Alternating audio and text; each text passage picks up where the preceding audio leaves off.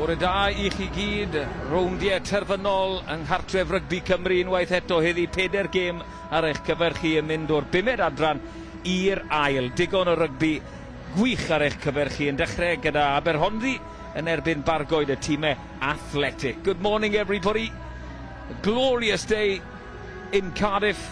It's finals day. It's running from Division 5 to Division 2.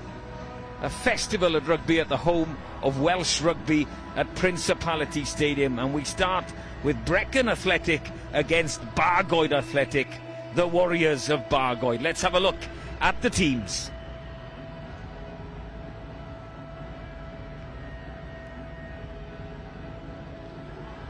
On these occasions I like to give them the full read, so let's start with Brecon Athletic, and up front it's Richard Davis, Josh Pritchard, Josh Hamilton, Wyn Davis, Will Prosser, the captain in the Boiler House, Josh Millichap, Rodri Workman, Davy Herdman in the back row, Hugh Prythro, Gareth Price at half back, on the wings Kieran Dillon and Owen Morgan, Avion Jones, Tidder Roderick in the centre, and then Jake Crockett at full back.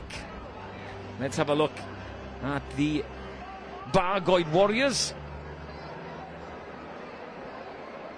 Again, I'll give it the full read. Greg Callow, Joey Hall, Aaron Elliott in the front row, Morgan Small, Owain Cooper in the second row, James Charge, Josh Michaels, Jason James in the back row, Harvey Jones, Ben Jones, captains from outside half, Brad Crossman, Adam Jones on the wings, Luke Galloway, Dylan Rogers in the centre, and Charlie Williams at full-back. Bargoed Athletic, the Warriors of Bargoed. Almost all set here. Teams minutes away. Quickly look at the replacements. Iestyn Phillips, Callum Clifford, Darren Whitcomb, Henry Morgan, Jervis, Iwan Davis, James Hellard, Josh Evans, Luke Price for Brecon Athletic. For Bargoed Athletic, it's Ben Palmer, Ellis Hall, Nathan Jones, Dawson Harris, Leon James, Jake Thomas, Aaron Hughes and Christian Cuss. The Division 5 Cup final. A lot of sunshine on the pitch, but lots of it in shadow as well. It always happens at this time of year. That's what they're playing for, the Division 5 Cup. Talk a little bit about how they've come through maybe later on, because I think I can see teams at the top of the tunnel waiting for the cue to come out into the cauldron of Principality Stadium.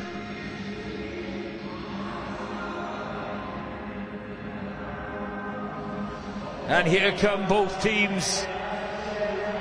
Aberhonddu yn y coch, Bargoed yn y glas, Brecon Athletic in the red, Bargoed Athletic in the blue. What an occasion, not just for these clubs, but for the whole towns and villages. Supporters come down in there, hundreds and thousands on weekends like this. Who will perform? Who will adapt to playing, some of them for the first time at Principality Stadium?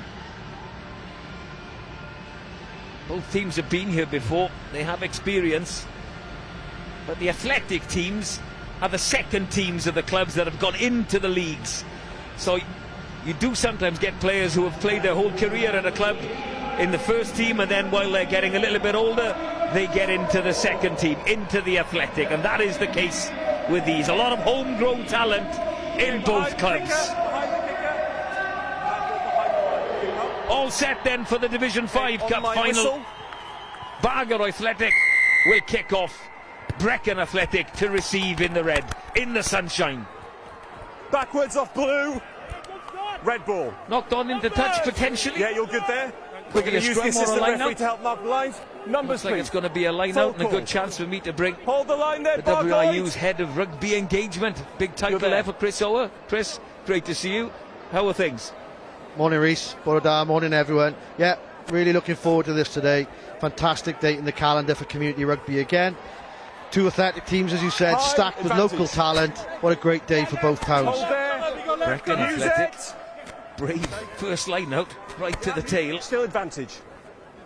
Use it. Josh Pritchard, a 26-year-old playing at hooker. And here comes an early sign of the intent. How Brecon want to play. There's a chance. Oh, deliberate, potentially. Deliberate offside. Deliberate Any knock-off. more than a penalty? Could you be looking at yellow card? Could you be looking at penalty try, Back we Chris? go. It's a tough one. It's the opening of the game, but what an ambitious start there from Gaz Price to Brecon 10. That's what you want, isn't it, to set your nerves in the final. Numbers, lads, clear. 6.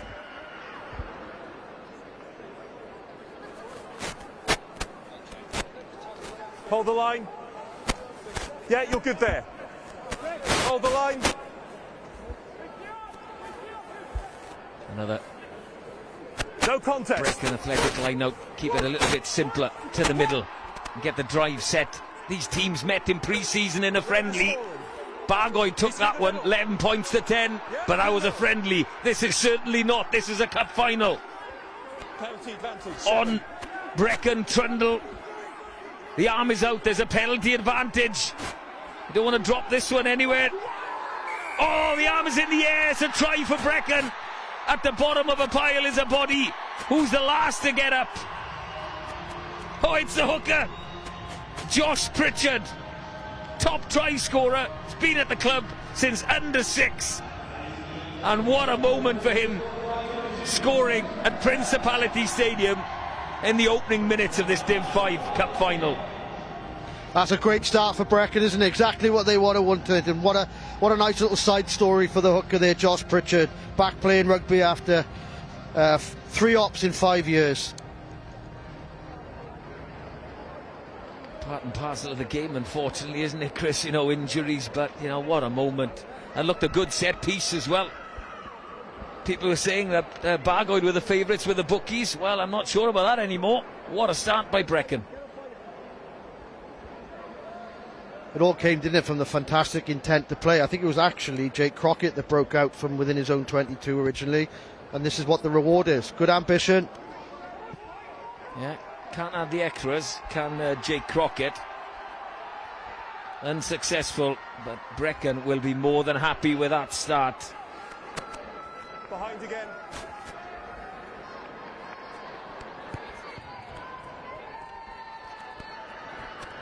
Yeah, timing is good. Tackle. Good take. Release him. The captain, Will Prosser. Release quicker. Two of the Brecon boys that won the plate show with the first team in 2019. It's that man again breaking through. No advantage. And it's gone forward, but no advantage. So back they will come again. Really enjoying the intent early on from Brecon. It's clear how they're going to try and play this game. And their full-back is lethal at the moment. He's the man they want hands on the ball. No clear release. I call tackle. Well, Jake Crockett is one of those that's played here before, hasn't he? Yeah, I think he was man of the match in the plate final, if I remember rightly. I think he may have even scored a hat-trick in that game. So he knows his way around this field. Fond memories, and he started with a bang. Lovely break along the touchline, and he busts through in midfield again. Experience is something you can't buy. Hold those lines. And the Brecon line out. Clean. Lost that one. Has it gone forward though, or was it a Bargoed hand tidied up by Harvey Jones for Bargoed? And they have a little bit of possession. Lost. Oh. Carry in midfield by a Morgan Small, who is not small at all. Good carry, Greg Callow. Tackle, release him. Driven back. Go. Still there for Bargoed though. Good line speed, pressure No, on off the ball. Adam Jones. No. Another good carry though, putting on the front foot. Held now. Forwards working hard. James Chard with that carry. Forwards in the wider channels. Backwards. It's gone backwards from a Brecon hand. But it's obvious, Chris, that both teams want to play rugby. Yeah, really enjoying this opening. I think, you know, Bargoed will take some encouragement from those phases. They haven't really been in the game until now, so unfortunately just turned the ball over. But you can see both teams intent to play, which is a good indicator for the rest of this game. Can they stay at this pace though, Reece? That's the question. And you have to think, you know, Brecon are in the sunlight as well. If the game is predominantly there, it is considerably warmer in the sunlight, which will shift throughout the day. Well, if you've ever been to Brecon, you know it's a tropical climate anyway. Beautiful part of the world. Nothing wrong with Bargoed either, must add. Equally beautiful. It's a Bargoed line-up because the box kick out on the full offside. Brecon scrum half offside. Who Prythro. Another carry by Morgan Small. Still advantage. Greg Callow involved again. Harvey Jones got to work hard to get this ball for Bargoed. More inclined to go through the phases in midfield. Aaron Elliott. Hands away. Brecon again nibbling at the ball at the contact area. Out the back door. Good little flick of the ball, finding Charlie Williams. Williams got a lot of experience with the first team at Bargoed. No advantage. Again showing how crucial discipline is in games. In any standard of rugby, if you get on the wrong side of the referee, you're going to be in trouble. Yeah, the danger there is you fancy having a nibble, don't you, as the defending team, and you just got to stay on the right side of the discipline, keep your numbers, fill your defensive line, you'd be relatively comfortable. But again, Bargoed encouraging signs there. They kept the ball well, starting to find a little bit of chink in the Brecon defence. They'll be encouraged now, hopefully get some points on the board, settle themselves down. Yeah, Charlie Williams, as the tee has the ball, he'll be going for the sticks. All teams today warm up on the Cardiff Arms Park on the synthetic pitch, so it's a little bit tricky then, you know, going from one surface to the other, especially if you're a goal kicker.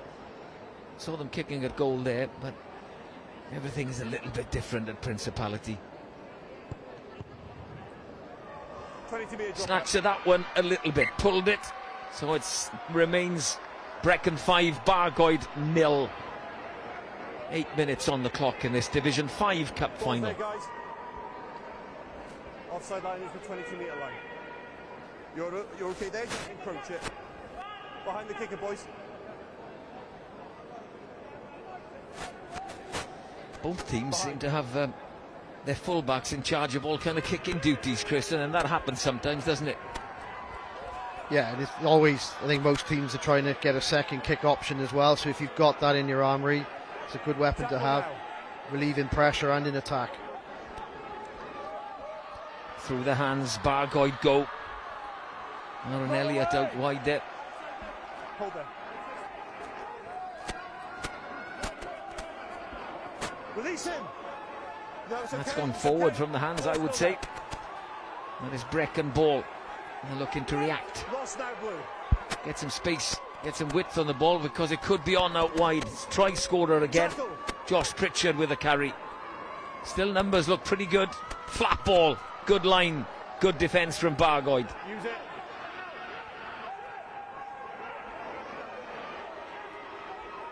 Richard Davis with a trundle. Numbers a little bit short for Bargoed again. And Brecon, as they have done, trying to play Owen Morgan, the former Merthyr man, wearing 14 for Brecon Athletic.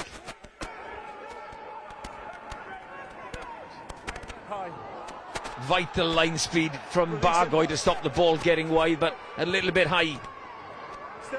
Referee still playing advantage. High. Charlie Evans, the man in the middle. You're good there, yeah? Standard of game. This is Division 5 rugby. You know, I know they're two athletic teams, and it's obvious that a lot of players have maybe played first team rugby, and then as they get a little bit older have come down, but standard is very high. Yeah, and it works the other way as well, you know, a lot of boys exiting under 18 rugby. It gives them a chance to find another route through into senior rugby and retain them. But if you look around both teams, there is a sprinkling of youngsters mixed with experience of players who've been around the first team. needed a really good environment. So I know both clubs are incredibly proud of their pathways and what they're putting out on the field in terms of teams. Another chance for the Brecon line-out to function. Can they get the drive going again? Walk it in, guys, walk it in. Our first try came from about, what, 10, 12 metres out maybe, Chris? They have a chance here. Again, Brave to the back. And the drive is solid again. I'm sure that Josh Pritchard has got his mitts. No, he hasn't. Where is the ball? In amongst all the bodies. It's still going forward. They will need to get the ball back. There is the ball. That's a breakaway. No longer a maul. Outside half. Gareth Price in there. There is Josh Pritchard. Ball is out. Nothing wrong with that. Play on. Morgan Small pinched the ball on the floor. And Bargoed clear. They've only found Tudor Roderick. He's under a lot of pressure. The decibel level going up because they're right in front of the Bargoed massive.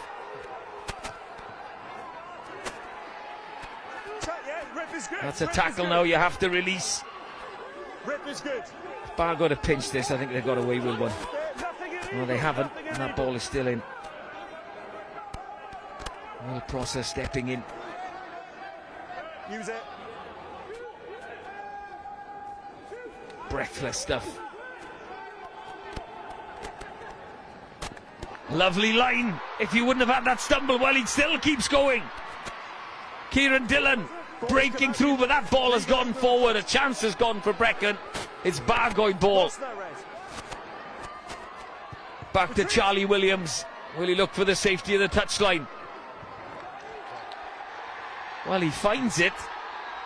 A little bit isolated was Josh Millichap back there, so I think he thought, I'm not gonna take this one on the full. Yeah, that was a breathless passage of play, wasn't it? Great win for Bargoed there defensively. Get that turnover, which is hard to do when you make a punch a line break like Brecon did there, but they recovered well, scrambled well, turned the ball over, and well, now they've got a really good attacking opportunity here and hopefully a chance to get some points on the board. No, I just need to get this why? Do me a favour, pal. Tip that into the back, sorry.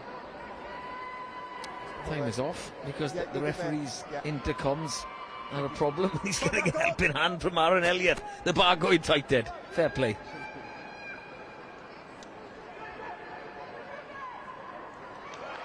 Simple again from Brecon. Clean ball from captain Will Prosser. They're avoiding tacklers, aren't they? That was Davy Herdman. They're breaking through the Bargoed line. And they free the ball again. It's got all the way to Owen Morgan. Recycling the ball well. Yeah, really impressed with Brecon's speed of ball. As you said, it's coming from those strong positive carries then, which is allowing them to get numbers to attack. Slightly running out of numbers here though. Bargoed were up quick. Yeah, they recycle quickly though. Josh Hamilton, a 25-year-old Josh Hamilton with a carry. Again, get the ball out wide. Great defence this time, but again, Brecon keep the ball alive. Nothing wrong with the contest from Aaron Elliott there. The referee was playing an advantage. Kickable, 45 out. Jake Crockett fancy a shot at goal. Now get lower. Have a word. Thank you.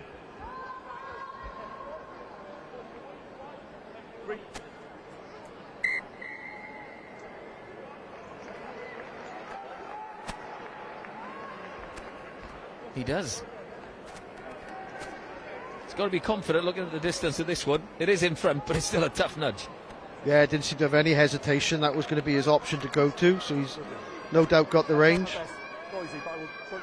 Bargoed disappointed to give away the penalty after some good defence. I think their head coach Phil Osborne would be pleased about the way they've got themselves back in this game, but just got to manage their penalty and discipline with the ref a little bit more around how long they're involved in the tackle. Behind kick it.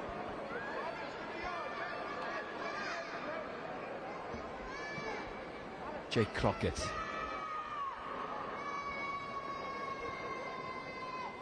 Tough nudge. Struck it well. Distance, absolutely not an issue. A confident strike extending the Brecon Athletic lead. 8 points to 0 against Bargoed Athletic after 15 minutes of this Division 5 Cup final. Bargoed have got to keep an eye on that, because you know he can kick from almost his own half with that distance. Well, he set the bar, isn't he? If you're giving away a penalty anywhere to your own halfway, potentially within his kicking range. So yeah, you've got to be aware of that. So again, discipline will be key. Numbers blue. Well, I thought there was a little Bargoed knock on there. Hold the line there, Brecon. There you are. Disagrees with me.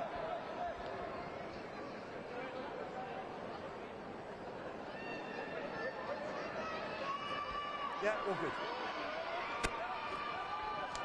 Clean ball, carry into midfield. Jason James. Is that a deliberate knock on? 22.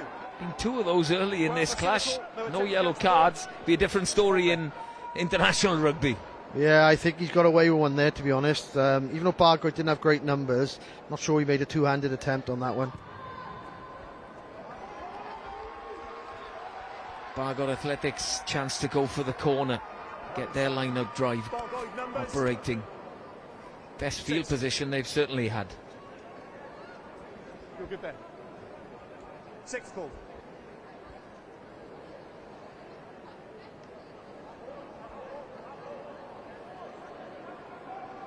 On the line. Joey Hall. It's good. Not the best of throws, but it's worked. And they get the drive set early. And Joey Hall He's through the middle. has his hands back on the ball. He scored here twice for Bargoed Youth in the final. And forward now, Bargoed Athletic go. That's once. Working the ball back. Use it! Jason James leaves it for the backs to play. Oh, it's gone forward. Now they'll have to be wary. No, Brecon elect to kick it away. Charlie Williams underneath this one. Looks up. Gets a support runner from Adam Jones. Ball's there. Strong defence. The ball shoots out. Joey Hall with a carry this time. The Bargoed hooker. Jason James. Hands off, hands off. Hall again. Brecon want a penalty. The fans wanted one, and they've got one. I think that was loose head Richard Davis over the ball.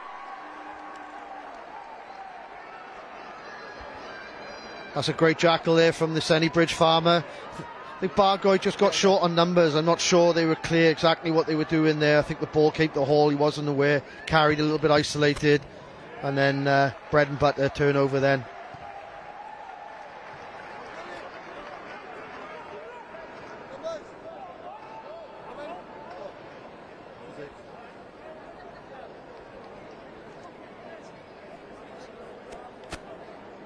Okay, take half a step, Bargoed. Hang on, guys. It's a Brecon Athletic line out. Again, brave. One hand to that one by Captain Will Prosser. Putting scrum half Hugh Prothero under pressure. Ball still alive. Hands away, blue. Again, it's Richard Davis keeping it in there. Ball's there. Tackle, release him. Clean ball for Brecon again. Wrap around play. That's gone forward. Advantage End of advantage. Kick to away. Bargoed. It is kicked away, and the advantage will be over.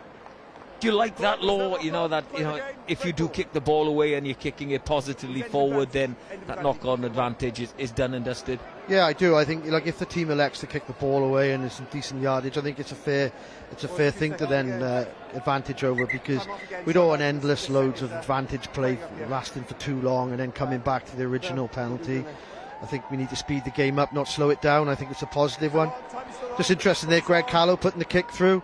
X out to that, yeah. wasn't So in familiar territory. I've noticed him in the wide a little bit. But he's loose head prop. I know, it's unbelievable. Credit where credit's due. Going into the boiler house after playing 10, 12 most of his career, and he looks quite adaptable there. Well, longevity, if you think about it, then, you know, you put a bit of weight on, which is quite easy to do in later life, and then play in the front row. Can't think of anything better. I'm sure Greg would tell you that it would be muscle mass, not weight. But absolutely. But I know as a former youth coach, there's a number of boys in this team that he would have coached as well. So again, a great story from within the club. And it's Bargoed on the attack into the Brecon 22. Jason James with that carry. Hall playing scrum half. Chard, another carry. Forwards are working exceptionally hard. Both teams looking organised in attack and defence. Cooper, oh, he's lost that. Did he regather it? Yes. In midfield. There's Owen Cooper, but I think a call has come in from the AR. Charlie Evans, the referee. Jamie Kirkhouse and Hugh Morgan on the touchline. Mark Hibbs, the third official, and the sideline manager is Steve Smith. Without these people refereeing across all the leagues on the weekends, we would not have a game. We must remember that. Yeah, 100% endorse that comment. It's so important. You can see the pride as well on the match officials who are out there refereeing across the community game every week when they're involved, and the department do a great job with rewarding them as well, and rightly so. Yeah, they get the reward of playing at Principality. Oh!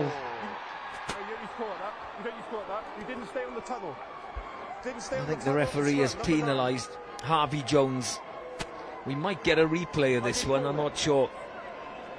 Because that's another law that's changed, where the 9 can go if you start at the tunnel, where you can shift to if you don't start at the tunnel. But it could have been a walk under the sticks. Oh, that's been kept alive. Spinning out of pressure. And Harvey Jones there. Straight into contact. Okay, advantage, 11. Taking the man out of the ball, red. Great carry once again from Jason James. Still penalty advantage. Oh. Play on. Play on. No knock on. Almost an intercept. And it's still Bargoed ball. Still trying to keep it alive. No advantage, Back we're going to come. What's the referee spotted? Yeah. Yeah, your ball. Yeah. Yeah. Okay, you'll get there. Yeah, there. Take the kick. Behind the kicker, lads. Going right back to the far side for a penalty. Charlie Williams looking for distance and finding some distance. Another good kick by the Bargoed Athletic fullback. I think one thing sometimes, Reece, that catches teams out when they play on these finals days, is they wouldn't normally have ARs. And of course the ARs are commed as well, so there's a lot more probably that you get away with on a Saturday offside lines that are not going to be allowed to happen today. I saw it in one of the notes, I can't remember who, but someone said, this is my second game with official linesmen. Have a quick sip. And that's true, isn't it? You know, you'd play most probably in a semi-final and you'd get an official AR there. And you play in the final, the same happens. Yeah, the game changes from the community to international and to pro rugby, where you've got camera angles all over the place. It's a different sport. No contact. No contest, so it didn't have to be perfectly straight. And here come Bargoed through the backs in midfield, getting the ball really wide. Adam Jones. Hands away, red. Wearing 14 right over on this wing. Oh, that's a lovely offload. And it's Callow keeping the ball alive under a bit of pressure. Scragged is the centre, Luke Ellaway. Held on the ground. Held on the ground, I called it, mate. Held on the ground. Back we go. I called it a tackle, held on the ground, and he did a double movement, okay? Ben Jones, the Bargoed captain, just coming in for an explanation of that one. Not Not the best clearance from Jake Crockett, but does find the touchline. That's a great carry from Greg Callow. Okay, he said held. First time, second time he was held. Take a step, Bargoed, to my left, this way. Yeah, good. Well, he has been tackled to the floor. Whether or not he was held. So hold. Well done. Good carry again. Use it. Navion Jones with a carry, wearing 12 for Brecon. Play. No, it wasn't. A real contest at the breakdown as well. There's the captain, Will Prosser. Get out of the way.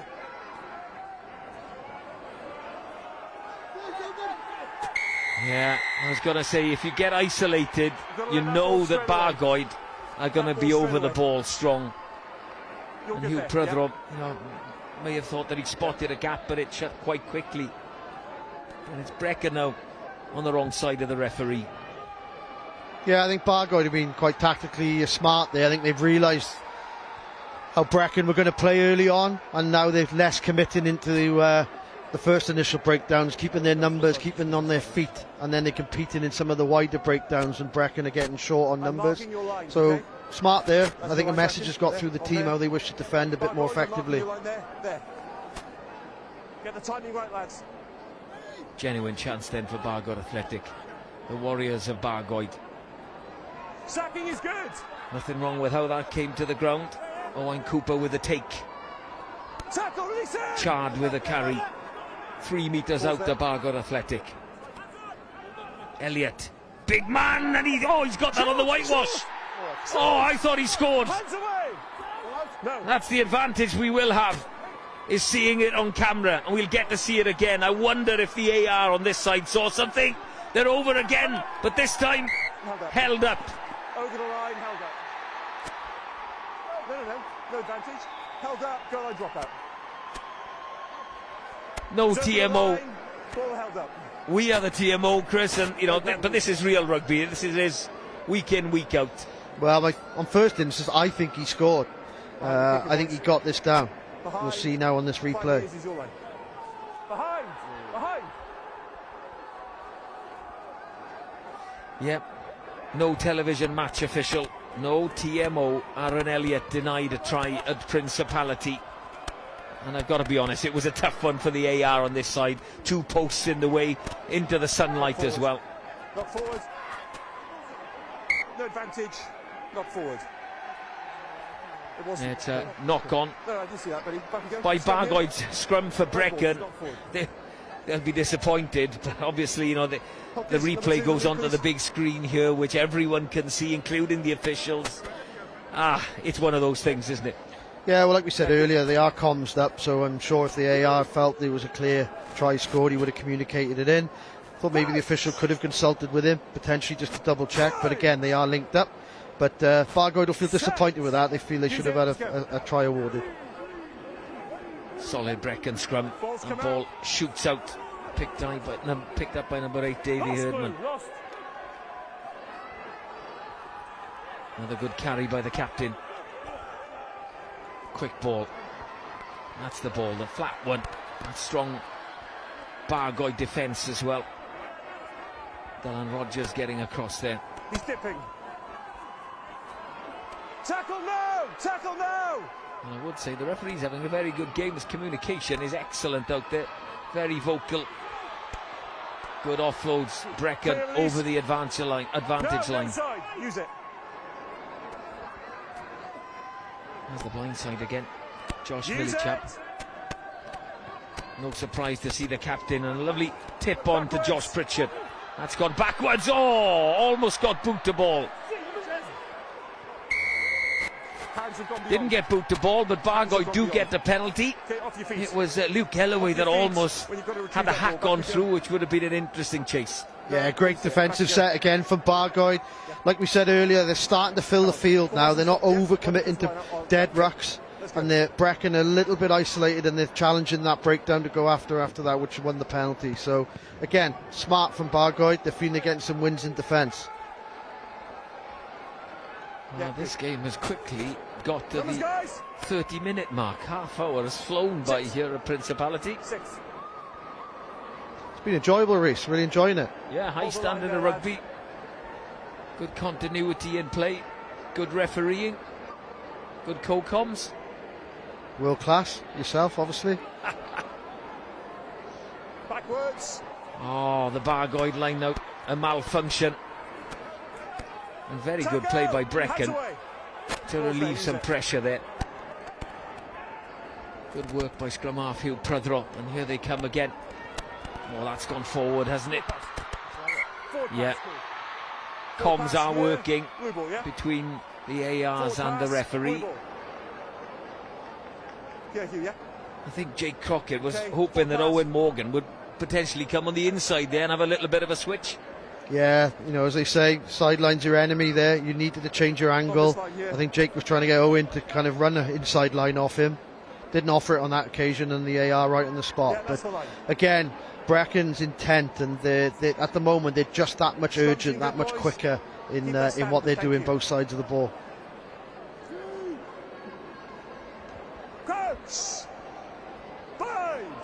It's only an 8-point game. One try early on after 2 minutes. Doesn't feel that kind of game, Chris, does it? No, it doesn't, but Bargoed are right in the scrap, and you know, they'll fancy this. They'll feel that they'll have their moment like they did earlier. They'll have another opportunity here. That's a free kick. Greg Callow, another carry for an outs and a half, an ex-outs at half. He loves to come on the pig line. Yeah, he's played a lot of 12 as well, so he's in his comfort zone on that line for sure. Lovely quick feet. And that's Ellaway, and breaking through is the open side flanker. Josh Michaels needs some support. It gets there in the nick of time. Ellaway, the centre in there. Real pressure coming on now from Bargoed. There's Jason James, the captain again. Through the hands, Morgan Small. 5 metres out. He's lost it forward. Brecken are trying to play their way out of trouble. I think they'll be relatively happy to hear the whistle there. It'll be a scrum down, couple of bodies on the deck for both teams. Yeah, not surprised. They've been going at it hammer and tong for the last 32 minutes, but again, it's just that final pass or that little bit of accuracy when they're carrying into contact. They just needed some patience. They're actually making good progress.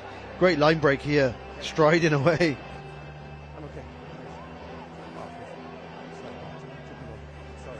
Good initial clear out there.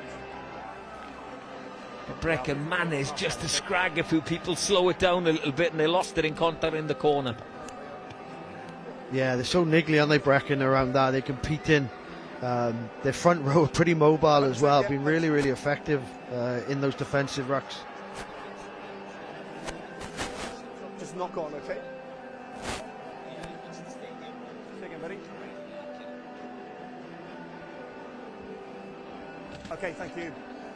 If you're going to get injured in the sunshine. At least you can get a tan where you're getting some treatment. 6 off for Brecken. Yeah, thank you. 6 off for Brecken. And guess who's getting some treatment? It's Greg Callow again. Guys, let's go. Some treatment, bit of tape. Take me together. What have I got to do next? Oh, get into the front row and have a scrum. Yeah, a bit of experience there, I'm sure, but he's had high involvements, hasn't he, Reece? So not surprised he needs to take a break. He's been mainly involved in most of all this good that Bargoed have put out there so far, so they want to keep him on the field for sure.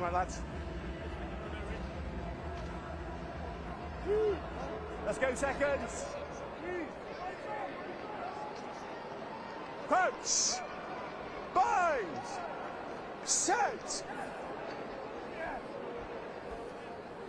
Let's use it. Hands away! Ball's there, use it please. Brecken looking to play. No, he has. Get out of the way, get out of the game. To create a better angle here. Use it! I would imagine for Hugh Prydro to clear. No. Back in the pocket is Jake Crockett. Okay. Almost gets it out to the 22. Always a difficult one, that, because you pass the ball back 10-15 yards for someone to kick, you know. Or would you much rather see your scrum half take it on his own shoulders? Yeah, potentially. I don't know if that was the plan there. They carried tight to the 5 metre line, then came back infield, kind of overdid it then. Perhaps they could have kicked earlier from 9, perhaps. Not straight. Scrum the line out. Scrum called, yeah? This side of the shoulder, mate. And the pod went up. That's the law. There's been a change for Brecon. Okay, Darren Whitcomb, the 41-year-old, second time at Principality Stadium, on wearing 18.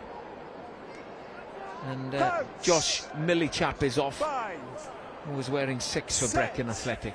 Hold it. Good scrum. I personally would have kept that in there. But off. Herdman goes on a carry. Playing the 9. Playing the 9. Playing the 9. The ball wasn't fully lifted. No, it wasn't. Well, The ball wasn't fully lifted. the law, if you're not part of the ruck, Chris, and that 9 then picks the ball up to pass, is it within that 1 metre area again? Yeah, I think it was more the case there that the referee deemed him not to have lifted the ball, so therefore he was still playing the 9. I'm not sure. I'd like to see that again. I thought he had lifted it, but you know, the referee is law. You good there.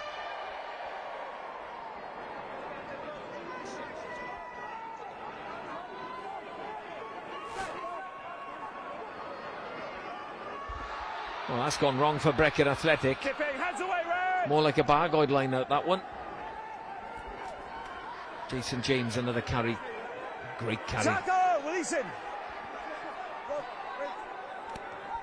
Ball onside. Kick the option this time for Ben Jones. Looking for a 50-22. Oh, well played. Owen Morgan. And Crockett back on the inside under some serious pressure. Tudor Roderick. No, it's okay. It's all legal. Use it. Back foot. There's the box kick this time from Pradro. Finds his opposite number, who fancies the chip, but he finds the Brecon captain, Will Prosser. Morgan moves the way to the try line here at Principality. Scored 2 for Merthyr. There's the replacement, Darren Whitcomb. No.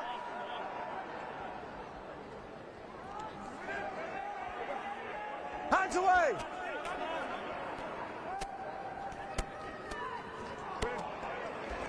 Look forward. Gone forward, not stripped. Scrum advantage. Worth keeping it in hand, and that's what open side Josh Michaels does. Bargoed have played a lot of rugby for no points at all. Oh, and they were always under pressure, so that's an example of the referee getting it spot on, Chris, isn't it, with the advantage? Yeah, spot on there. But he was there, just the pass selection. If they could have got over the top, I think Brecon were pretty light on numbers on the edge of that field. So Bargoed just need to make the right pass options. There is space there to play to. Okay.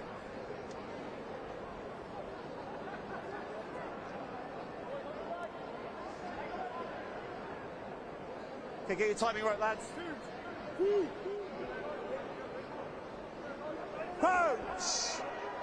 Good attacking platform here for Bargoed. Set. Hold it. Almost bang on halfway. Been under a little bit of pressure at scrum time.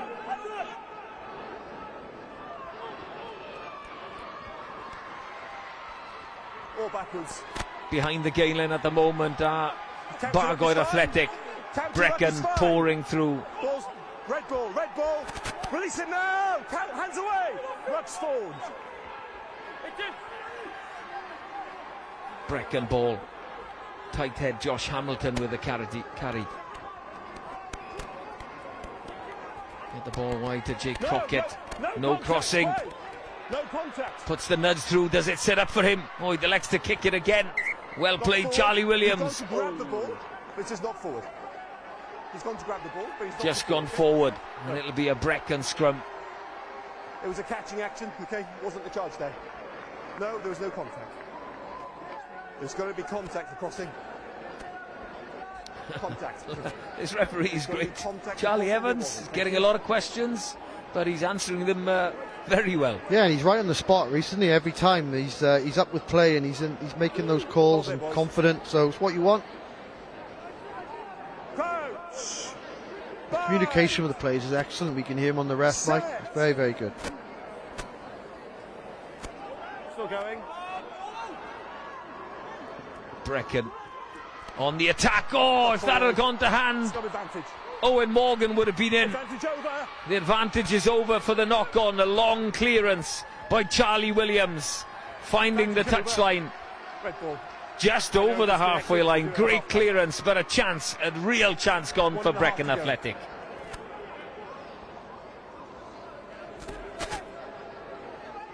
Hang on, numbers. You got to be quicker. Numbers. 5. I know. Subs. Well, there's a change happening. Mentioned Josh Pritchard, he scored, but he's had 3 operations in 5 years. He's limping off, and Iestyn Phillips replaces him in the middle of the Brecon Athletic front row, and that's a knock-on. Let go of the ball. I know it's a scrum, boys. Yeah, sad to see the hooker go off there. He was hobbling off, so hope that's not a reoccurrence of previous injuries, but he's been prominent, he's featured well for Brecon. He can be proud of his efforts in this half. He's gone off, but if they haven't deemed it an injury, then he can come back on, because that's how this level of rugby works, is interchanges, kind of rolling kind of subs, isn't it? Well, from where it looks like the physio is rubbing the calf that isn't strapped, so he might be all right. Well, the scrum is still functioning for Brecon. There's 20 seconds to go. They've got the nudge on Bargoed a few times, and this time went straight through them.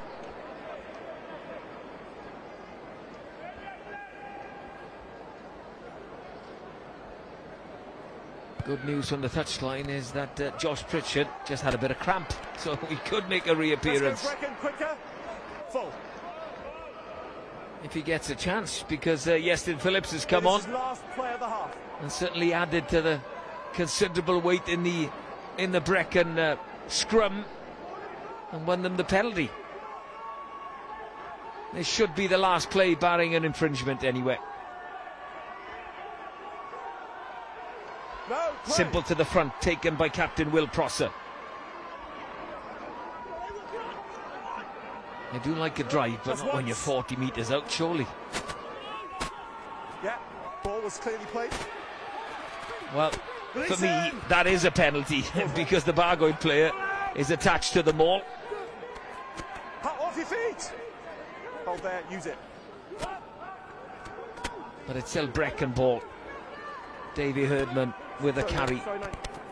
Referee apologises. He run a good line. No, hands away. Could have done himself a blocking. Well played, Richard Davis. Picked that one off his toes.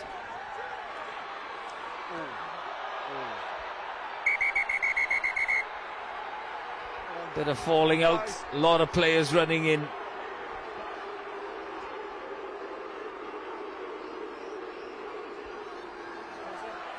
No. I'm going to call it half-time. Okay. 2 seconds. Well, I did say it would be half-time last play if it wasn't an issue. We'll get to see it again. Okay, 1 blue has taken. 1 blue has taken. Greg Callow. Above the horizontal, off the ball. Okay. Involved in everything. Yeah, Okay. we haven't yet to see the replay, but I'm not sure that looked great. It looked like he tipped him horizontal. No, just number 1. Number 1. No. He's been involved in everything. You've taken off the ball beyond the horizontal. 10 minutes. Thank you. Off the ball, beyond the horizontal. Okay. Callow has 10 minutes in the bin. But more than that, Brecon have a chance to pop one into the corner. Jake Crockett gets him into the 22, and they get another chance in this first half. I'll keep an eye. Started brilliantly. I'll keep an eye. Thank you. Took the lead after 2 minutes. Just keep your gap, buddy, 15 minutes. Thanks. Until they went 8-0 up, and then it's been kind of all Bargoed.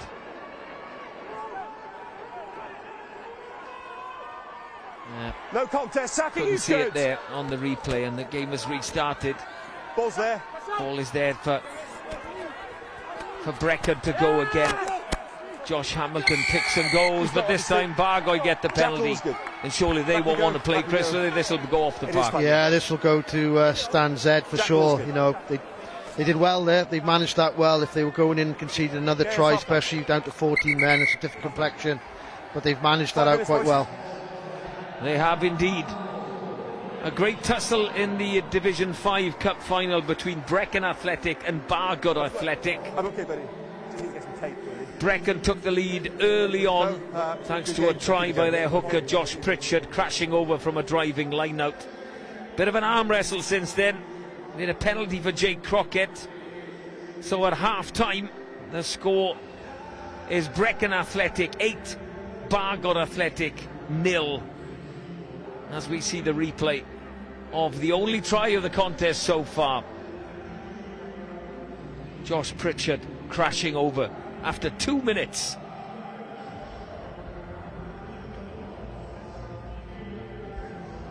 And the scrum and the line-out have been big facets, positive facets of the Brecon game. Could have had another try. This was an example of it. Aaron Elliott picked, and we think he just got the tip of the ball on the whitewash there before being dragged back. No TMO. And Bargoed have had their chances, but haven't taken any of them. Half-time score, Brecon Athletic 8, Bargoed Athletic 0.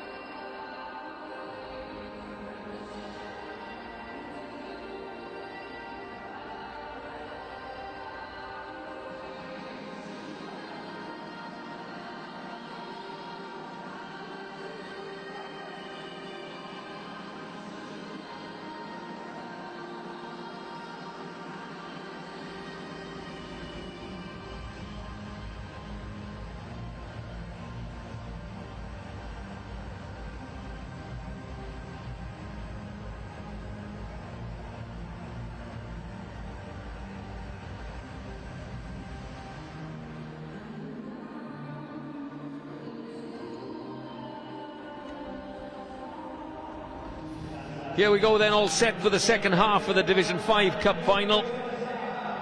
Brecon Athletic lead Bargoed Athletic by 8 points to 0. They have a yellow card as well, do Bargoed. Loose head Greg Callow penalised for a tip tackle off the ball. 10 minutes in the bin. Right at the end of the first half, there's got to be about 9 minutes left of that one. Brecon started the first half lively. That's been called forward. Looked pretty good to me.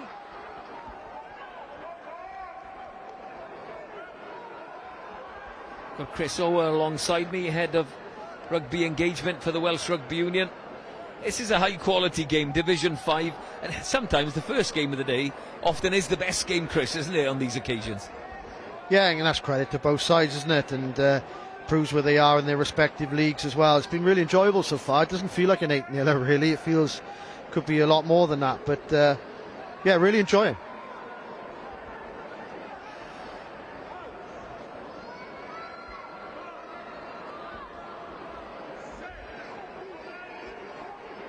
I think Ellis Hall is on for Bargoed because they've lost a loose head, of course. I'm going to take another player off. Oh, that's a lovely line from centre. Ellaway back in himself, just brought down. I think he was called held, got back to his feet, but it is play on. And another genuine chance for Bargoed. Jason James picks and goes. That might be the route to success, and it's a penalty. Is he thinking card here, or at least a chat with Brecon? Hands in the ruck when the ruck was formed. Easy three-pointer, but they elect to go. Elliott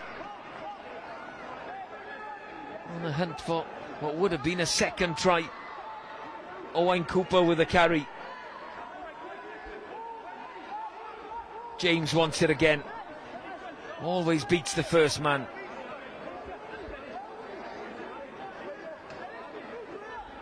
That's the open side, Michaels. No real point in going wide here at all. Pick and go, and pick in numbers. Oh, they go wide to the replacement. Ellis Hall, and that's what happens. Don't know why they took the risk there, Chris. They were getting some change back from just picking and going around the corner. Yeah, I agree with you. The referee had already penalised Brecon for infringing. They were making good yards. Probably a bit of rush of blood there with the line of sight. Sometimes you just need the patience. Keep rumbling forward as they were. They were getting good change out of that. Yeah, we can look at the replay here, and they elected to go wide. Yeah, super work by Brecon captain Will Prosser. Yeah, he's been excellent so far, but again, if you look at that, it was probably the player at the back was the better option. They had numbers over. Brecon were coming tight off their line.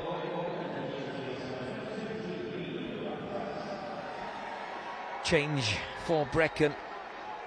Owen Morgan, the winger, departs, replaced by number 23, Luke Price.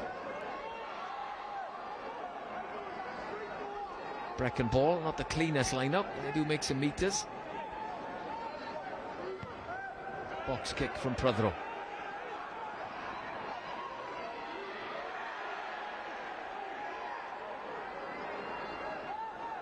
Guess who? Jason James with another carry. Been absolutely everywhere. In the thick of it for Bargoed. Did mention pre-match that they met in pre-season. Bargoed won that one 11-10 in a friendly, and this has got a feel of the same kind of result, hasn't it? You know, that close, nothing between the teams. Yeah, it feels like that, doesn't it? They're relatively evenly matched. It's a good nudge. Both mid-district teams, so they know each other well with a long history. Super nudge. Why not take it quickly? Not the best pass from Crockett, and he gets it back from his scrum half, Prothero. Oh, let the ball bounce at your peril, but it's okay. Still Bargoed ball. Bargoed captain Ben Jones took the option of letting it bounce. Always a risk, Chris. Yeah, I wonder if he lost it in the sun a little bit there, Ben Jones. Maybe a factor, or he just didn't fancy the angle in terms of how he was going to return the kick, preferred the line-out option. Don't forget, it kills the clock a little bit longer as well.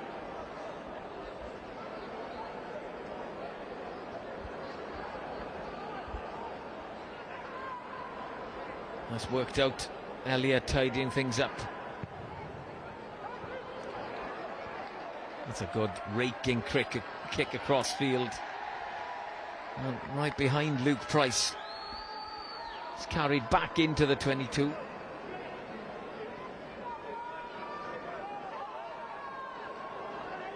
That's exactly what you want if you're Bargoed, though. That's a great kick from there. Puts him down the field again. Takes more time off the clock to get back up to 15 players. More changes. 7, Rodri Workman departs. 19 is on. Henry Morgan Jervis for Brecon. And Aaron Elliott's game is done for now. Replacements in the front row. Should be Nathan Jones on. Nathan Jones, aka Santa, is on for Bargoed.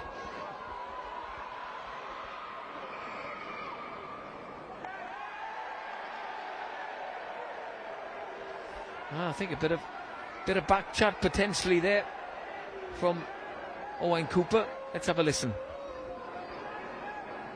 I don't want commentating. I'm not going to have swearing about my decisions as well, okay? Back we go. Thank you. You can. Next stoppage, we will. Thank you. There we go, very clear from the ref. Put him on the naughty step. I'm not tolerating that, he said.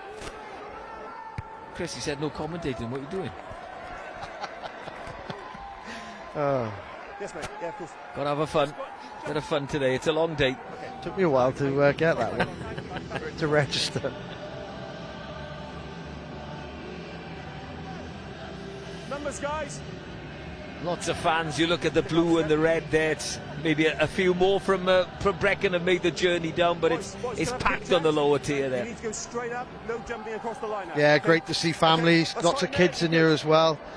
Both clubs have been here before, as you said, and Bargoed more than most clubs in the community game. So it's a well-trodden path for them. They know the best watering holes as well in Cardiff. That's a massive carry from Whitcomb. Again, Brecon getting the ball through the hands to the Roderick with the carry. Tip on from Richard Davis to the captain, Prosser. Change of direction. Only one way really for Jake Crockett to go there, and that was straight forward. Now they look for runners, look for carriers. Put your arm away, get out the game. Oh, that's a lovely line and a lovely pass as well. Herdman with the carry. Brecon now going forward. Avion Jones hitting a lovely line as well. Davis elects to carry that time. Tackle, release in blue. There's the farmer of a loose head from Brecon Athletic. Herdman, another carry. It's Brecon's chance now to go through the phases. Out the back door, looking for some gaps. Can he get the offload? American football style. Gets it to the replacement. And over goes Luke Price for Brecon's second try. Well worked, patience shown, and great hands. And a little American football touchdown from Jake Crockett.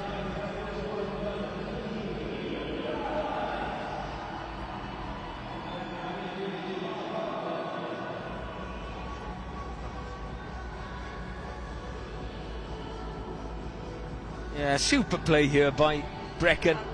Wasn't really a gap there, but this was the crucial ball to get away, Chris. Yeah, it was. In the build-up to that, they put some variety on their attack. They forwards put a few tip lines in, and they started to work some weak shoulders. Obviously, Bargoed come in hard and square. They're starting to work either side of the defenders, and then they pulled the trigger and went out the back. Crockett did well to hold up possession and feed the winger in the corner. Well worked try. Yeah. Kieran Dillon with the final pass, and that was a good one as well. Composure and the utmost pressure, putting Brecon 13 points to the good.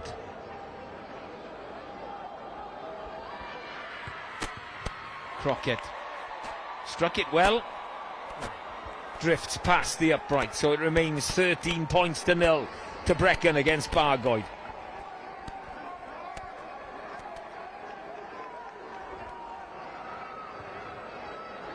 Another angle from our camera behind the sticks.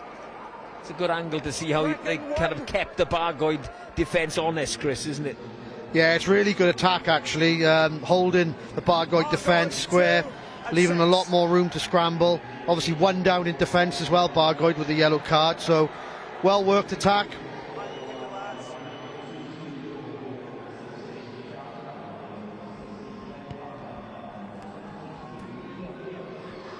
Long restart close to the touchline, a very good one. Use it. I'm going to get it there. Charlie Williams with that restart for Bargoed. Another replacements on, we'll get you the details of those in a moment. Back foot. Charge down good. Charge down is good. If I can remember, I don't think you can call a mark off a charge down, but it doesn't matter really because Jake Crockett has found a huge gap. Down. I think one heck of a game is the Brecon Athletic fullback. They've got a chance to go again. Yes, they have. He's committed. Got through the hands. A kick through by Kieran Dillon. It could still work for him. Now it's gone forward. Hang on. Boys, it was an accidental offside. Accidental offside. What happened was, off the leg here, it was accidental, okay? 6 off. It was an accidental offside. It touched a Bargoed player. It went forward from the leg, then played by a Bargoed player in front before the knock on by Brecon. Okay, you didn't have time to react, but that is the law, boys. It's Jake Crockett again though, isn't it, featuring so prominently. He covered the charge down and then broke out. Again, he's just playing like he's just out in the park with his mates, enjoying himself. Looks at ease in what he's doing. Comfortable with the ball in hand. First emphasis to attack. He's having a stormer. Absolutely. And this is a great platform for Brecon to attack. Here comes the drive from the scrum where they look to keep it in there. Potentially eke a penalty out. No, Herdman picks and goes. Isolated is Prothero. Looks to go on the outside. Can't free his hands. Still goes. 4 metres short. A pick and go. And over Brecon go.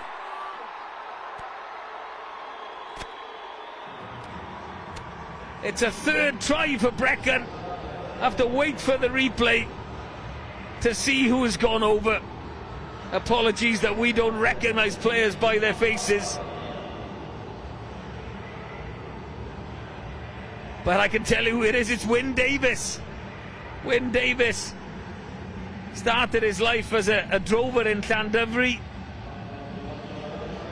before coming down to play for Brecon. 37 years young and going over for Brecon's third try.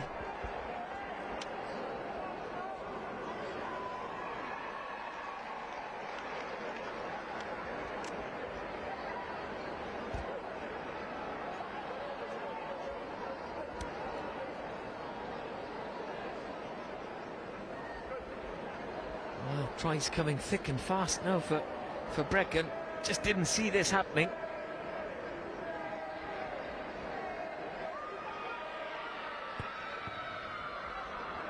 It's not going to turn that one back in. Stays wide. So it's 18 points to 0 that Brecon lead Bargoed in this Division 5 Cup final. Didn't really see this on the cards, Chris, did you? No, it's been the start, isn't it, of Brecon at the beginning of both halves, and they've responded well, haven't they, to the yellow cards, been quite costly for Bargoed. Prothero did really well to hold up that ball there, using the sheepshear and strength. Lost now. He is a sheepshear, by the way.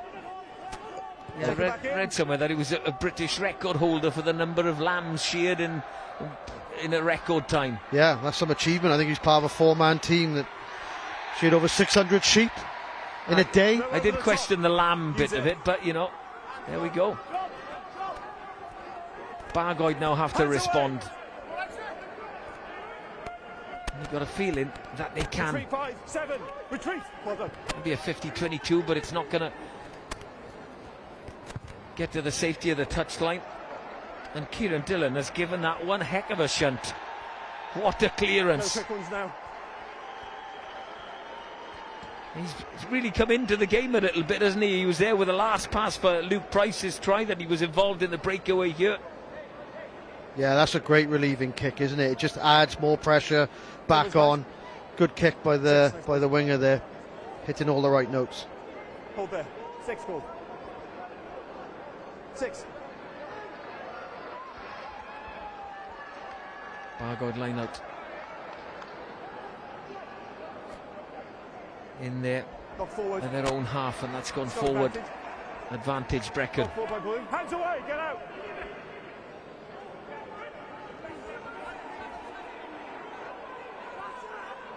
Hands away, ball's there. Let it go. End of advantage. Brecon End of ball again. advantage. Oh, lovely little pump fake, and it's on out wide if it goes through the hands. Does it need to go through the hands? The answer is simply no, because Tudor Roderick has just ghosted over, sucked the Bargoed defenders in, backed himself, and had the pace to go all the way. Oh, what a try, what a memory for him and his family, going over like that at Principality Stadium. What a try to score here in the Principality. His nickname Snake Hips, and you can see why.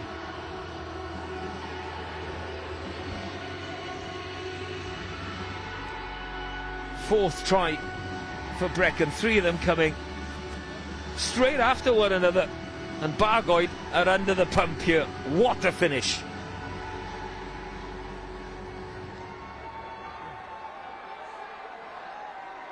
It's a huge 5-10 minutes now for Bargoed to see if they can claw anything back into this game. They look frustrated at the moment. They just can't get anything moving. Their kickoff needs to be accurate. They need to get something back as a foothold, or this game could run away quickly for them.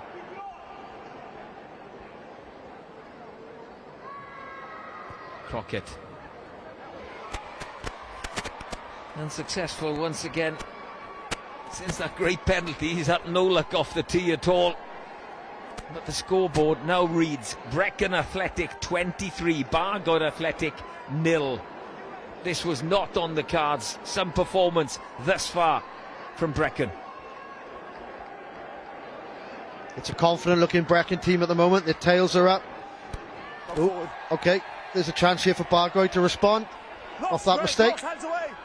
Yeah, mistake there by Iwan Davis, straight through the bread basket. The referee is down. He's in the middle of the ruck. Okay. Back on his feet. Okay, thanks. Okay, boys. You have the scrum, yeah? Thank you. That's broken. Can someone? Okay. 8 off and 1 off. He was quick to roll away there, is. Absolutely. I think he was scared he might get rucked right out of there. 2 seconds, boys. Let me just. My watch is gone. Just going through Yeah. like phaser play. This is where he gets tied in, gets taken out I was legally. interrupted, okay? We're going to reset with the scrum here. And he's taken the right option.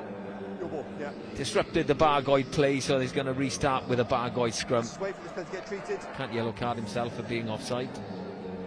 I know he chuckled, but again, you know, just calm, composed. He's managed it well. I think he's had an excellent It happens. It happens. So he'll probably get pulled up for his positioning after the game by his assessor, but he's had a nice manner about it. He speaks to the players really, really well.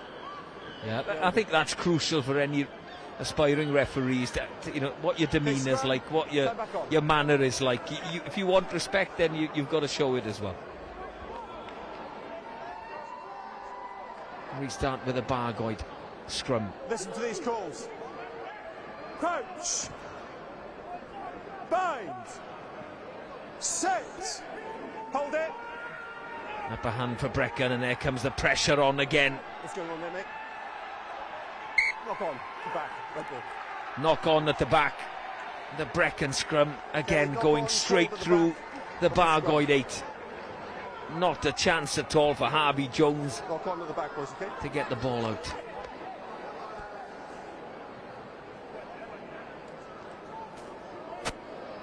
Okay, keep looking at me, thanks. Crouch. Bind. Set.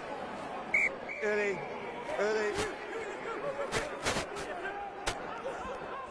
A free kick for Bargoed. And here they come again. Lost now. Got the capability to go the length of the field. And numbers a bit short once again. Try scorer Roderick cutting back in field. Yeah, you can see why they call him Snake Hips. He just glides, drifts past people. A little bit different for the captain, who's more direct, Will Prosser, but equally very, very effective ball in hand. Iestyn Phillips with a carry. Hands away! Hands! To run. Replacement, Tackle Iwan now, Davis. releasing. Another one of the farmers from Brecon. Another carry from Will Prosser. That's been ripped, I think. Don't think it's a knock on. And Charlie Williams clears for Bargoed. 50-22. They need something to happen. 20 minutes left in this clash. They need it to happen pretty soon. Yeah, exactly there, Reece. Hopefully that's a spark that can ignite this Bargoed team. They look a little bit devoid of confidence at the moment. Can't find a way of breaking down this Brecon team who are high on energy. The bench has been unloaded. Maybe get some energy where needed. Let's go, guys. Aaron Hughes is on, wearing 22, 6. replacing number 12, Luke Galloway. There. And I also can see that Josh Michaels has departed. Get you the details of who's come on.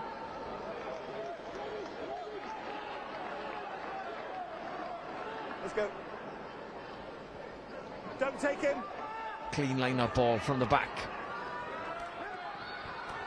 Lovely line in midfield. Hands away. Hands away, Brecon are told. They listen. Changes all over the park.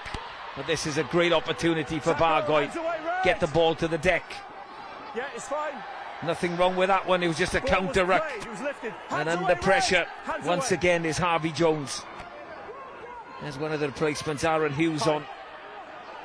Brecon Contact was at neck height. with a high tackle, a penalty advantage, and you can see that High tackle. Bargoed Neck height. are trying to get the tempo into this game, trying to get it going. They know they need something to happen, and they need it to happen quickly. Not 10. Jake Thomas with a carry. I think there's another penalty advantage. A pick and go. Leon James over the replacement goes. Bargoed needed something. They needed it quickly, and they have it through that man, Leon James.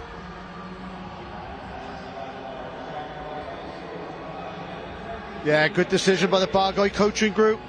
Get some energy off the bench, see if they can gauge a reaction. It's exactly what they've done with that try.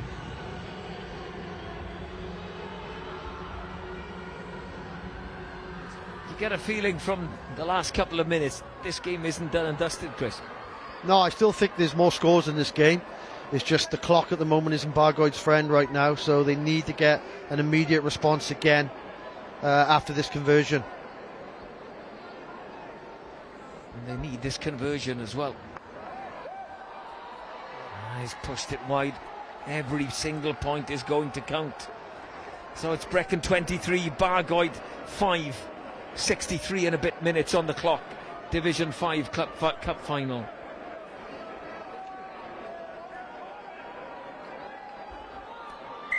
Bargoed 11. Another replacement for Bargoed. Brad Crossman, the winger, departs. On comes number 20, Christian Kuss. The high lads. Kuss has been 15 years at Bargoed. Experienced rugby at the higher divisions. Good strong carry by Jake Thomas. That's a maul. Maul. Bargoed getting some momentum into their play. He's impressed me, Morgan Small. He's been so physical in his carry, strong lad. Tackle! Get out of the way, Red! Use it. Oh, Will it stick? No, it doesn't.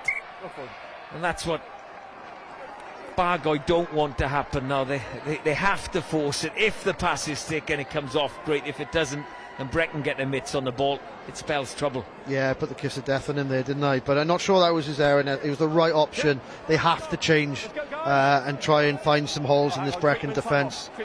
And if they're going to get a foothold back into this game. More treatment, and it's Josh Pritchard who's down again. More cramping, more calf issues.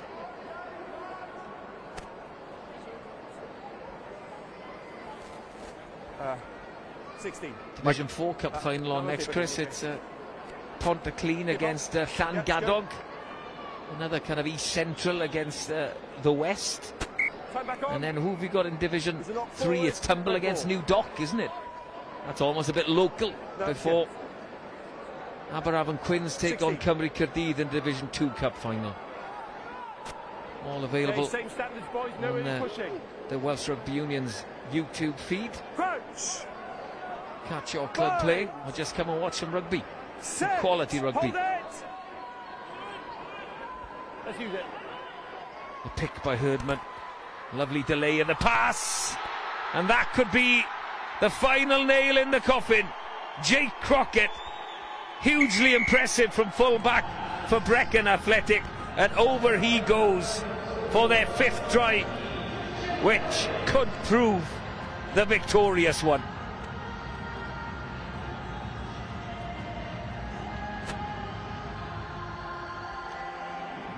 All comes from the scrum, Chris, doesn't it? And that's been hugely dominant for Brecon. Yeah, it's a great platform, but it's the accuracy as well of how they make these combination passes. Everything's in front, goes on the outside of his man. He's having a day to remember once again at the Principality, is Jake Crockett. And he is this time successful with the conversion, an ironic cheer from the Brecon faithful, and he has a little giggle at that. Scoreboard now reads, after 66 minutes, Brecon 30, Bargoed 5. It's a long way back for the Warriors. Good angle again to see this attack, Chris. Behind the kicker, boys. Yeah, they did well there actually, because it was their back row that was going the opposite way, but it's a kind of a miscommunication and 2 players missing a tackle. Jake Crockett, he's got size, he's got power, he's got pace, and has the know-it-all to go behind the sticks to make his own kick easier. Absolutely. Well, he'd missed all the other conversions, had to do something about that. Tackle, release it. Evian Jones with a carry. The box kick by Prythro. Retreat blue. 50-22 is on. Charlie Williams, 50-22 is on. Successful again. Bargoed aren't going to lie down in this one. Yeah, he's put some nice kicks in, Charlie Williams. Intelligent kicking. Again, they need to come away with something here, Bargoed, is again, because you feel with the clock not in their side, they're going to have to get successive tries on the clock. 6. Replacement blue, 10 off. 10 off. You can see that 19 is on Dawson Harris as well for Bargoed. Let's go, guys. Ben Jones, Bargoed captain, departs. And back comes Brad Crossman. Successful line out for Bargoed. Okay. Nothing wrong with how they pulled that one down, Brecon. No penalty. Back foot. Hold there. A little bit static. And that pass not the best. And guess who puts boot to ball? Crockett. Has he had the gas to put another little grubber through? It sits up nicely for the winger, Dillon. A real scramble for the ball. Great work by Evian Jones to maintain possession. Another substitute, Iwan Davis, is there. Brecon now in the Bargoed 22. Josh Hamilton with a carry. Oh, that's a lovely little snipe. Oh, and he goes it alone, backs himself. Hugh Prythro going for another try for Brecon, right under the post. That is now game, set and match. There's no way back for Bargoed in this Division 5 Cup final. Yeah, you look at the body language of the Bargoed players. They were attacking down near the Brecon line, and now they're back behind their sticks. That is a absolute killer. Again, Brecon just high energy. This player's played well, hasn't he, Hamilton? He's been effective all afternoon. Oh, I thought he was going to offload there, Hugh Prythro, but he didn't give the ball to Josh Pritchard. He took it himself and went alone. Yeah, Nine's dream, that, isn't it? They're always going to want those opportunities. Successful conversion by Jake Crockett. 37-5 Brecon lead now against Bargoed. Both benches will now be absolutely emptied.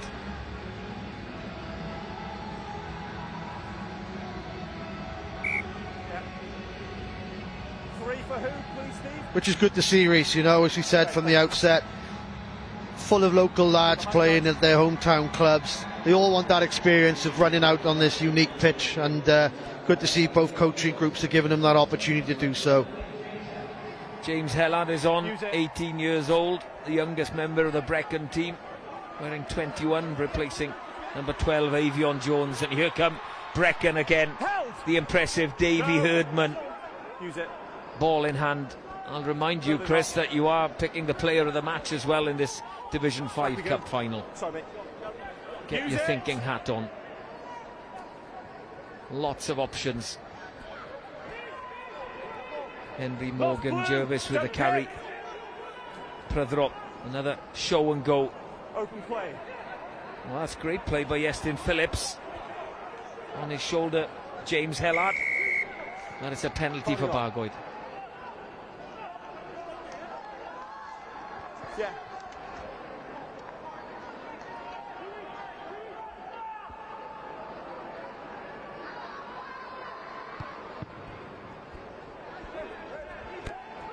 Oh, heel on the whitewash there for Kieran Dillon. Did well to take it. Then look after where his right or left heel was there. Just touched the line. I think there's a substitution at scrum half. Josh Evans. 2. So we said? Yeah. I think is going to come on. He's gone, yeah. 9 off. And then he's going to come on for Hugh Prythro, the effervescent 9.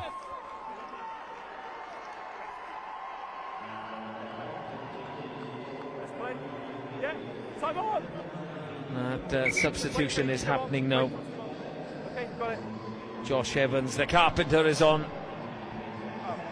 Also a replacement in the front row. Josh Hamilton is off. Time on. Yeah, he's earned his Lucasade today. He's been everywhere. He's been key to Brecon's success. As he runs off, he still looks like he could play another game after this. Absolutely. I think Callum Clifford is on as well in the front row for Brecon. There he is, wearing 17. I can see him. Benches are being emptied. Ben Palmer, Ellis Hall, Nathan Jones, Leon James, Dawson Harris, Jake Thomas, Aaron Hughes, Christian Cuss for Bargoed are all on. Iestyn Phillips, Callum Clifford, Darren Whitcomb, Henry Morgan Jervis, Iwan Davis, James Hellard, Josh Evans and Luke Price getting some game time at the best stadium in the world. A lovely pick and go there by Davy Herdman. Been called by knock on red, boys. This has been called. He's been a very effective from the number 8 position as Davy Herdman, the experienced 32-year-old. In his biog he said, I'm 32, but he's more like 50. Hasn't looked it today because he's been excellent. That was the line. Josh Evans, I think. No knock on there, but it happened later in the movement. Still under pressure, the Bargoed 8. Jake Thomas trying to play his way out of trouble. Tackle! Morgan Small with the carry. Hands away! Lost red! Still Bargoed ball. As they've tired, they've lost a little bit of their shape. And that was a good carry though by Leon James. Try scorer, but strong over the ball. I think that's the hooker, Josh Pritchard again. Great work. Being congratulated by his captain, Will Prosser. Let's talk player of the match, Chris. Who's under consideration? Yeah, there's a fair list, isn't there, in that Brecon side, but I think also consideration mentions in relation to Morgan Small. Battled hard for Bargoed all day. Greg Callow, before his yellow card, was featuring well and showing well, both tight and loose. Converted 10-12 as a loose head prop. And of course, Josh Hamilton, the front row for Brecon's gone well with Josh Hamilton. But Jake Crockett obviously is probably going to be the player that we'll consider the most with his 12 points, but we'll see. There's a bit of time to go. There is indeed. We'll try and announce that around the 77-78th minute. Tudor Roderick. He scored an absolute blinder of a try. Still on the park. As is the captain, Will Prosser, who's been absolutely excellent. Direct. Agree. I think in the key positions, like in your boiler house and at 8, Brecon have been excellent.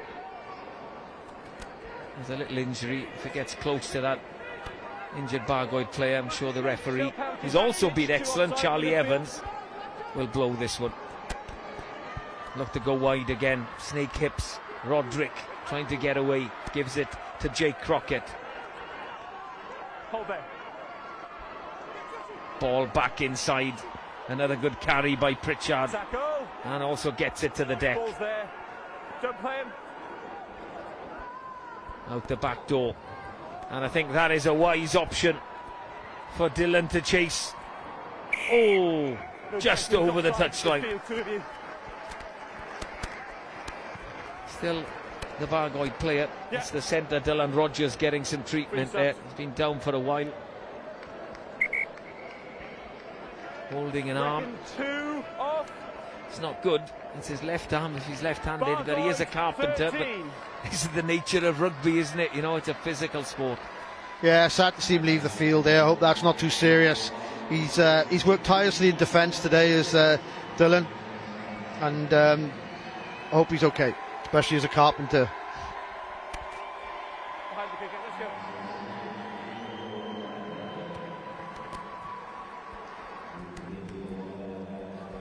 Brecon into the corner, and that's perfectly executed once again by Jake Crockett. Thank you. Another chance for Brecon. On the hunt for a 10th try, Chris.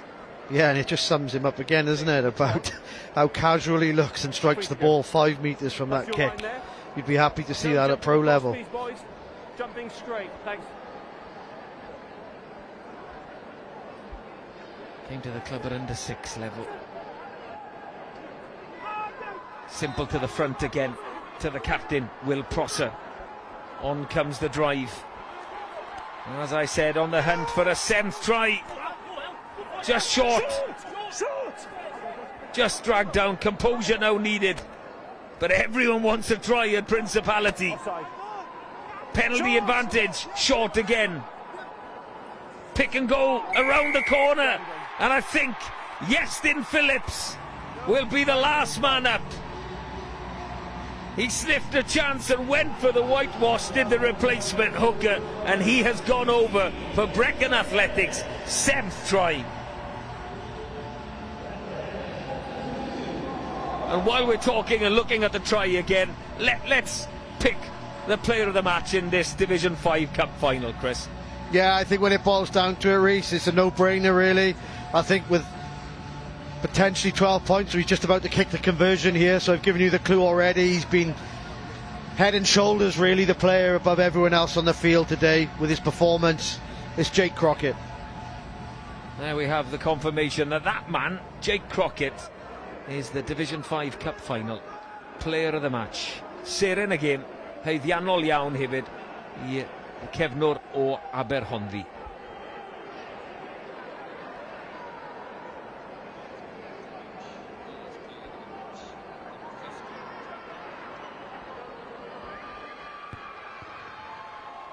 How's he struck this one? Pulled that one across the face. Unsuccessful conversion. Scoreboard reads Brecon Athletic 42, Bargoed Athletic 5.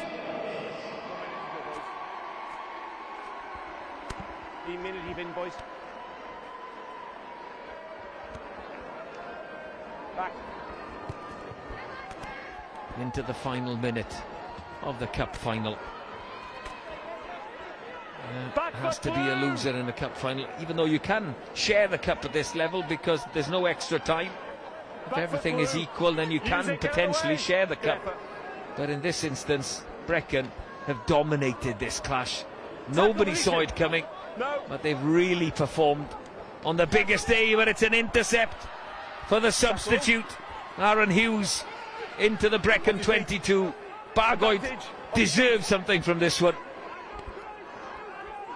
That man certainly does. Small onto his second row partner, Owain Cooper. It's a penalty advantage. Penalty advantage there, or penalty advantage in the middle? There. Let's listen up if the referee says how long is left.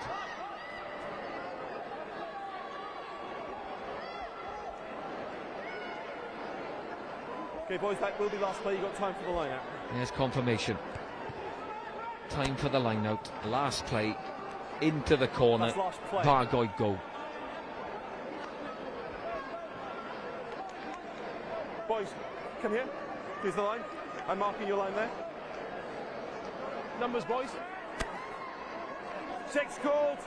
6-man line out for Bargoed. See if they can finish with a bit of a flourish. First job is done, securing possession. Leon James has got his hands on the ball. He's gone over for Bargoed's only try. It's a penalty advantage. There will be a yellow card if nothing comes of this. Okay. Ball's there. Breaks out. Another replacement with a carry. Jake Thomas. Ball's there. Let it Oh, it actually could be Leon James again. Tackle, release him! Release! Still the arm is out. Ben Palmer breaking away. Get out of the way, go this way. Nathan Jones. Bargoed still on the hunt for a second, just short there. There's Dawson Harris. Driven back in the tackle. Brecon still giving everything to keep Bargoed out. There's still a penalty advantage to play. A dummy, a show and go from Jake Thomas. Ball is lost. 19. Hang on. In the side at the maul. Off you go. There is a yellow card for number 19, Henry Morgan. Jervis departs. On the line. Let's go. On the line. A tap and go. Small. An excellent game for Bargoed in the boiler house. Ben Palmer now with a carry. Quick ball. Oh, an intercept by who else? Who else but Jake Crockett? He appears. Charlie Williams with the chase. Is the chase in vain? Yes, it is. What a way to finish things for Brecon Athletic by the player of the match, Jake Crockett.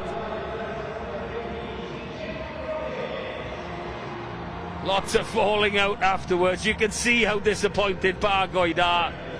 But he's been named as player of the match and then goes, what, 80 metres, Chris, to cross for Bargoed's, for Brecon's 1, 2, 3, 4, 5, 6, 7, 8th try. Well, it felt like it was almost meant to be, wasn't it? Bargoed were knocking on the door. They were doing so well.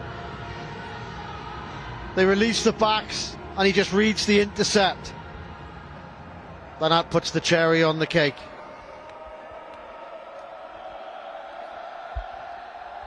Changing kicker. James Hellard slots the extras over to put, like Chris Owen alongside me said, put the icing on the cake for Brecon Athletic. Dominant display in this Division 5 Cup final. They are the champions, and well deserved, Chris. Yeah, quite comprehensive in the end. They were more accurate, probably their player base, they looked like they kind of were well prepared, but credit to Bargoed, they'll come again. These two sides have both going extremely well in their leagues and their respective divisions, so no doubt they'll be back potentially in the stadium in the very near future. But credit to Brecon, well deserved today.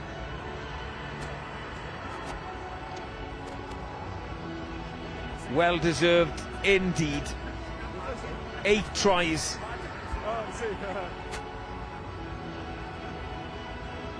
Nothing in it really at half time, was there? But then the second half completely dominant. Yeah, I think those 2 tries beginning of the second half kind of turned the screw a little bit for Brecon. So that Bargoed had their opportunities, but just like we said, they weren't as clinical today, and that intercept kind of summed it up with the personal performance of Jake Crockett today as well.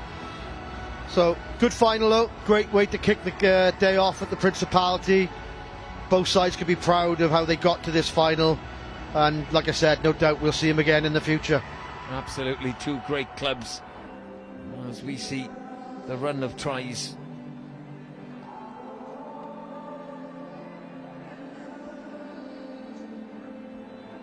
Lots of tries to go through, 9 in the final altogether.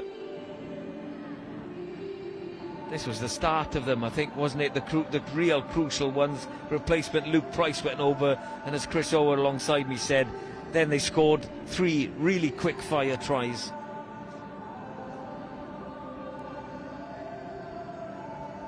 Yeah, it was 8-0 at half time, Chris, wasn't it? You know, there was really nothing in it. It was a proper arm wrestle. Just Bargoed had their chances, couldn't take them in that first half.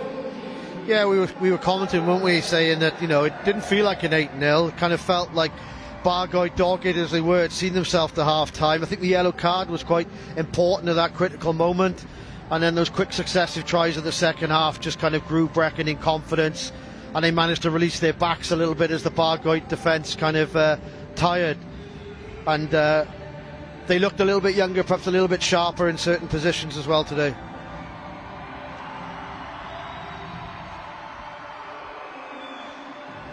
Teams going through the tunnel as we look at the replays again.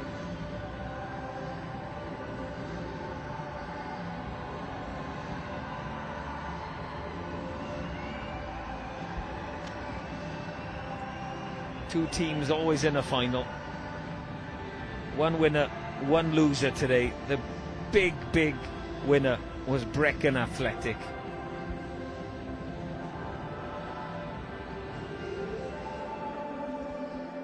And that man, Jake Crockett, absolutely starring as player of the match. What did he finish with? 12 points. Didn't kick another conversion that then went over. I think he finished with 17 points in the end there. And that's Hugh Prythro dashing over. It was all Brecon in the second half.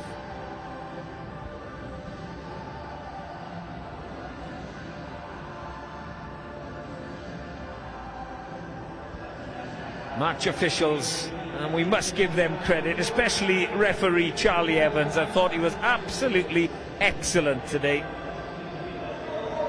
Yeah, I completely concur. I thought he was superb. His communication was clear. His respect that he spoke to the players was top notch, and well done to him and his officiating team. Yeah, Charlie Evans the referee, Jamie Kirkhouse, Hugh Morgan, Mark Hibbs and Steve Smith. Hope they all enjoyed their day at the home of Welsh Rugby at Principality Stadium. Mr. Terry Cobner is there, President of the Welsh Rugby Union.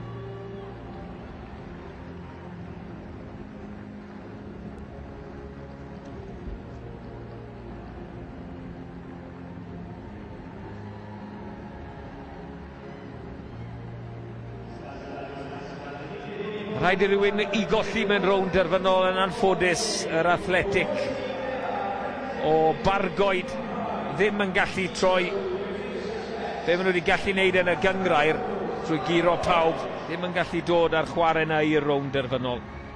Unfortunately, Bargoed couldn't carry their unbeaten run this season to Principality Stadium. They will be disappointed.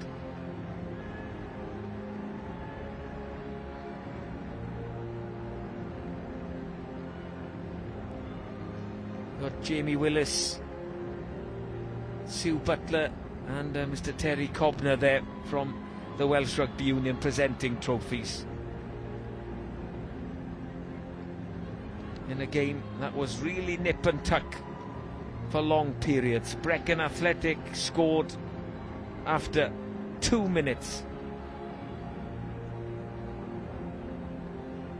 Josh Pritchard crossed for that try. The only try that came, the only points that came for Bargoed came from the replacement, Leon James, who crashed over. They'll be disappointed, Chris, won't they? But of course, you know, they've got to look at it. They have had the experience of playing at Principality. Yeah, exactly that. And, you know, for a number of years now, you know, there's been the want to try and get athletic teams up into the national leagues and give them their opportunity, to allow their pathways, to give opportunities for players to play if they're not in their first sides. And both sides here today have been credit to that decision. So Bargoed will be back. Both teams have got a lot still to play for in their respective leagues as well, with both in promotion places. Yeah, I checked this morning because obviously the normal league structure is being played yesterday, and I think they're still both top.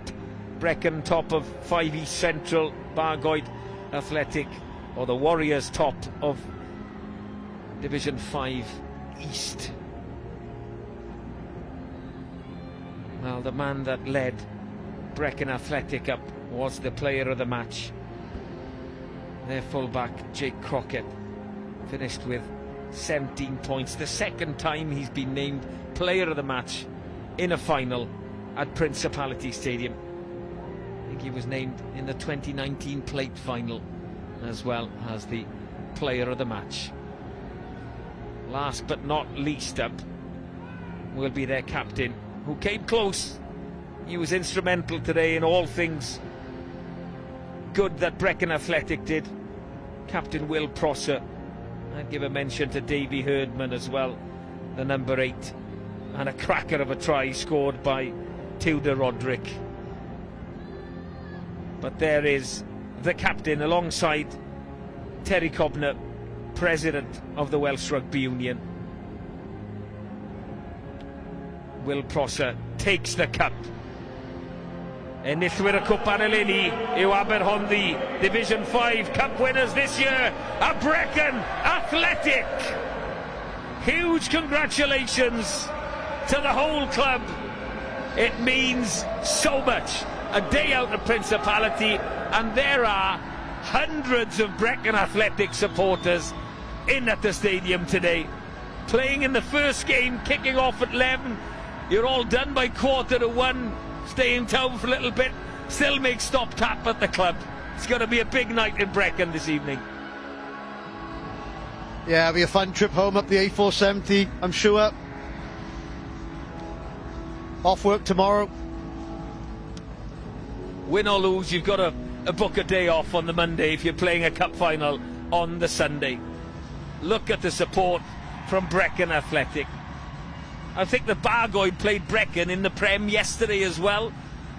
I think they did, and potentially Brecon were relegated yesterday. I'm not 100% sure. That's what I heard on the grapevine. So this is a little bit of a bonus for the club.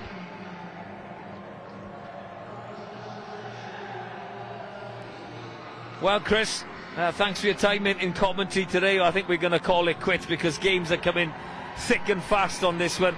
Take your last thoughts on that Division 5 Cup final. Yeah, if that sets the tone for the rest of the day, we got a lot to look forward to. I thought that was a great final. Appreciate to spend time with you up here as ever. Much appreciated, Reese. And good luck to your club later on as well. Yeah, that's the last game of the day, but I've got another game to commentate on in the Division 4 Cup final. But congratulations to Brecon Athletic, victorious by 49 points to 5 against Bargoed Athletic in the Division 5 Cup final. Llongyfarchiadau enfawr I Aberhonddu.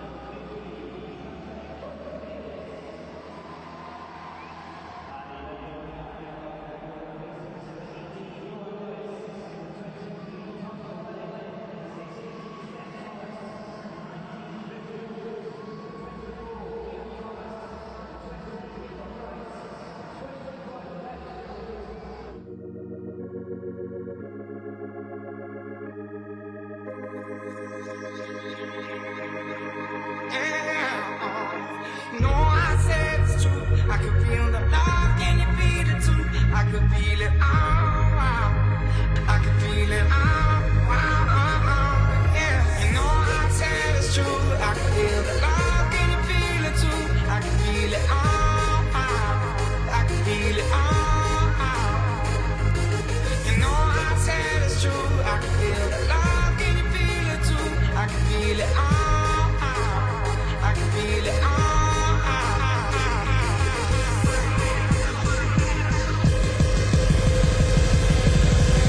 you know I said it's true.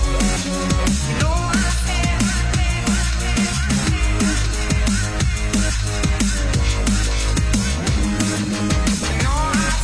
true.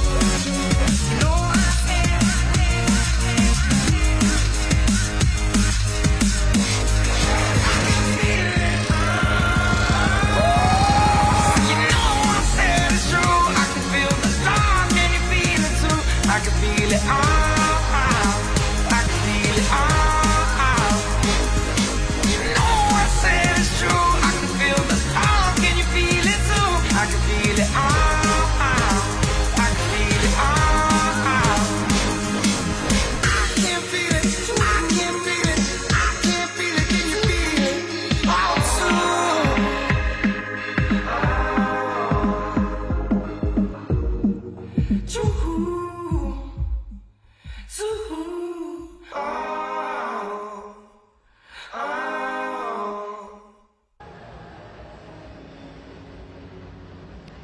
Pnawn da I chi gyd. Diwrnod y rowndiau terfynol yn Stadiwm Principality, cartref Rugby Cymru. Ni wedi cael cwpan y 5 adran llongyfylchiadau Aberhonddu fyna nawr. Bedwaredd adran sy'n mynd â hi. Llangadog yn erbyn Pontyclun yw'r ornest yma. Afternoon everybody. Welcome to the home of Welsh Rugby, the Principality Stadium. National Finals Day. We've had the Division 5 Cup Final. Congratulations to Brecon Athletic, who beat Bargoed Athletic. Super performance by Brecon, I have to say. Now it's the Division 4 Cup Final, and it's Llangadog against Pontyclun. Let's take a look at the teams.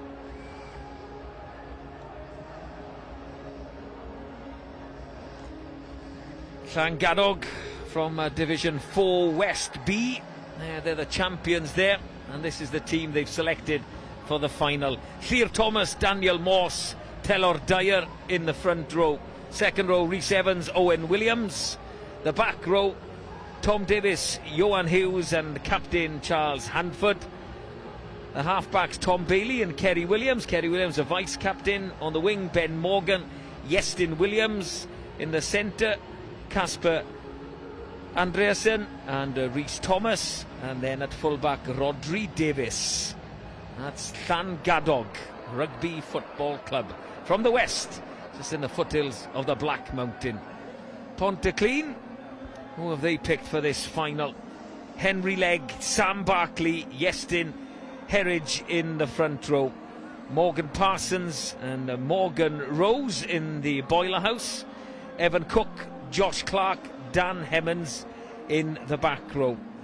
Morgan Lloyd and captain Joe Williams, who has apparently the best hands outside of regional rugby, and he wears 17, not 10 at outside half.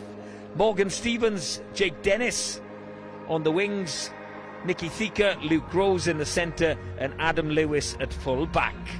They're both the teams. That was Pontyclun RFC in Division 4 East Central, top of Division 4 East Central. The replacements: Johan Lewis, Tom Llewellyn, Steph Thomas, Griff Jones, Cian Thomas, Gito Price, Lewis Jones, Dayan Thomas for Llangadog, Dan Ruggles, Simon Pilkington, Tom Fry, Jack Thika, Gareth Hook, Tom Harrison, Harry Davis and Harry Stiff for Pontyclun. Un tîm o gyffiniau Caerdydd, un arall o'r gorllewin yn y rownd derfynol, y bedwaredd adran. Tipyn o ornest mae hon yn mynd i fod rhwng Llangadog a Pontyclun. One from the west, one just to the west of Cardiff, Pontyclun, playing for that Division 4 Cup.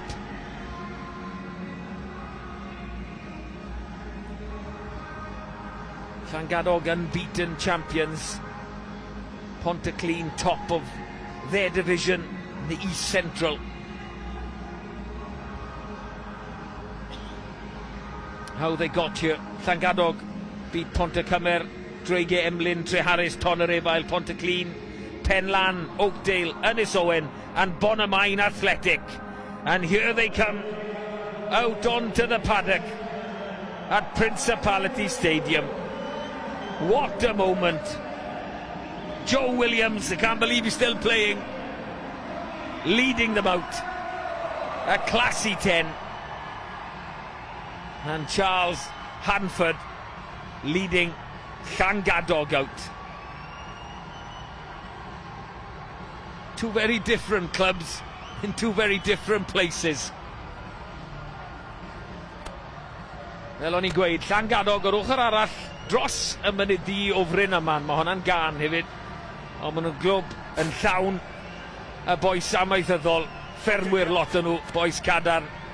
Pontyclun, bach mwy o gyfuniad o boes y ddinas a boes y cymoedd. Mae hon yn mynd i fod yn ornest a hanner. Llangadog, agricultural team, lots of farmers in their midst. Pontyclun, some city slickers and some valley boys as well. What a battle this is going to be for the Division 4 Cup. The referee, Nathan Hutchinson, in charge of this one. Go. Game 2 of a long day at Principality Stadium. Llangadog get us underway. Backwards, it's all backwards. Then a knock on the ground. Take that mark. Use it now, right. Adam Taylor from the Welsh Rugby Union alongside me. Adam, what are you head of now these days? Inside. Yeah, afternoon all. So looking over overseeing the competitions within our Welsh Rugby Union for our men's, women's, under 18 competitions. And again, these weekends that we've had today, Saturday and Friday, as well as last weekend, are just the highlight of a tremendous season. And seeing what it means to these clubs, it's the hard work that the team involved. It all makes it worthwhile because it really is a tremendous occasion for all involved. Yeah, just look at the fans on the other side. Hope they got their factor 50 on because the sun shifts right over there. It'll be baking hot in the sun. I think a couple of Cruz Campos will help that as well with them as well. So it's cool them down a little bit. Exactly. Yeah, let's hope they're well prepared. As the nudge comes on from Pontyclun, Dan Hemmons with a pick. Some contact.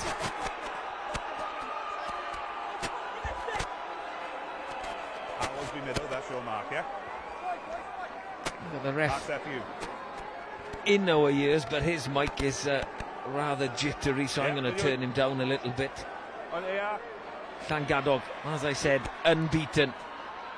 Stay there, Pack, stay, work back. Thank you, good effort. I doubt these clubs have ever faced each other before. I've tried to look at records and things, but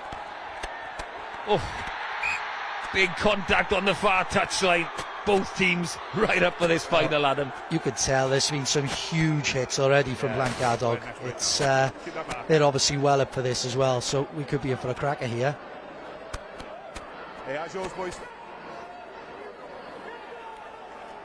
Good. Clean line out ball for Llangadog. Short ball. Good hits on the ball. Tackle release. Casper Andreasen with a carry for Llangadog. Through the hands. Out the way now, 12. Yeah, good effort, thank you. Tom Bailey wants his runners a little bit closer to him. Daniel Morse. Good effort, thank you, 7. With the carry, the Llangadog hooker. Out the back door. Needs to go again, but lovely step there Not effective play. from Casper Andreasen. Get that mark. They always start at such a pace. Massive contact again. Away now, right. Josh Clark with that hit. That's two big shots from Josh Clark as well, so he's had a real good start to this game. Oh, that's a lovely breakthrough by Rodri Davis. Backing himself, breaking tackles. Could have offload it, but then he just held on to it. Potentially a little bit too long. Bailey through the hands. There's the hooker, Daniel Morse again. Real chance for Llangadog. Through the hands they go again. Number 8 in the flashy pink head guard. It's the captain, Charles Hanford. Pop back inside. Second row just chopped down. Owen Williams. Confident start. Oh, picked up. But a foot in touch. Thought he was going to Superman it over in the corner there. Some lovely build-up from Llangadog there. I tell you what's impressed me is Tel O'Dwyer, the tight end prop. He's had some lovely soft hands in a couple of instances so far. So he's enjoying himself at the moment.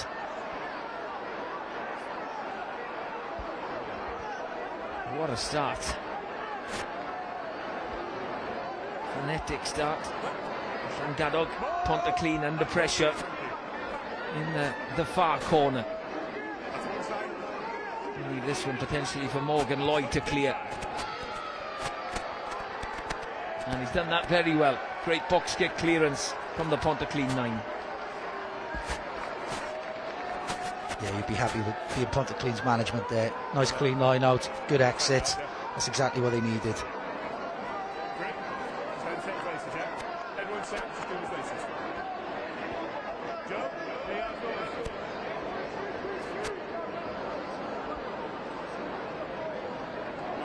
Llangadog line out. Kept it relatively simple the first time. Counter jump is good from Pontyclun, but possession for Llangadog. Andreasen using his power to get through in midfield. Through the hands again it goes. Kerry Williams, the outside half, but dragged over the touchline.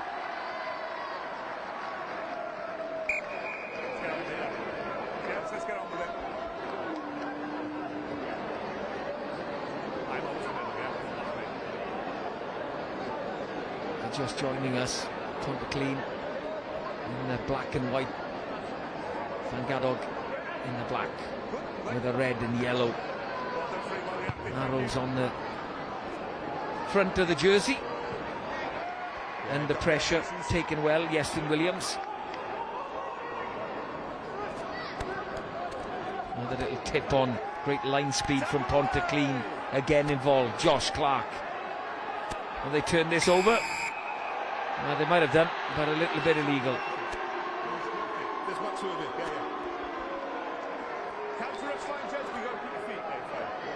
I think the referee had some thoughts there. I was going to say counter ruck looked okay there, but I think where they collapsed there, I think you can understand why the penalty was given.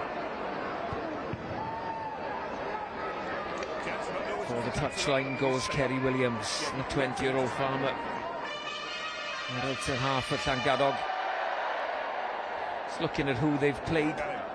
Llangadog, Pontyclun in the East Central, then they beat Draigau Emlyn, which is the second team at Newcastle Emlyn. Treharris, East Central, Tonnereval, East Central. So they know what they're going to play against it in Pontyclun, just Pontyclun at top of that league. Exactly, and there's some real good sides there, so to get to any final is a great achievement, but with some real sides of quality, like you say, they've obviously done it the hard way. Yeah, the Central, people won't like me saying this from other divisions, but I think it's the toughest league out there in any division. A little bit of crossing, no advantage, back they'll come for the scrum. Pontyclun's journey, played Oakdale away, and then played Ynysowen, and then Bonamine Athletic. I think that might have been on the road as well. Oh, the semi-final neutral venue, wasn't it? That's right, yeah, neutral venues. That was a tremendous result for Pontyclun as well. So again, they've both more than earned their right to represent their clubs out on the stadium today. Absolutely, playing Bonamine anywhere is tough. That ball, channel one, rapid, regathered. No real pressure on the Pontyclun fullback Adam Lewis.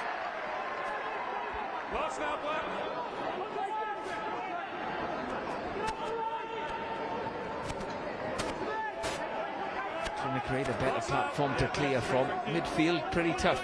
I think this might be a kick straight down the park. A second one missed by a backfield player for Llangadog. Kicking from the shade into the sun. was out at half, Joe Williams. Might be a little bit of an issue, Adam. Yeah, possibly. Like you say, it's a very nice day. That was a tremendous kick, to be fair. That had a great bit of height coming down on it, and I think this plays right into Pontyclean's hands now. They're a very well drilled side. They've got some very silky backs. Love to attack from anywhere, so it's a perfect situation for them here. A couple of scrums. The first one very dominant for Pontyclean, and again they march Llangadog backwards.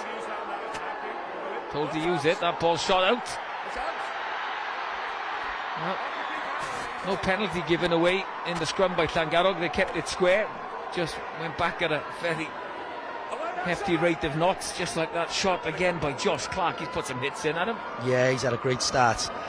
Former Neath player. I think he's a Pontyclean boy, but he's had a really good start to the game. Llangadog getting the ball wide to Iestyn Williams. The Scarlet Pimpernel, no one can lay a finger on him. He's eventually scragged to the deck. Knock on, just gone forward from the hand of scrum half Tom Bailey. Yeah, it looks at the moment like Llangadog really want to play and get the ball to the wings out in the space, and then Pontyclean a little bit bulkier up front and want to exert their pressure that way. Yeah, they.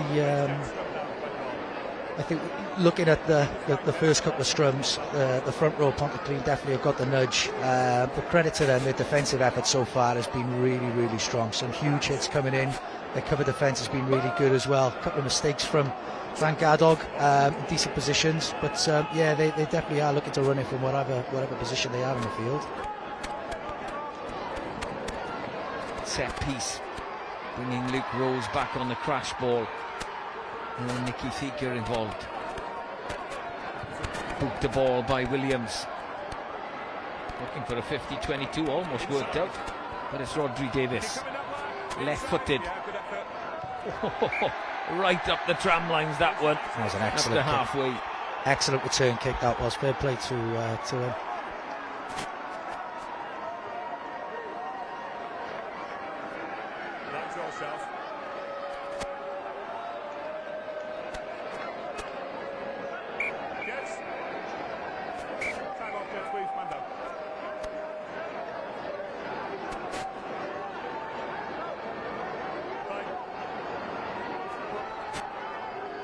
I think both sets of forwards will be pleased with this quick water break, because it has been a bit of a frenetic start. It's been really physical, really intense. Conditions, lovely day as it is still quite close down on the field, so yeah, it is going to take it out of them. Adam, in game one, where the sun, wasn't a cloud in the sky.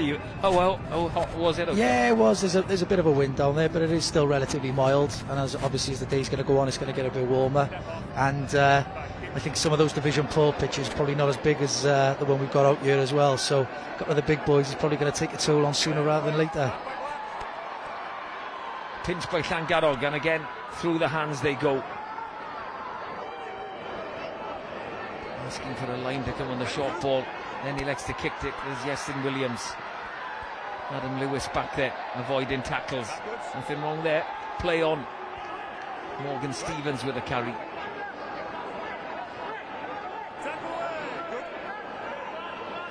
Josh Clark tidies things up for Pontyclean.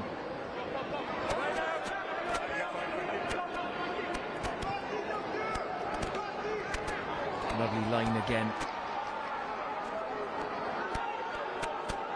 It's been slowed down enough. Morgan Parsons with a carry for Pontyclean.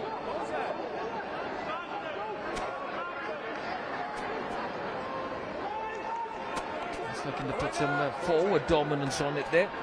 Another Morgan. Rose with a carry.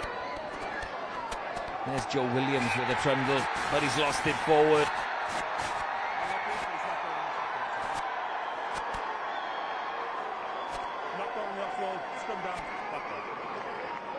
I think Llangadog will be pleased with that defensive effort as well. A couple of phases from Pontyclean, didn't really make much inroads, and Llangadog held them out quite well.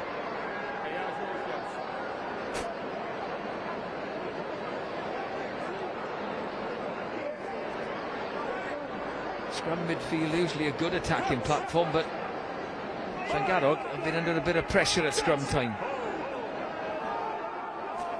Just want to get the ball to the base as quick as they can for the captain Hanford to pick and go. Not sure how his loose heads got out there so quickly. Ben Morgan gets clobbered in a tackle.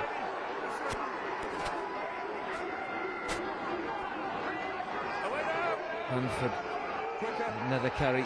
Pontyclean penalised, a little bit slow to move. Trying something different, knowing that the penalty advantage was forthcoming, so back they will come.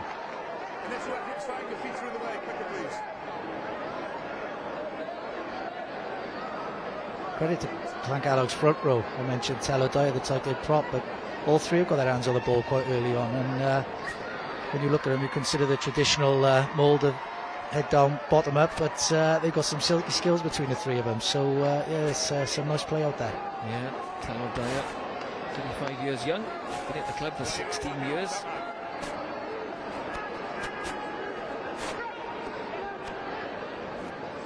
To the back, a brave throw. Broken away, no option for Charles Hanford other than to carry there. And again, they get this ball to the wing, do they? No. Centre Rhys Thomas hacked down and turned over.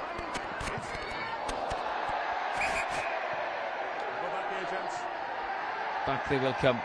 No advantage. Pontyclean lucky there because that kick was not great.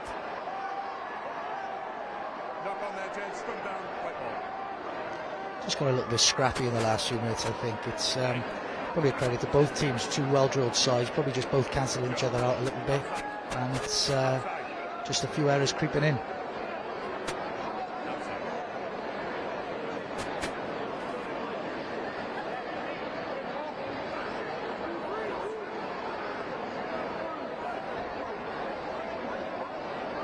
What will Pontyclean do here? Will they try and eke a penalty out of this scrum?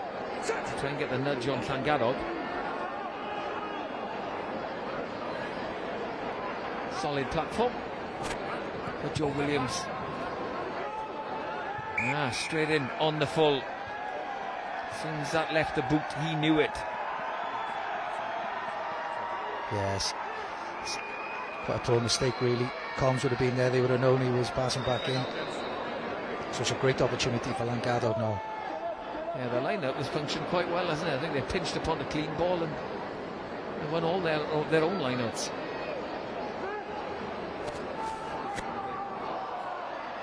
There we go. Commentator's curse.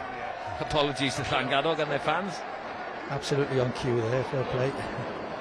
And it's Telodai that's throwing in for them as well. Tight head throwing in. Obviously he's spent a bit of time in the middle of that front row as well. I'll be looking forward to see if they have a penalty or a conversion, because I wouldn't be surprised if he's taking them as well, the way he's going. Llangadog get a nudge on. Oh, that's a mistake by Nicky Thika. Gives Llangadog a chance. Low ball, good defence, winger on winger. Yeah, Llangadog scrum in the shadow of the Pontyclean posts. Having played against Pontyclean numerous times over the last few years, I think there's probably a few uncharacteristic mistakes from some of their most senior players. Joe Williams, Nicky Thika have had a few boys who are senior players for them, who are usually very good when the pressure's on. But obviously it's a different kettle of fish being in a cup final on the national stadium. So yeah, nerves, jitters. Just took his eyes off the ball there, did Thika. What a scrum. We'll have a reset though.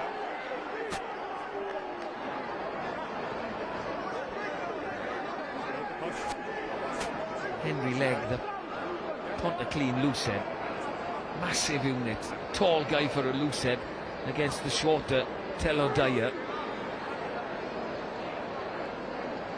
The scrummaging is about the 8, not just the front row. Better shape. Scrum goes down, but play away, and this could be the opening try. It is a beauty for Tom Bailey. Lovely scrum. 8-9 combination, and Tom Bailey backed himself, a player who's almost played in every position for Llangadog over his time there, bar prop. He opens the scoring in this Division 4 Cup final. Credit to Llangadog, that's definitely been deserved, I think. All the action, all the territory has been played in the majority. I don't think Pontyclun have barely got out of their half in this opening sequence. Lovely little break, and he got his just desserts.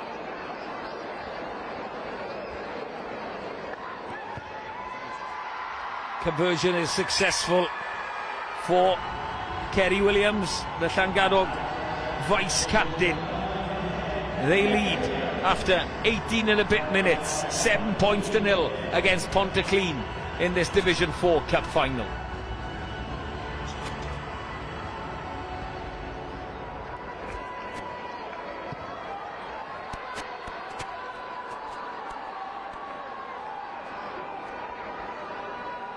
Joe Williams with a restart for Pontyclun. They'd like a bit of possession in the Llangadog half. You would think their biggest ball carrier is the number 8. You try and avoid kicking the ball to him off the kickoff. And he looks like he loves getting his hands on the ball. He's had some great carries so far. He's put in a lot of work for his team. Yep, that one goes again. Taken this time. Won't be a 50-22 after that nudge from Adam Lewis.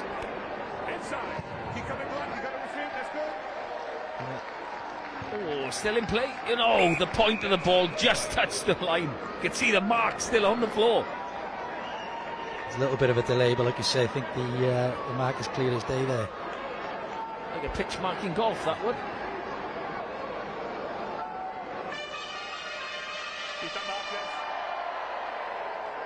There's Kerry Williams with a clearance.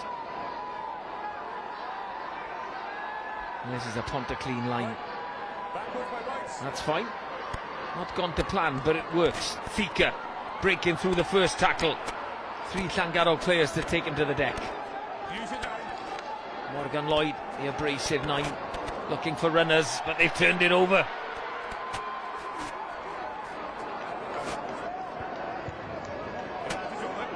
And advantage is over, but they'll get another one because that's gone forward. A couple of early knock-ons in this game. That one from Jake Dennis. They shoot themselves in the foot a little bit, Pontyclun, at the moment. Just their errors, silly mistakes, probably uncharacteristic mistakes, leading to good field possession and further opportunities now for Llangadog. I think they've settled a lot more sooner than Pontyclun have in this final at the moment.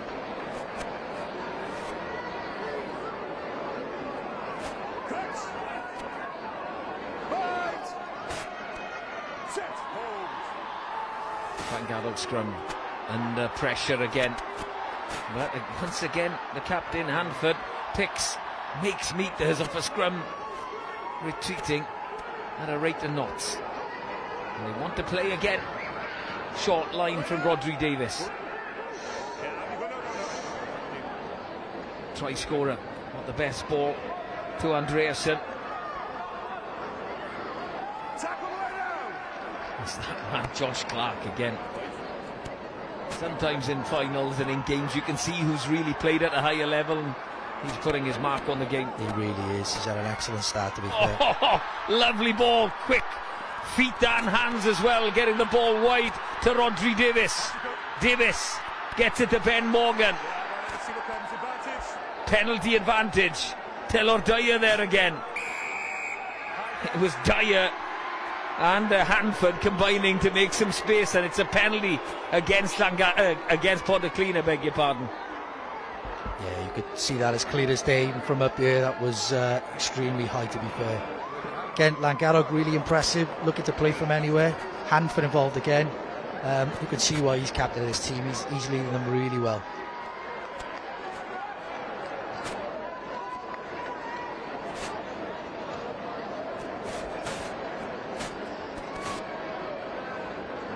Another chance then for Llangadog. On the 22, on the Pontyclun 22. Clean line-up ball, a bit of a switch play as well. And get the drive moving forward Pontyclean's time to retreat. Llangadog going forward. Pontyclean have to be squeaky clean here. There's the ball with Captain Hanford.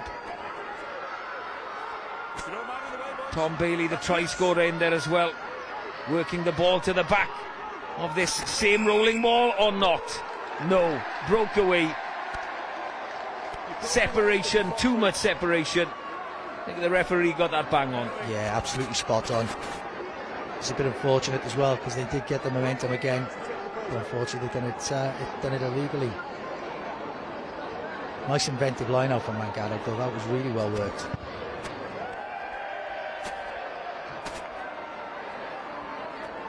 There's a penalty, not the best distance on the kick, but it'll work because they'll get a chance to win the line out. Pontyclean club dating back to 1887. Great setup in Pontyclean as well, cracking clubhouse there.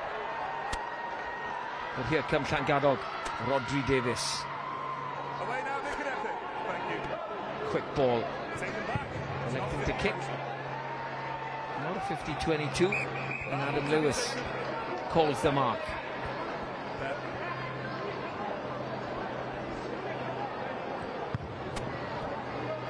No messing about from the mark, just finds the safety of the touchline. Yeah, that's all you wanted, just to clear your lines. Right, George, right.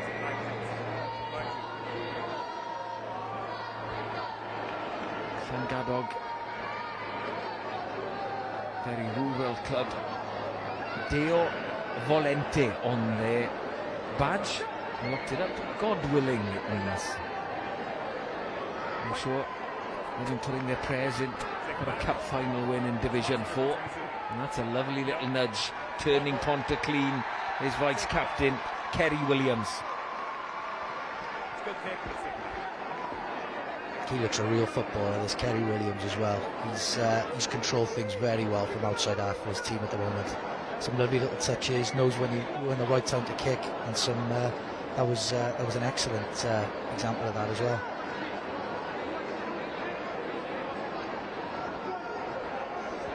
A little bit of pressure on the Pontyclean line then. Want to get this one right, which they do, and set a little drive. Sam Barkley gets his hands back on the ball. Morgan Lloyd again is the preferred option to kick and clear as well. 25.5 minutes on the clock in the Division 4 Cup final. 7 points up at Llangadog against Pontyclean. But as Adam Taylor alongside me said, the majority of the play has been in the Pontyclean half and in their 22 at times.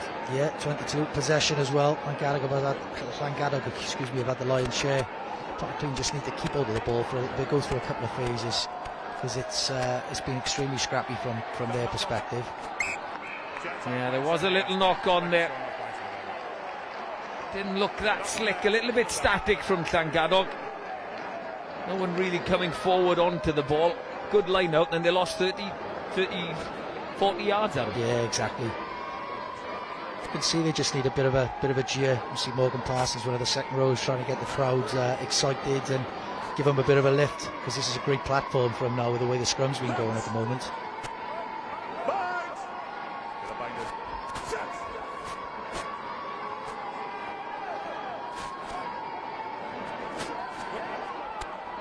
8-9, where the option is a kick from Morgan Lloyd. The Llangadog line out just outside their 22. They've been inclined to keep the ball in hand there, or even keep it in the scrum and try and get a bit of a nudge on. Exactly like we just said. I think they haven't had much of the possession, so like you say, they should have just kept hold of that. He was in a good position to make it.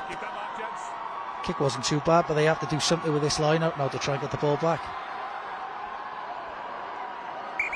Take a step, both teams. Come on, boys. You know what we're doing here. Thank you.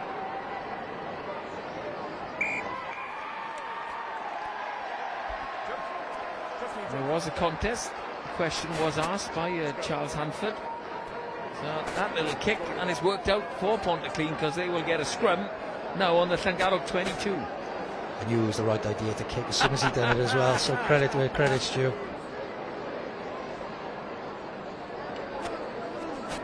this is the best opportunity they've had all game so far, Pontyclean, so they have to get something from this at the moment. And they look to put the squeeze on, no, they want to play again. Out to the backs it comes, lots of options. Thika, they want to carry it. Ball on a plate. This man won't pass, he'll go one way, over the try line. The arm is in the air, the referee has seen the grounding of the ball. All action flanker, Josh Clark crosses over. Give that the ball, give that man the ball all the time, he will cause chaos. There's one player on this Pontyclean team who's deserved that. I think no one's going to argue with us when we say it's been Josh Clark. Great line, nice and short. Took it at pace, tough to take down, real strong carrier, and it was well deserved for the open side flanker. 100%. Didn't go for the shove in the scrum, they elected to play. And Josh Clark just got the ball down. Nicky Thika will take an aim at goal.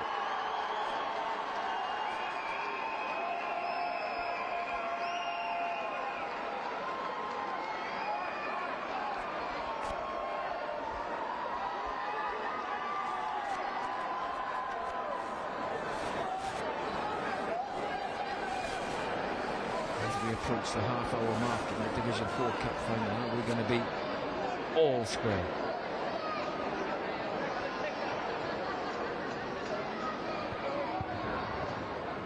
The answer is yes. Lovely conversion from Nicky Thika. Llangadog 7, Pontyclean 7 in this Division 4 Cup final. Yeah, they took their chance well there, Pontyclean. First real sustained period of pressure within Llangadog's half, and they come away with a try as well, so they'll be very pleased with that, no doubt. Restart. Who wants to take it? No one does. Has Johan Hughes managed to gather that? I thought that he might have regathered it, but he didn't. A knock on. But no one from Pontyclean wanted to take that restart, Adam. No, none at all. And if you were the coaches, you'd be screaming on the first thing, collect this ball safely, use your exits. Just back into the game, you know. Yeah. The restart's such a vital part. It's almost like another set piece of rugby these days. I did think that was an excellent retake as well from Llangadog, so they were very unlucky there. And there's the pressure in the scrum again. Now they disintegrate. Now the arm goes out. It's a penalty. But Morgan Lloyd wants to play, as do Pontyclean. And their blindside flanker, Evan Cook.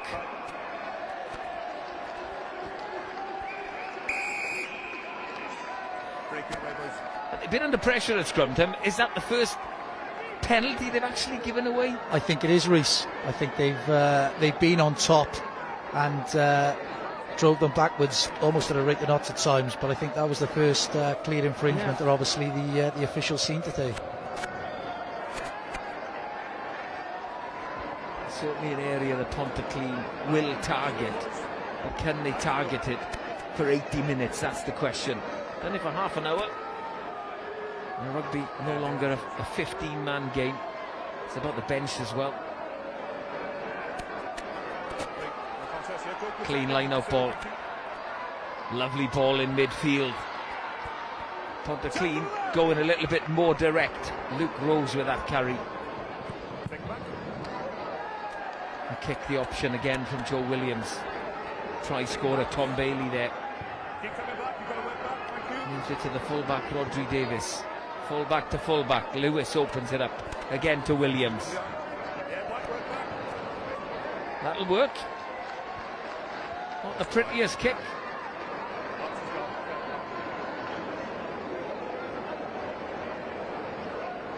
Joe Williams. How many years has he played at Pontyclean? He's been there a fair few, to be fair to him. He's been a great servant for the club. He's not in your traditional mould of an outside half, but credit's due. He's an absolutely outstanding player. He's lovely hands, great rugby brain, and as captain, he's a real leader for them. Pontyclean up in midfield, abrasive in the contact area again. Llangadog They were asking for that one, playing out from there. They're playing themselves into trouble here. Kerry Williams under all sorts of pressure. Counter ruck is excellent from Pontyclun, and the pick and go. Oh, that's a great read. Super read by Rhys Thomas. If the Llangadog centre wouldn't have come in and put pressure on Williams there, Pontyclun could have been in again. And again, Williams using his brain. It was a huge shot from him. He read that really well. And again, like you said just then, Rhys, Llangadog playing from those situations in a tight game like this is almost asking for trouble. So it was masters of their own downfall there, really. And again, the way the scrum's going, this could be real trouble for Llangadog at the moment. Indeed, it could be some bother. How quick can the strike be? For those of you who don't know, that's what a hooker does. I used to do in rugby. Strike the ball. And that's what they did. Channel one straight into the hands of Charles Hanford. But again, they're putting themselves under pressure. Now it's 2-on-1. Oh, great hands to free Iestyn Williams, who gets the kick in. Lewis underneath this one. Great feet. Oh, there's a gap opening up. Oh, good tackle. Good tackle by Tom Davis. Yeah, good play all round there. My heart was in my mouth a little bit when they thought they were going to sort of make another mistake, but credit where credit's due.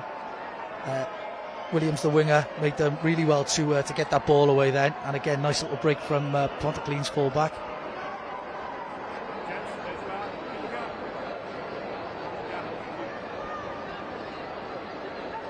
Llangadog line out. Not straight enough once again to the referee's liking. There was a contest. They beat the Pontyclun jump, but the throw wasn't straight enough. It's almost a role reversal in the second half of the first half, where it's Llangadog making these unnecessary mistakes that are inviting Pontyclun right back into this.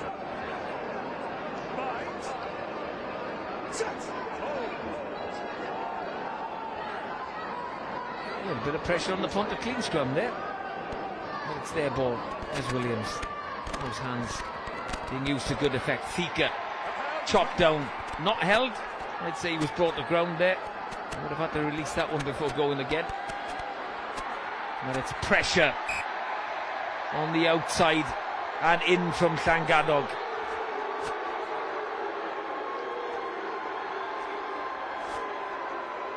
That was terrific service from Williams there. He took it almost behind him, and I thought, well, momentum's gone a little bit from the back of the scrum, but it was a great pass to the centre coming onto that. Yeah, just in one motion, isn't it? You know, he takes it behind him, and in one motion it's out into midfield. Good line speed from Llangadog into the last 5 minutes of this first half. Try a piece, 7 points apiece. Proper arm wrestle in the cup final. Keep it simple that time, to the front. Again, look uncertain as to what they want to do. Tom Davis brought to the deck by Josh Clark. Eventually they do put boot to ball. Adam Lewis onto it. Beating defenders again, almost got away there. Llangadog want to turn over and they get one. Great work by Owen Williams. That was excellent from Williams. He was on that like a shot then. There was no way you were getting him off that ball.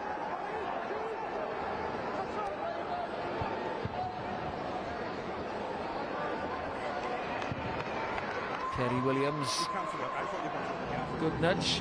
It's a wide old pitch in Principality, and you look at the touchline, you're thinking, oh, that seems a bit longer than it does on our pitch at Llangadog. There's a player down. I think it is the Llangadog 10 actually, Kerry Williams. He's down on one knee. I think Llangadog will hope he gets up very quickly. He's been a really strong start for his team. Really smart player as well. There's two very good outside arse on show on this final at the moment.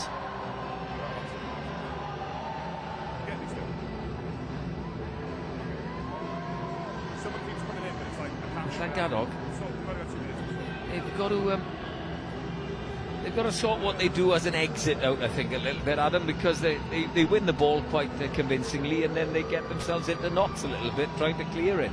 Exactly, and with Williams, who's got a great boot on it, like you say, route one is just the easiest option sometimes. Relieve that pressure. They've done well to get the ball back. They don't need to play it from all angles at sometimes.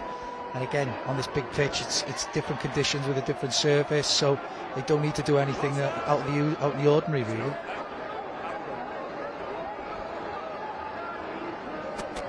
Clean possession. Evan Cook with the carry. This is shaping to be a box kick from Morgan Lloyd. It is. Some distance on that one. In comes winger Iestyn Williams. That's a risky ball out wide. Eventually does get to Ben Morgan, who's absolutely clobbered in the tackle and has lost it forward. Again, Llangadog putting pressure on themselves. Has to be in the conversation with the coaches at half-time. I think so, yeah. That was almost a needless pass. I think Jacob Dennis, the Pontyclun winger's eyes lit up then when that ball was just floating in the air. Adrian Williams, Luke Jones, David Jenkins, the coaches at Llangadog. And you've got Berwyn Davies, Dan Godfrey and Keith Ruggles at Pontyclun.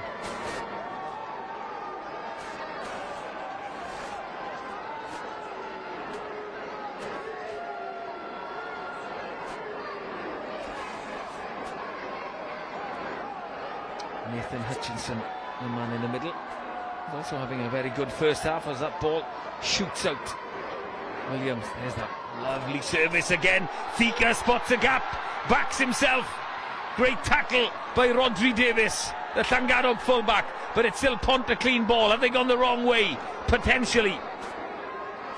Evan Cook with a carry. Morgan Lloyd with a step.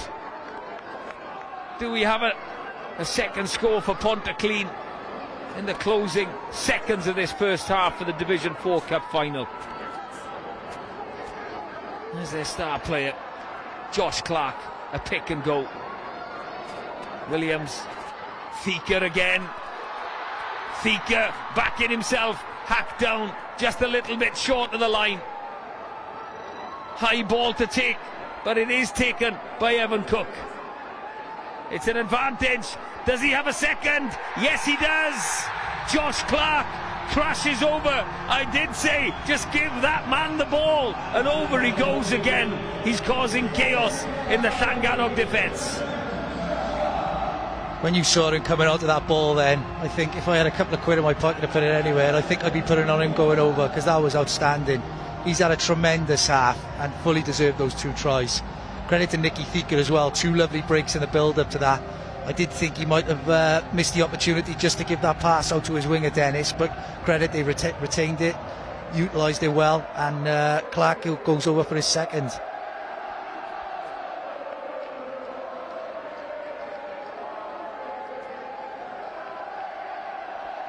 Well, this should be the last act of the first half. Pontyclun are already in their huddle, leaving it to Thika to convert a second try for Josh Clark. Conversion is successful and the half-time whistle does go at Principality Stadium. Hanner amser, hanner cyffroes iawn fan hyn yn rownd erfynol. Cwpan o'r bedwaredd adran, Llangadog 7, Pontyclun 14 yw 'i yn yr ornest. It's been a good first half for rugby in this Division 4 Cup final. Half-time score is Llangadog 7, Pontyclun 14.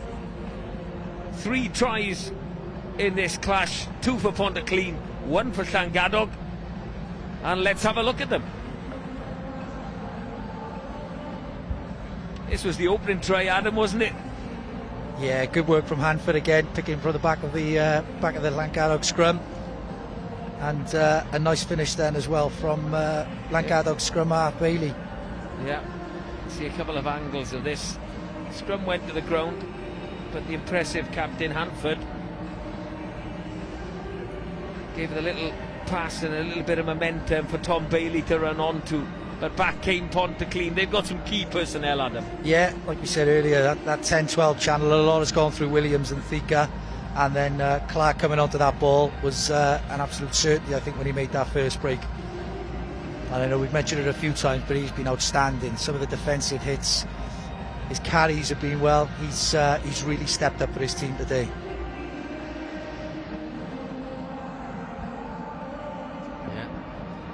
No willing tacklers there. As Clark went over for his first try, and then some pressure again on Llangadog line. And like you said, Thika another good couple of carries and takes some stopping, doesn't he? They went through a number of phases there. They were patient with it as well, Pontyclun, so this makes it even more impressive.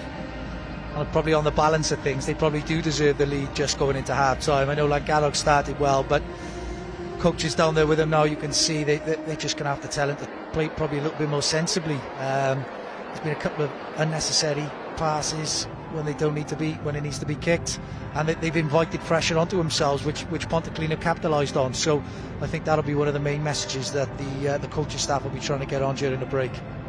Yeah, lots to consider at half time. Llangadog 7, Pontyclun 14. We'll take a short break. Back with you just on kick-off of the second half.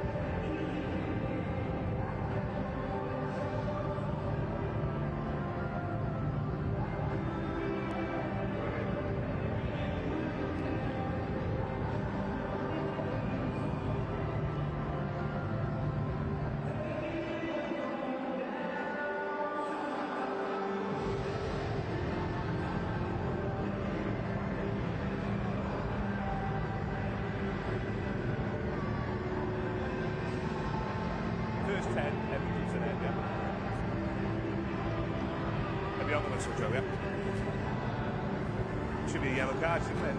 He just took me out, they're coming through me. I planted my foot and took me out, that's all. It'll be a red this time. Well, a short turnaround because the games come thick and fast today. 4 games of Principality, short half time. If it were, you know what it was, annoy me. Wouldn't have been a chance for Phil Steele to bring the oranges on. Goffwch chi o'r sgôr, Llangadog 7, Pontyclun 14 ar hanner amser. Llangadog 7, Pontyclun 14 at half time. And then the problems again. Oh, a charge down. It'll be a restart from the 22. No, he's called a knock on. I think there was a knock on there. Oh.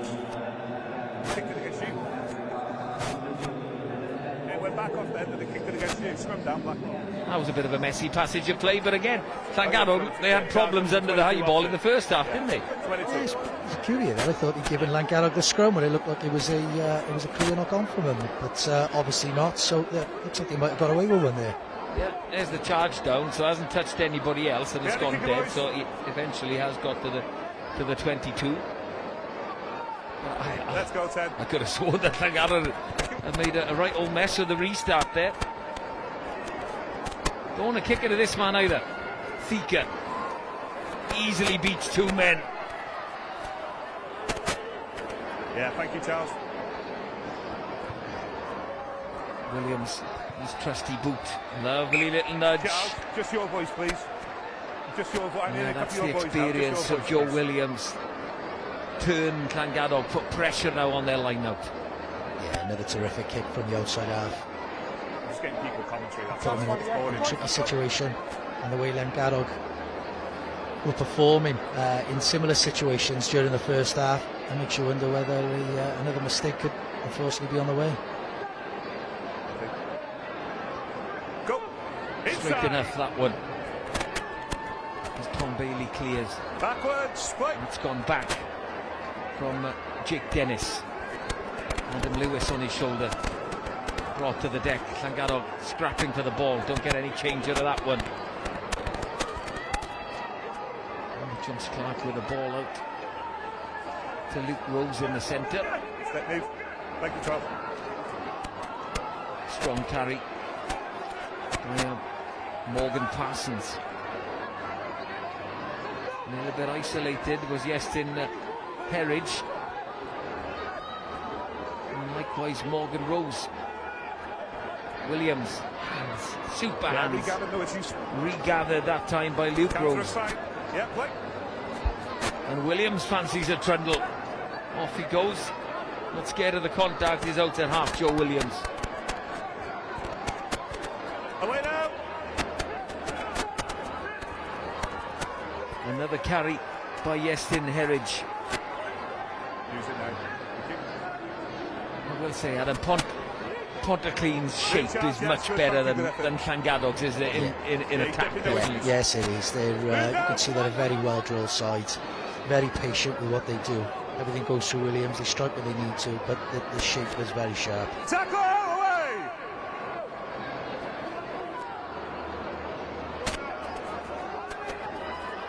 Pontyclean ball. Dan Hemmings with a carry. Don't play the ball, that's all. Good speed. Nice Sam Barkley running onto that ball. First receiver. Williams, the bounce ball out wide. There is a chance here. Throws a dummy. Does Lewis. Thumbs up from the AR. A try for the Pontyclean fullback, Adam Lewis, squeezing into the corner. This has a feeling that it could get a little bit tough for this Llangadog. 15 or 23 in this final.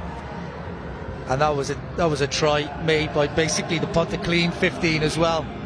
All players involved in that went through about 8 or 9 phases, carry after carry, good recycling.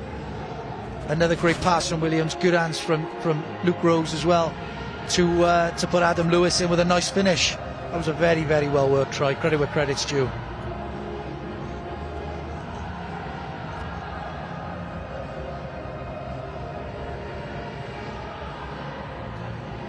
Nicky Thika looking for some breeze, chucks a bit of grass up. Won't find much of a breeze, but with the roof open it does change the atmospheric kind of pressure almost inside the Stadium Bowl.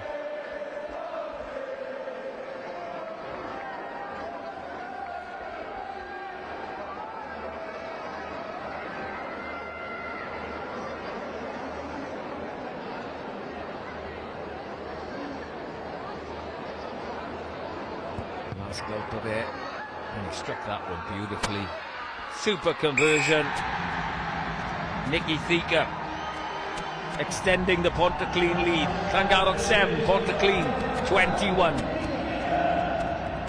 You just mentioned it now, Reece. It's you hope that this game doesn't turn too one-sided. Because looking down at Llangadog, they do appear to be a little bit dejected already, and there's plenty of time left in this game. Again, they just need to cut out all the mistakes like Pontyclean did in the first half, keep hold of the ball for a couple of phases and build their way back into it. Lost out. They make some replacements. I see 22 is on Dayan Thomas for Llangadog. And you know that man in particular and Pontyclean will not stop. Josh Clark with another carry. There's the hands from Williams again.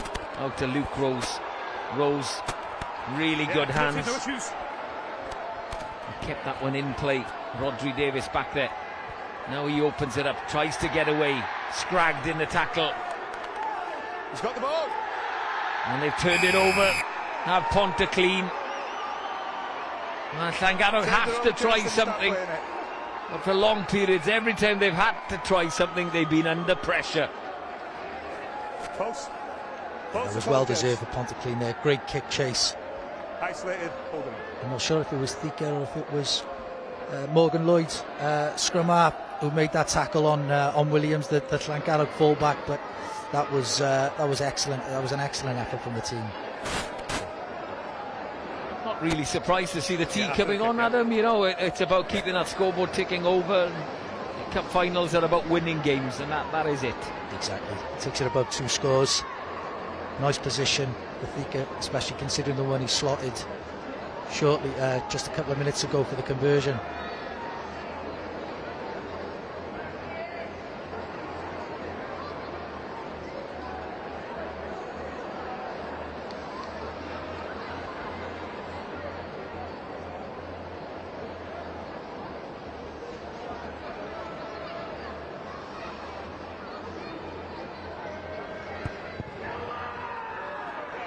Yes.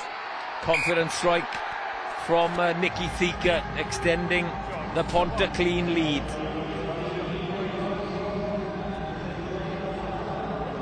.17-point gap now. Llangollen have to respond. The question is, can they? They are making some changes. Tom Llewellyn is on for his first ever final, not just at Principality, but his first ever final, wearing 23, replacing number 1, Llyr Thomas. Good timing.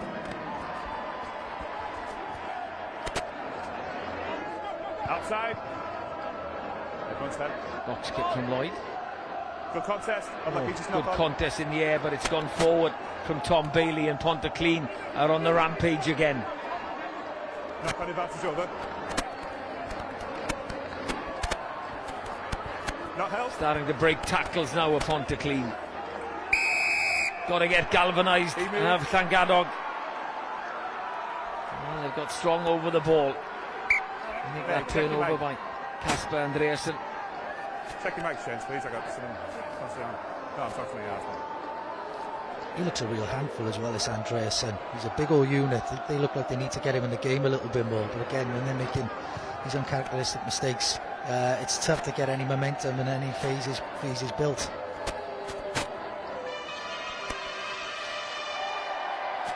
Yeah, it's just try re-plugging your top. Played some rugby up at Llandovery in youth rugby, and with their second team up at the Drovers. Yeah, it's time's off. Time off. Try plugging. Close proximity, Llangollen and Llandovery. There is no second team at Llandovery at the moment. Sorry, boys. Time's back on. That's Llangollen is a home for some of those players who used to be there. Lovely play. Good. And they have some possession. That's exactly what they need. Through the first tackle goes Johan Hughes. What have they got to offer? What have Llangollen got up their sleeve? Yeah, careful. Good. Again, it's about keeping shape. Tackle. Making sure support is on the shoulder. Good effort for Now they can go. Pontyclun are a little bit short on this side. Hooker on Hooker. Good tackle by Barkley on Morse. 12. We'll see what happens. Yeah, cheers, Sean.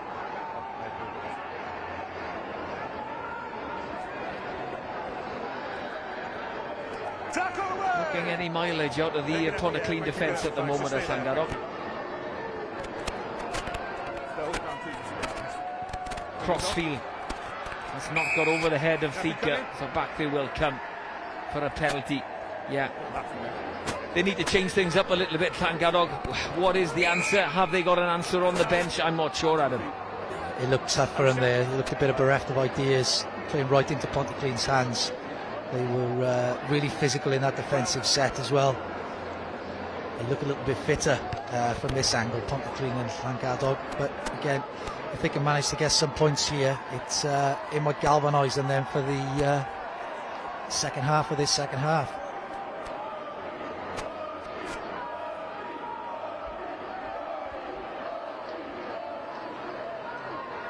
Keep that mark on you, yeah? That's the best field position they've had in this second half. Can they get the line out sorted? Oh, just about. Yeah, down by Black.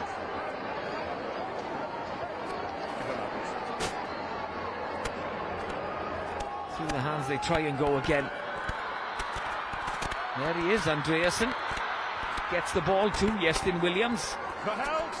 Goes again, wasn't held. Advantage now, around the neck. Tackle around the neck, it's a penalty advantage.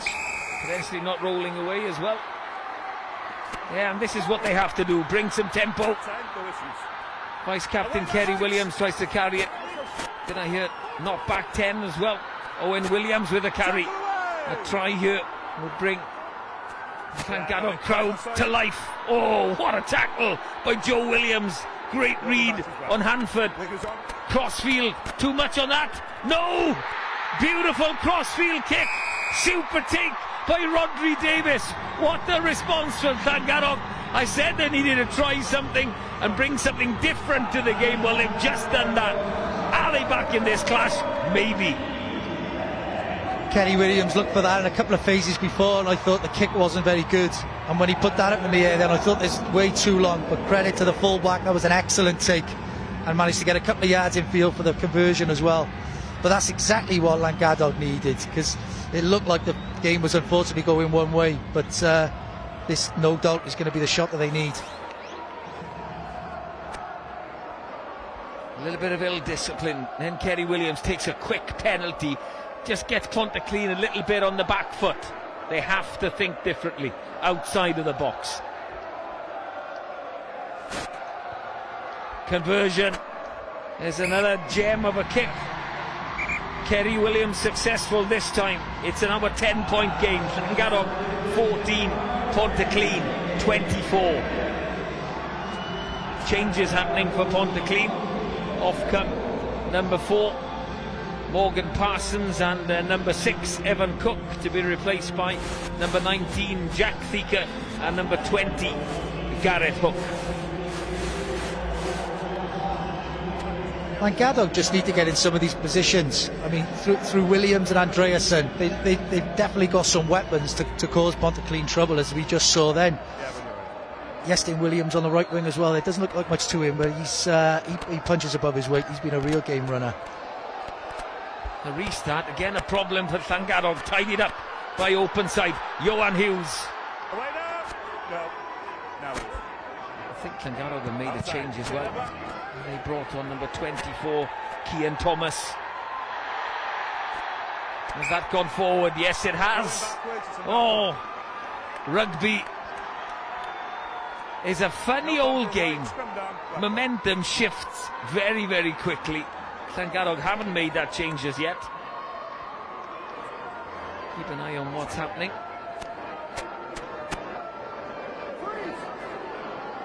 Keep our standards, gents. Tom Llewellyn is on, wearing 23 on the loose head. Bang! Set! Scrum's been under pressure. They could do with a good one here at 9:15. Oh, there's the try scorer looking for another gap, Tom Bailey.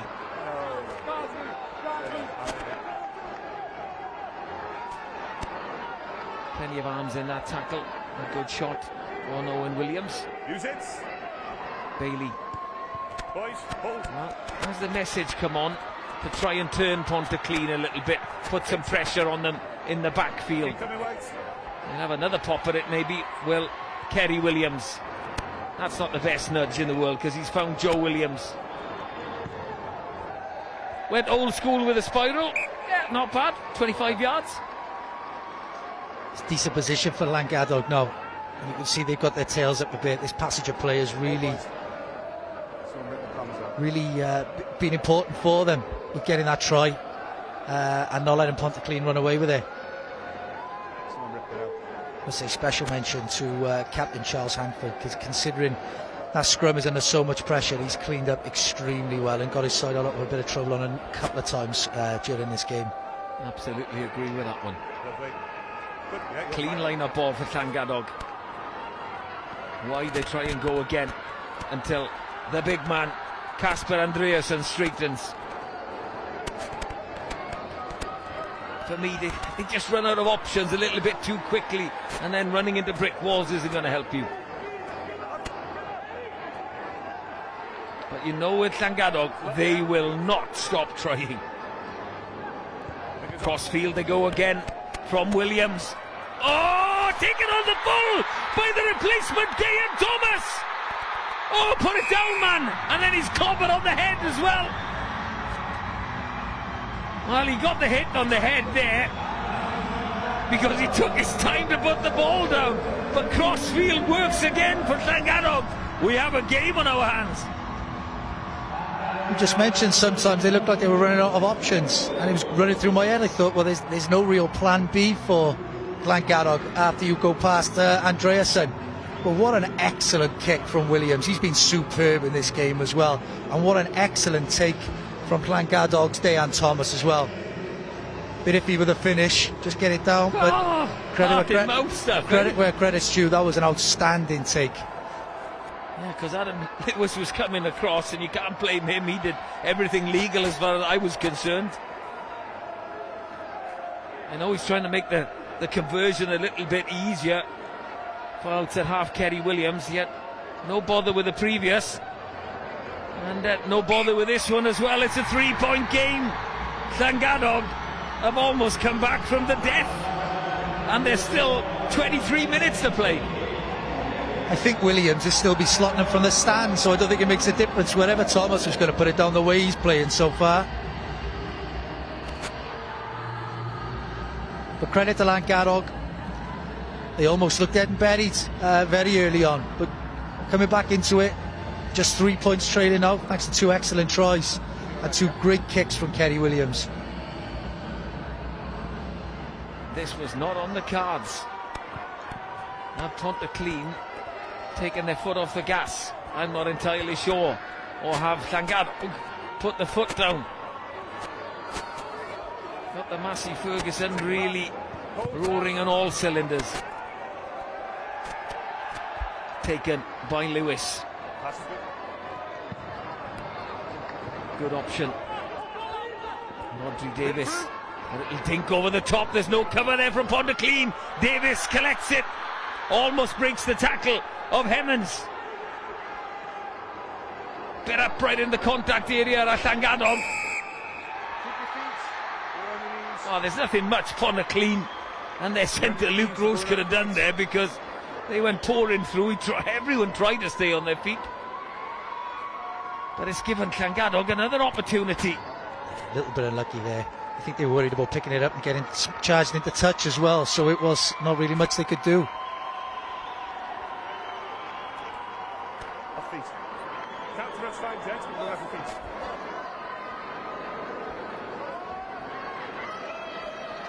Chance then for Llanggarog. Yeah,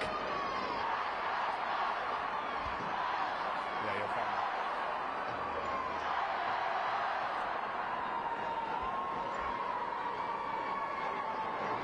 Yeah, good contest. Good contest in the air, but it's Llanggarog ball. Surprised he didn't kick it, but Rodri Davis hits a good line. No, don't play. Centre park stuff, this one. Switch in play. Morse. He's going to carry. Almost into the 22. Quick ball. That's a lovely ball. Hanford out to try score a Dayan Thomas. Where have Llanggarog found this? Oh, that man Williams. Ooh. Again, we said about trying different things, and that's exactly what he in particular has done. And 9 times out of 10 is coming off for him as well. If that would have missed the outstretched leg, could have been the case that he'd have been going over for a try, but the outcome is a penalty. And another shot at goal for vice-captain Kerry Williams.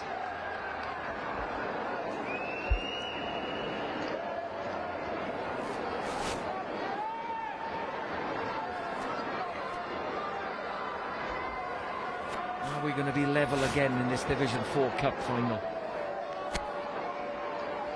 It's been such a seesaw game, with one team having the real momentum, switching back and forward, Pontyclun taking that lead, but the wind is right beneath Llanggarog's sails at the moment. So again, Pontyclun just need to try and get hold of the ball and keep hold of it for a bit.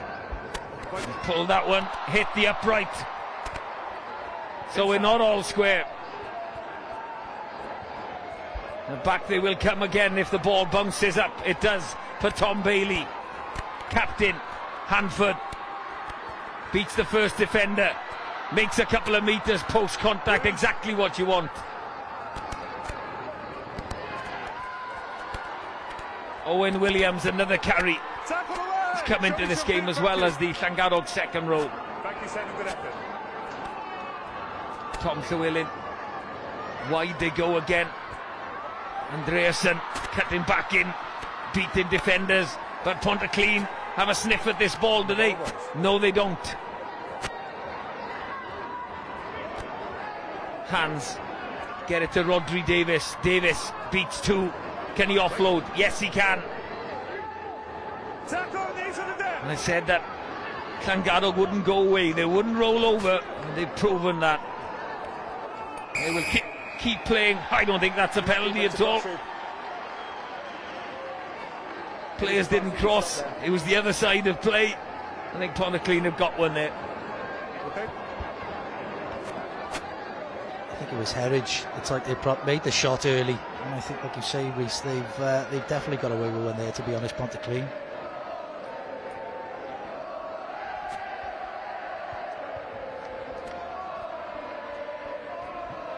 finding the touchline. Yeah. There's Nicky Thika. Gents. Changes happening. Henry Legg is coming off, and Simon Pilkington is going on.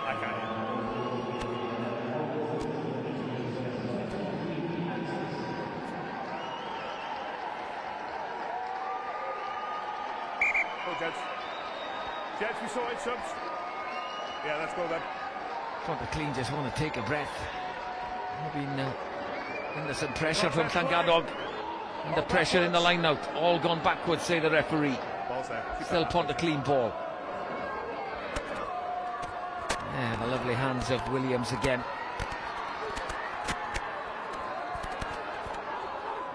His distribution has been excellent today.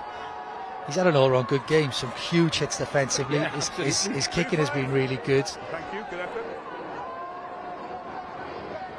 Pontyclun, ball in hand, lovely from Williams again, freeing Thika. They're combining, and Thika on the outside. Oh, lovely tackle by Rodri Davis, just brought him down. Tackle away! Pontyclun on the attack now. Hands forwards combining. Charles, yeah, thank you, good effort. Thank you. That's number 8, Dan Hemmons, Away! in the shadow of the Llangadog posts. Replacement just come on. Simon Pilkington, 10 on his back, into the front row. Use it. Pick and go. Will that be the tactic for Pontyclun? You're fine now, keep your hands up. Use it. If you're going to go, get some support on your shoulder and get your knees to the deck. You've pinned it on him, I'm not pinning it out.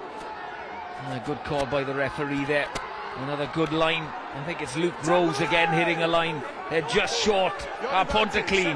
Now it's a penalty advantage. If they go left, they are in. Hands were needed. They didn't come. Now the hands come. Long ball out to the replacement. Harry Stiff. Excellent defence by Iestyn Williams.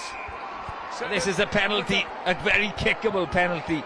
And you'd think, Adam Taylor, you take the points. Without a shadow of a doubt. Extend that lead.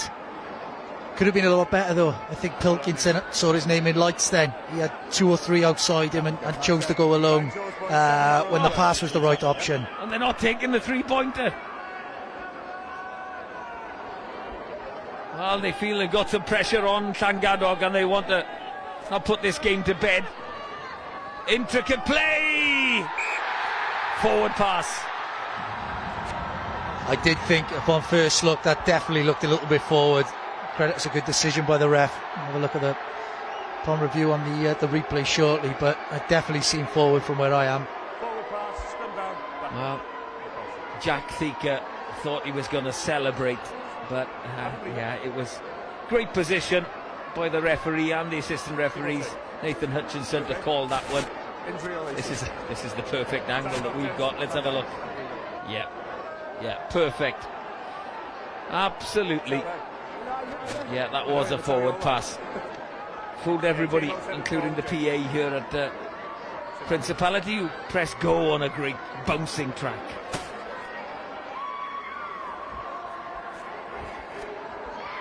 Considering how tight the game has been, it was a bit of a surprise not to see Pontyclun go for the post, and you just hope it doesn't come back to haunt them later on.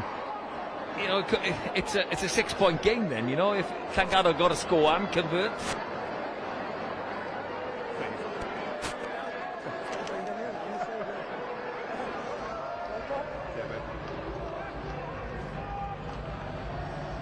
Had a good game. Telor Dyer in the thick of it. What has he got? Cramped? Can you hear me? I think Pontyclun will be looking at their pack and their front row in particular now at this scrum to try and get the ball back, try and make amends for that forward pass, and especially with Dyer, who looks like, I believe he might be going off, but was struggling a little bit. But they're going to really want to try and make use of their dominance here, Pontyclun.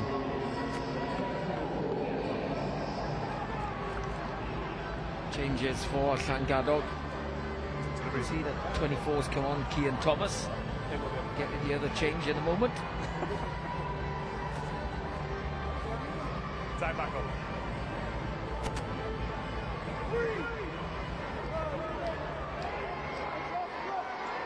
After that stoppage, it's a Llangadog scrum, a scrum that's been under some pressure. Set. Hold. Looking for channel 1 again. Look where the Llangadog 8 is packed down. They're going to reset this one. Just keep an eye. It's not allowed to do it, but Charles Hanford just packing off the second row's left buttock, if I can say that on the commentary, just to get the channel 1 and to pick away quicker. It just shifts across. Proper old school stuff. But it all depends if Daniel Morse can get a strike on the ball. What's happening on the other side there? Okay, try harder. Come on. Let him in. Get the bag in. Come on, boys. I know you. All these good people. Freeze! Cut! Bang! Set! Yeah, you can see where he's bound there, the 8. He just wants a quick strike and a pick, and that's exactly what happens. I would have said he picked the wrong way and he's been clobbered. Pressure on Llangadog. Careful that ball doesn't touch the whitewash. Ooh, Kerry Williams doesn't find the touchline. He finds Harry Stiff. Keep that mark, boys. Llangadog have relieved a little bit of pressure. Jack Thika with a carry. Turned over. Great turnover. Number 24 on his back, Ian Thomas. Oh, but then he's penalised for holding on. First turnover was fine. He's then isolated. Pulse options be taken. Well, now they take the shot at goal at him. I didn't think they were going to make that same mistake twice as well. So yeah, no. but it's a tougher shot at goal. Exactly, now. yeah. Considering how close the first one was, but again, Thika has been kicking really well, so you would fancy him to do it. But again, when the opportunity was there a couple of minutes ago, was a lot easier than this. So again, I hope it doesn't bite them on the backside.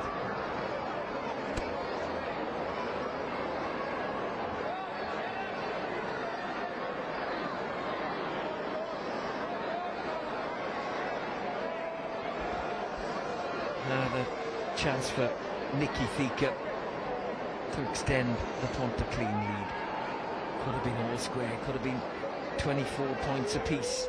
Kerry Williams struck the left upright with his penalty attempt.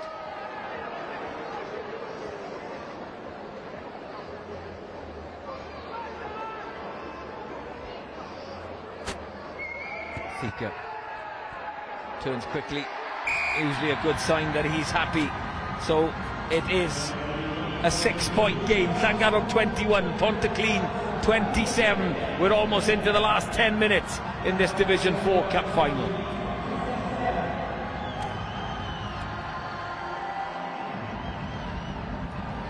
Change at scrum half for Llangadog.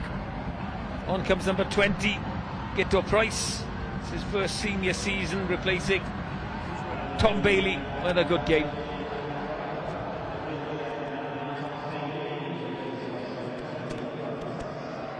Just a knock on.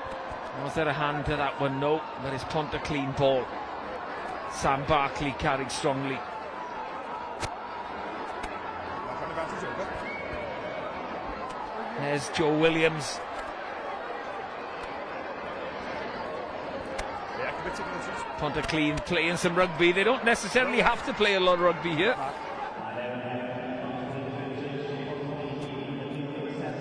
They've been impressive as well with their retention going through the phases as well. So realistically, they just need to play simple now. Well, that one out on the full from Joe Williams. Not what he intended there. They've made some changes as well at Pontyclun. Josh Clark has departed, 2-try scorer. Quieter second half. And then he's been replaced by number 22, Harry Davis. Yeah, he had a great game, Clark. You will be picking the Division 4 Cup final player of the match, Adam, so get your thinking hat on. Yeah, there's plenty of candidates at the moment, and it was still 10 minutes to go. Plenty of time for someone to make themselves a hero. Good line out against a double jump for Llangadog. And they look to set the drive. 20 yards. Advantage. Penalty advantage. Lovely delayed ball. I thought it opened up for Williams. He's had a live wire of a cup final. Held on a little bit too long there. As Luke Rose was strong over the ball. But it's another chance for Llangadog to go for the corner. They've had some change out of their driving ball today, Llangadog as well. So I would not be surprised one bit if they were going to put it in the corner here and go for that same route.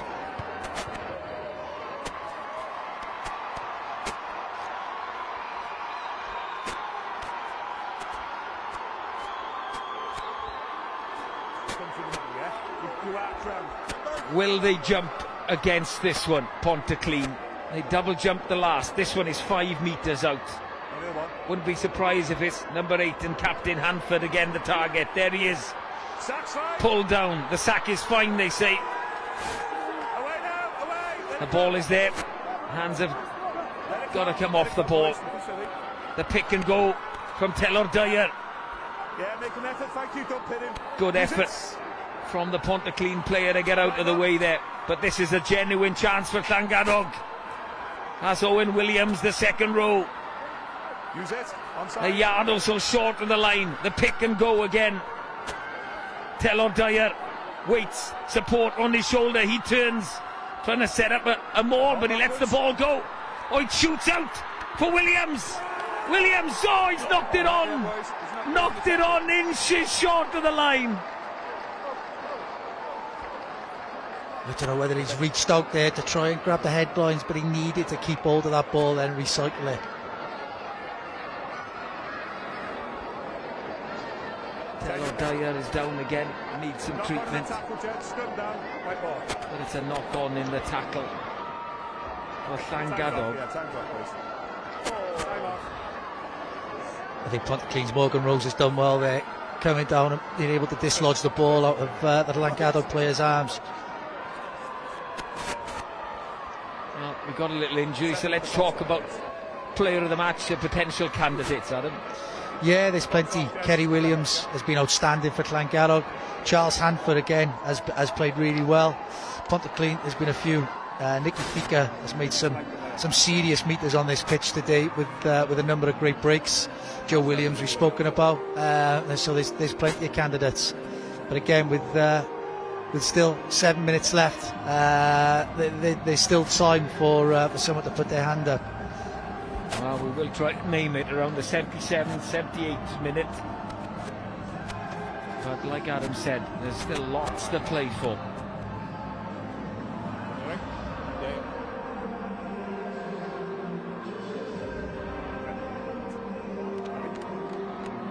Time's back on, gents. Water off, please. Not going from 10 black, scrum down. Pontyclun will want to keep this in for as long as possible. Get a huge shunt on. Try and milk a penalty and relieve that pressure if they can. Llangadog took the early lead in this game, but then with 24 points to 7 down, looked out of it. They found a way back, and Llangadog get a squeeze on. They looked out to Thika to carry out of the 5 metre area. But Llangadog have turned it over. It's that man Charles Hanford again.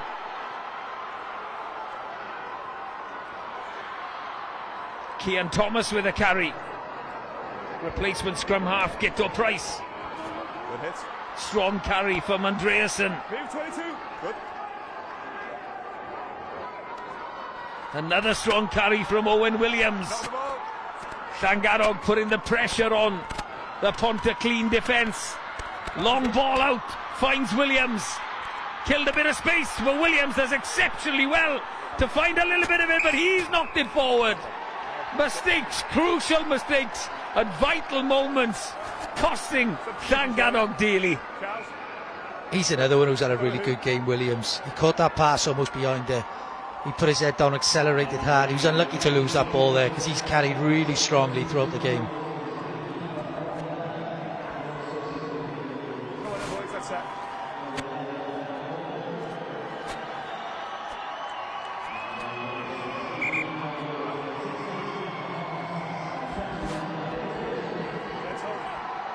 Time's off. More replacements coming on, emptying the bench. Owen Lewis, they're all on now. Steph Thomas, Lewis Jones. Everyone should get a game in the cup final, Adam. I know it's difficult when it's this close, but you know, fresh legs in the last 4 minutes, it's worth it, isn't it? Exactly. I think that's why obviously the latter stages of the competition, clubs are entitled to have 8 replacements, so you want to use them as well as you could. Oh, that's a penalty. Straight to the angle. And Gallo consider themselves a little bit lucky there, because they look like they had the shunt as well, so Pontyclun be able to relieve some pressure here going into the last couple of minutes of the game.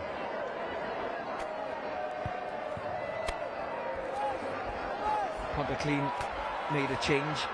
8 has gone off. Dan Hemmings back on has come Evan Cook. And everybody's on, I think, from the bench. Dan Ruggles, Simon Pilkington, Tom Fry, Jack Thieker, Gareth Hook, Harry Davis, Tom Harrison and Harry Stiff. But that was a big scrum, a big moment. Gareth Hook with a take. Llangadog will have to go from their own half, and that's what they're trying to do, keeping the ball in play. The bounce of a rugby ball. Oh, who's there? Who else but Joe Williams? May try plugging your thing back in. Pontyclun trying to kick their way out of trouble, finding Kerry Williams. Rodri Davis, the fullback, a little bit isolated. Rose got a nibble at the ball. Look at me, boys. Steph Thomas, I think, got there in the nick of time, and they have the ball. Hanford gets it to the centre. Rhys Thomas. Oh, massive hit. Can he free his hands? Yes, he can. Hanford. Oh, just in front of replacement day and Thomas. Casper Andreasen with a carry. Got it to his captain, but they couldn't free the man out wide. What a finish to this final. Yeah, Llangadog's key men there reacting at an important time. Hanford maybe could have kept hold of that ball for just an extra second rather than giving the pass with a Pontyclun player between them. Great carry from Andreasen though, who's been a real handful. Yeah, I think you're right, Adam Taylor. You know, if it's not the 77th minute and he's got his legs are a little bit fresher, I think the captain Hanford just could have gone for it there a little bit. And he's in an outstanding game, so you can't knock him too much. But again, he probably should have just kept hold of that ball to recycle.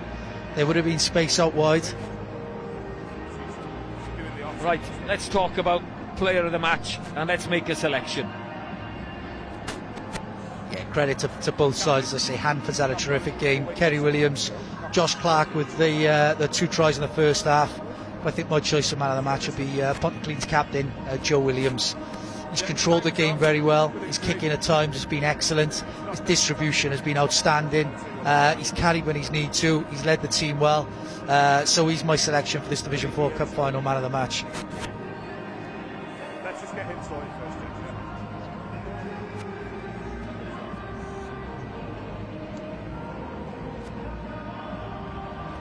Jets just had it through. So there we have it.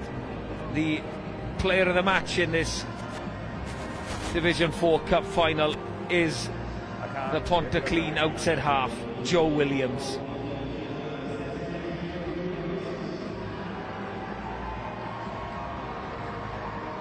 It looks like he's in a bit of bother there as well going off. Let's hope it's nothing too serious. Yeah, he's just limping off. Is it man off in there?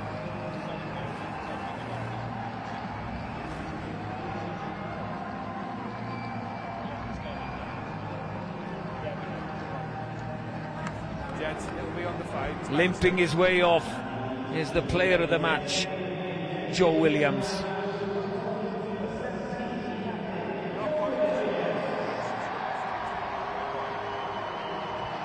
Not the way you want to finish. Pulled a calf. There he is, stretching it out. He fancies staying on, maybe, does he? He's here, he's player of the match now, so he's fine. This game's not done and dusted, though. Love to use line. Pontyclun, Thieker playing out of trouble again, out of the 22. It's always a risk because And you can't go directly into touch, surely.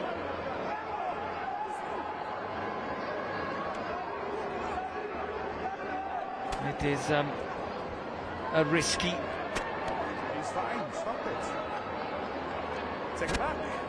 Hold there, White. Yep. Back comes Llangadog through their fullback Rodri Davis. Pass it. He's carried hard, Davis, as well today. Here we go, could be on for Llangadog. Solid defence from Pontyclun. Ball still in play. Whose line out will it be? Hopefully someone told the players that our clock on the big screen is not the official clock of the game. The referee is in full control of timekeeping.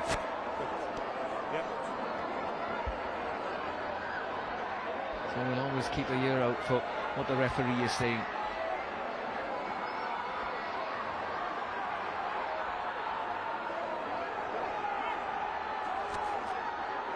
Taking the time over this one, Pontyclun. Don't break, don't touch it, don't touch him. Again, with the player in trouble, a little stumble there. Tackle! And Harry Davis, one of the Pontyclun replacements. 1 minute. Use it, arrive up! 1 minute, I think I just heard on the referee's microphone. 1 minute left in this Division 4 Cup final. And I think Pontyclun are going to count that clock down now. You can see their pods from the back of the breakdown, just trying to pick and carry. They're elected to kick. Is there too much on that one? There is. There is. Llangadog will have another chance. Luke Rose, too much on the kick. Again, uncharacteristic mistakes in big games. I don't think Rose has kicked all day. He's carried really hard with ball in hand. So this is a huge opportunity for Llangadog now. It was a minute, about 30 seconds ago. Our clock is red, and I don't think it's far off being bang on. Gents, and the gap. Don't close the gap.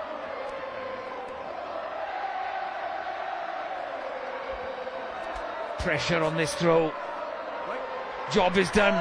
Llangadog have won the line out. Can they get the drive set? Charles Hanford on the ball. Whatever they do, they must get this ball back. They broke. They're broken away. Llangadog are broken away. They need to get it to the deck. That's a tackle situation. Llangadog still have a bite of this cherry. Who else but the captain with a carry? The forwards want it. The forwards get it.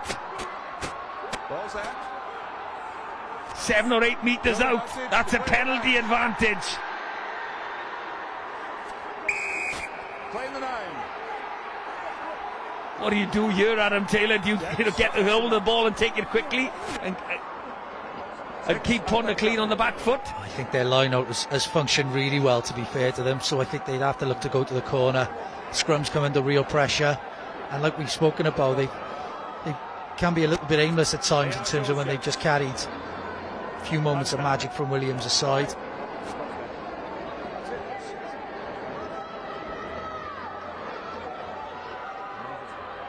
Time is up. Everyone fit to carry on. This is the last play, last roll of the dice for Llangadog. Out of the back door, Williams back inside to that man Andreasen. That's the first real set piece play we've seen from them. Owen Williams with the carry. He's got to get his knees to the deck. He does exceptionally well to do that. Wide they go. Rodri Davis. Infield, Dean Thomas will have to come. Lots of Pontyclun defenders. Pontyclun defenders there. Williams onto the replacement. Kean Thomas. What a finish to the Division 4 Cup final. Just short of the line. Nine's got to make an effort to move. A lot of hands on it. Let it come, gents, let it come. Pontyclun think they've turned this over, and you know what? I think they have. Gents, I can't see anything, we're taking the scrum. No time for a scrum. I can't see it, there's a bounce in the bodies. There's no TMO. There's no TMO and no one's come in. It's a scrum. That's the decision. Get on with it. No.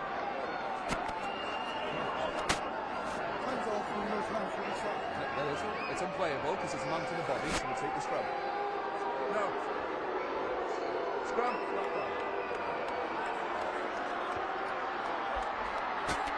I don't like to question any decisions. If it's unplayable, if it's a scrum and the time is up, is that the end of the game? Should we restart? Close. Bite. Set. Referee knows better than me. Pressure on the Llangadog scrum, and it's Pontyclun ball. And that man, Evan Cook, knows exactly what to do with it. Kicks it into the stand, and Pontyclun are crowned victors in the Division 4 Cup final. What a game against Llangadog. Thought Llangadog were dead and buried at 24-7 down. They came back into the game. They could have tied things up, but hit the upright. Some standout performances. The player of the match was Joey Williams, the Pontyclun outside half. Llangadog gave it everything right till the very last second where they could have pinched it. But the final score in this Division 4 Cup final is Llangadog 21, Pontyclun 27. What a final, what entertainment. Adam Taylor, that could have gone either way, couldn't it? Well, we were questioning what was the decision-making process at the end of the game. A little bit of justice perhaps, but again, Pontyclun scrum has served them so well all day, and that's eventually what won in the game in the final stages, pushing Llangadog off the ball, clearing it. I think probably overall Pontyclun deserved the win. Some real stand-up performance from Llangadog. It's a real gritty performance, and credit to them for not giving up when it looked a long way to go very early in the second half. But a great advert for Division 4 rugby, and both huge credits to their teams, and a great advert again for our community finals. Well, I know a lot of people from Pontyclun, and I'm sure, like I said about Brecon, they'll have a great night. It'll be very, very busy at Pontyclun this evening, if they ever make it back from Cardiff. Well, speaking to some of their players, I think they've got plans. There's a marquee out on their pitch, and a band's booked and everything else, so glad they won then. They'll still be there till Tuesday, I imagine, after that. Well, we're showing you the tries of the game again. There's the wonderful hands of Joe Williams. That was a bounce pass, and this was the try for the fullback, Adam Lewis, in the corner. That's when you thought Pontyclun have taken hold of this game. They're not going to let it go. But guess what? Back came Llangadog. Pob chwarae teg iddyn nhw yn dod nôl mewn i'r ornes yma. Cicio Kerry Williams yn allweddol. Rodri Davis yn croesi am un. A wedyn yn y gais arall I Deian Thomas. Ond Pontyclun sy'n i fod yn dathlu heno. Y Badgers. Pontyclun be the ones that will be celebrating late into the night. The Badgers of Pontyclun. As we see some Llangadog tries again. That's the crossfield kick that put Rodri Davis over. And it was touch and go for player of the match, really. Both 10s played it really well. Yeah, it was, both 10s. Charles Hampert was outstanding at the centre of everything Llangadog did as well. Real captain's performance. But I just thought Joe Williams again, his distribution was really good. Some kicking was excellent, and again just led by example.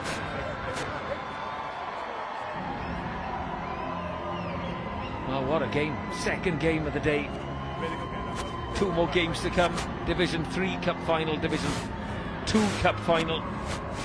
Tumble against New Dock Stars in Division 3. And then Aberafan Quins against Club Rugby Cymru Caerdydd in the Division 2 Cup Final.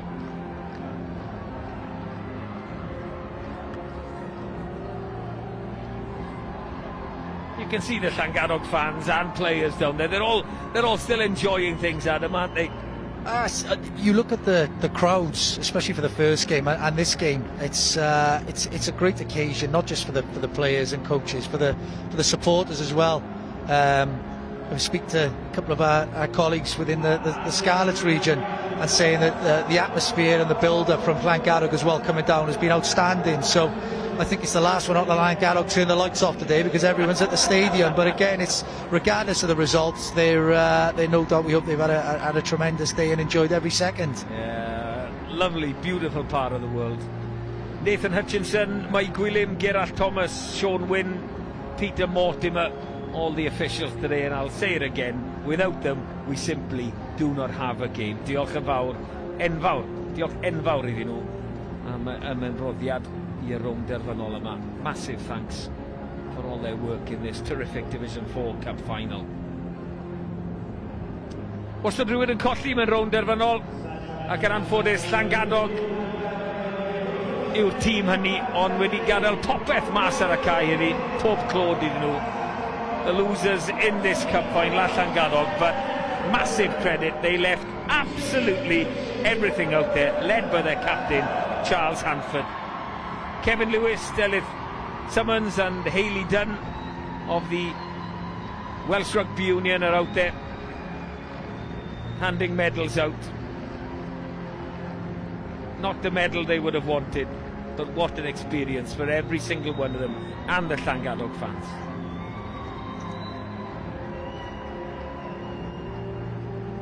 Big game for Casper Andreasen as well. Yeah, he was a real unit in that midfield for Llangarog. Don't know whether, again, hindsight's a wonderful thing, whether they utilised him enough. That's one for another day.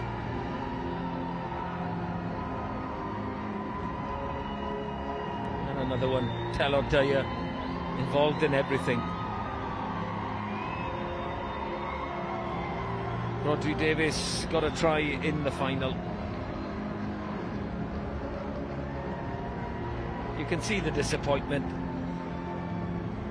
but when they reflect and look back at the experiences that they've had today, they might look on it a little bit differently after a couple of pints it hit the gullet. Exactly, and that's something we tell them. Both sets of players will go into a post-match presentation where they'll have a few beers and enjoy the day, and we try to tell them it might not be today, might not be tomorrow, but one day they'll look back and think how hopefully privileged and how lucky they were to play on the stadium that the many kids across the country dream of playing on.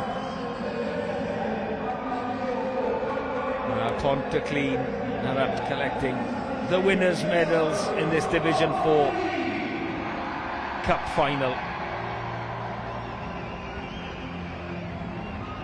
If you look at the 80 minutes, like Adam Taylor said, you'd think they just about deserved it. You thought they were going to run away with it at one point. There's the 2-try scorer. Massively effective was Josh Clark, both in attack and defence when he was on the park.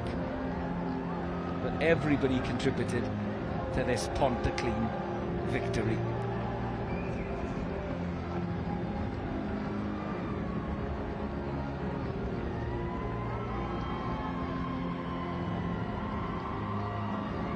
Wait to see if Joe Williams is limping.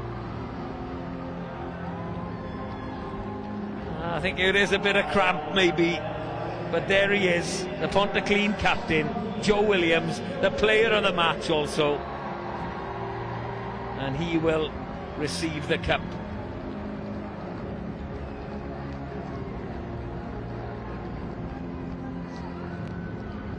There's Delith Simmons from the Welsh Rugby Union presenting the Division 4 Cup to the victorious captain of Pontyclun, Joe Williams. Quick couple of pictures before he takes the cup to join his teammates. Pencampwyr y cwpan and y bedwaredd adran yw Pontyclun. The Division 4 Cup winners are Pontyclun! Well deserved. It's going to be a great night tonight. Llangadog still out here applauding them. Hopefully they can share a couple of beers in the after-match function, because that's what rugby is all about. Enillwyr y cwpan, o'r bedwaredd adran yw Pontyclun. Pontyclun victorious, champions of the Division 4 Cup. Adam, another great final, second of the day, 2 more to come. Fantastic to have these finals at Principality. Yeah, we always say it's the highlight of our season for staff working, never mind the players and everyone else. Seeing some of these players, gnarled old veterans walking up the stairs, almost tears in their eyes. It's limping up the stairs. Yeah, but it's something that is a huge team effort from so many people involved, from our apprentice team, led greatly by Carl Scales, our security team, our wonderful hospitality team. It's such a great effort, and something that just gets better and better year on year. Thanks for your company and commentary. Really enjoyed that game. Ebbs and flows, momentum swings massively. Congratulations to Pontyclun. Llongyfarchiadau enfawr iddyn nhw, llongyfarchiadau hefyd am yr holl ymdrech na Llangadog roi mewn yr ornes ni. Division 3 is next, then the Division 2 Cup final. Hope you enjoy them with Owain Gwynedd.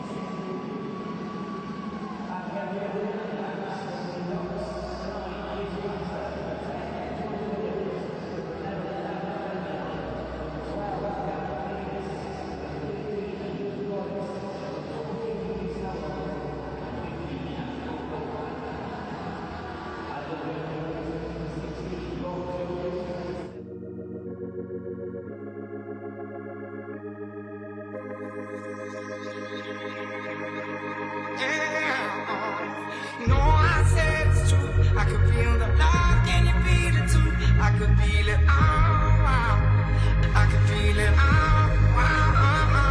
yeah. You know I said it's true. I could feel the love, can you feel it too? I could feel it, I could feel it, You know I said it's true. I could feel the love, can you feel it too? I could feel it, I can feel it,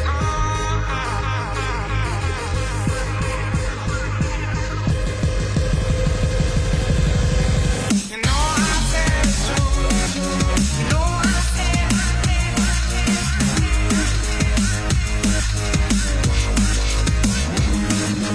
know I said it's true.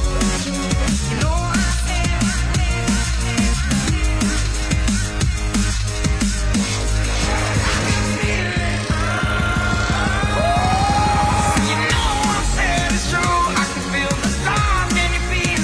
I can feel it, I can feel it, You know I said it's true. I can feel the love, can you feel it too? I can feel it, I can feel it, I can feel it, I can feel it, I can feel it, can you feel it?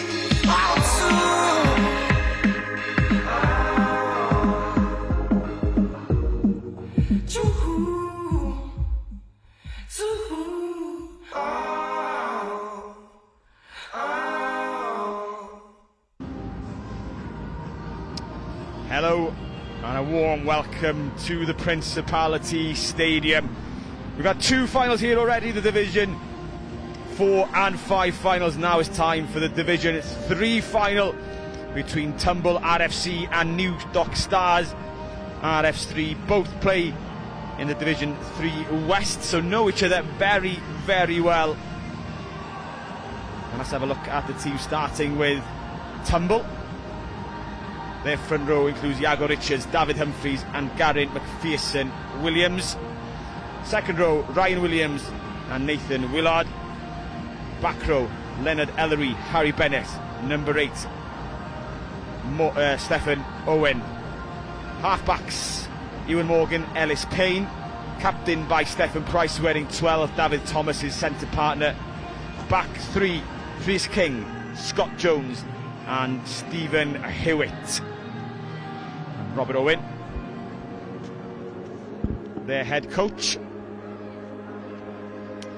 And New Dock Stars, Tuvey, Harries, Lung, the front 3. Cherry and Evans in the boiler room. Back row consists of Keane Davis, Ellis Dickerson and Iestyn Bunyan. Halfbacks, scrum half, Jason Baxter, Jordan Williams, captain at 10. Garen Davis, Luke Morris, centres.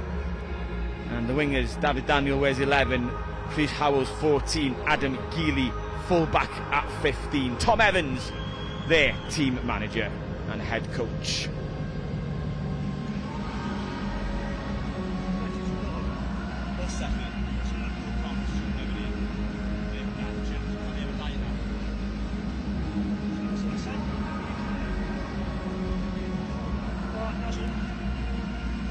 So that's the National Division 3 Cup.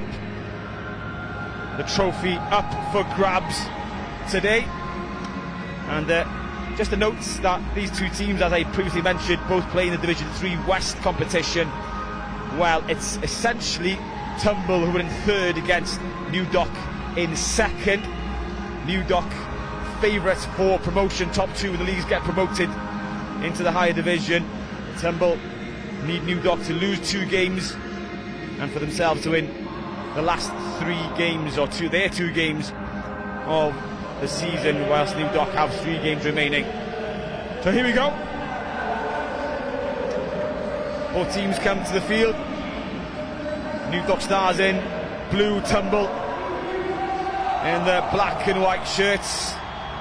Next to me for this one, Owain Gwynedd, that commentary, Justin Lloyd. Justin, you're going to know the Tumble side very well as part of your work with the union.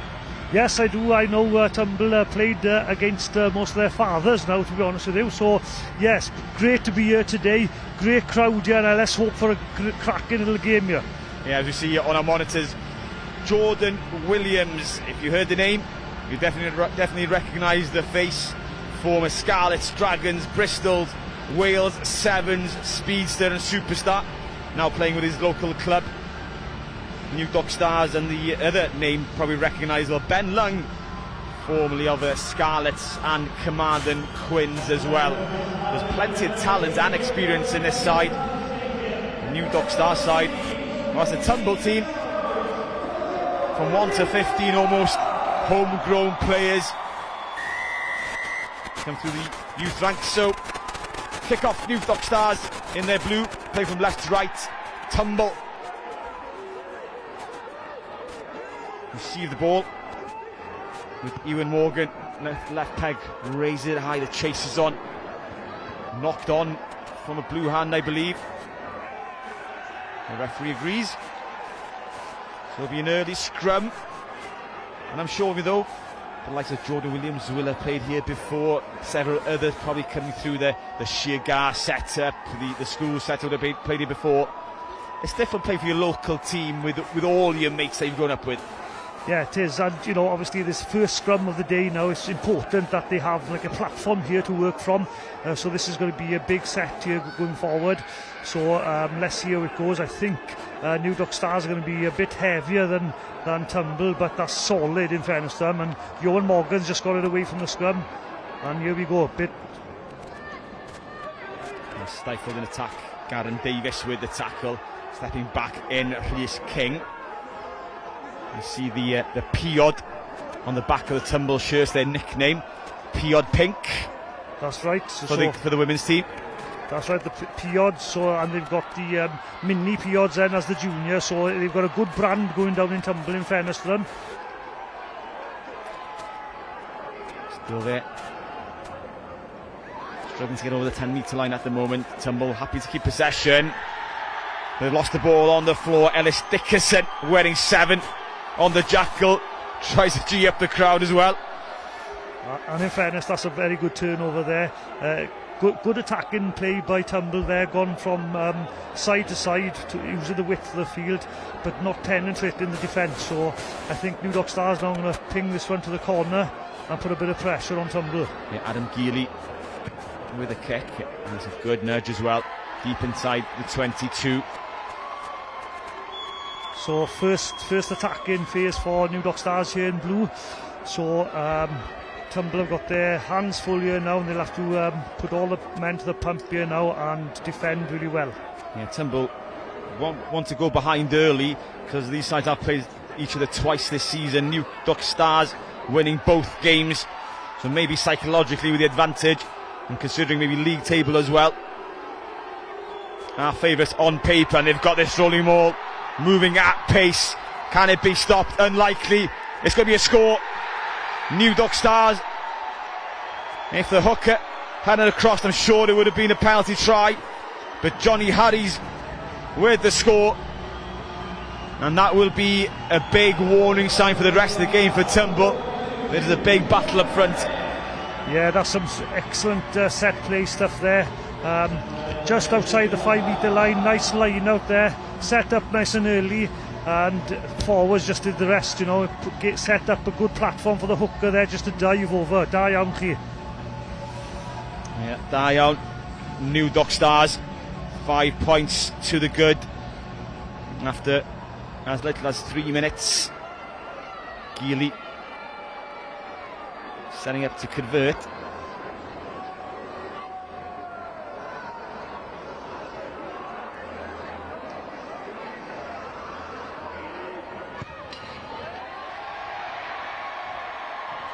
Conversion is missed. Nevertheless, New Dock Stars are ahead. Tumble 0, New Dock Stars 5. I know it's very early in the game, but how important will that kick be at the end? Pull that slightly there. Relatively easy kick for somebody of his talent. So, yeah, that could be the difference towards the end of the game now. No nonsense by the scrum half. Gets it and pumps it downfield into touch. Happy to play the set piece game. Didn't get maybe as much distance as he would have wished for. So Tumble have possession in an attacking position at the moment.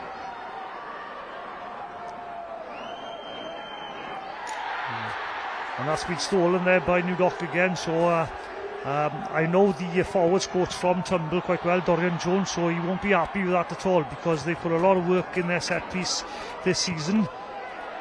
That's a good kick, finds some grass.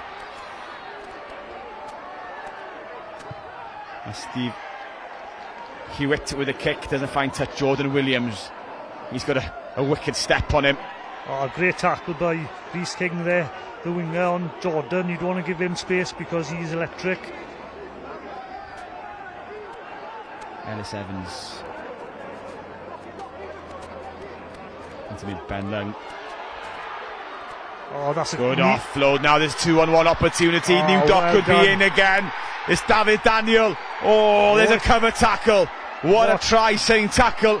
What a tackle by Ellis Payne there, I believe Stefan Owen winning 8, and is it Ellis Payne in 10? That's right, yes. Great cover defence there by Tumble.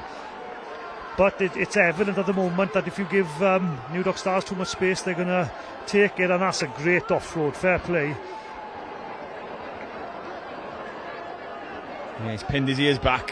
What and you're right, the scrum half gets across, and decent intervention by Owen as well to get his hand beneath the ball. And now there's a chance of an exit. Cheap penalty given away. Exactly what Tumble would have wanted. Yes, definitely. I think Tumble need to have possession here now. They need to make sure that they win this next line out and just keep the ball for a couple of minutes. You know, they've been under pressure here from the first 5 minutes.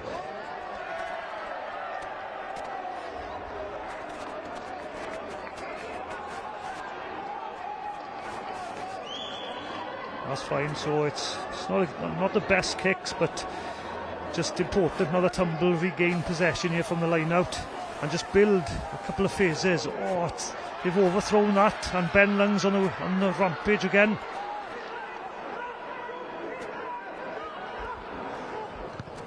Cross-field kick there for Geely to attack, knocked on by Hewitt. We'll chat about Hewitt in a second or so. Let this go safe. We'll come back for the penalty. Stephen Hewitt with his blonde highlights. You wouldn't say he's a 40-year-old who's played over 552 games for the club. Well, yeah, you're right. You know, obviously he's had that hairstyle many years ago. I don't think he's cut it much, to be honest with you. And I know that he's well respected from the village. He works in both local primary schools as well, so all the children look up to him.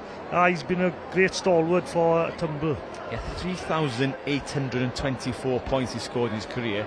That's an unbelievable set of figures. Yeah, and I'm sure if they get a chance to take some penalties today, you'll see him kicking the ball and he can strike it, in fairness to him. So, yeah, New Dock Stars don't want to be giving too many penalties away once Tumble put a bit of pressure on them. Ben Lung has his contact lens back in place. Super nudge right in the corner. The assistant referee brings him out 5 metres. That's a great kick, that is, in fairness. Great kick. Let's use our imagination what's going to happen next. I can't see it going out to the backs. Well, not on the last play, no. I think they're quite strong up front. I think they've got a good set piece here. Here they go. Yeah, hits Ellis Evans again. Oh, he's gone to deck early, sacked early immediately.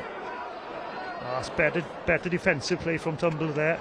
Garen Davis tries to charge in. There's a platform, they come around the corner. Lang, too easy.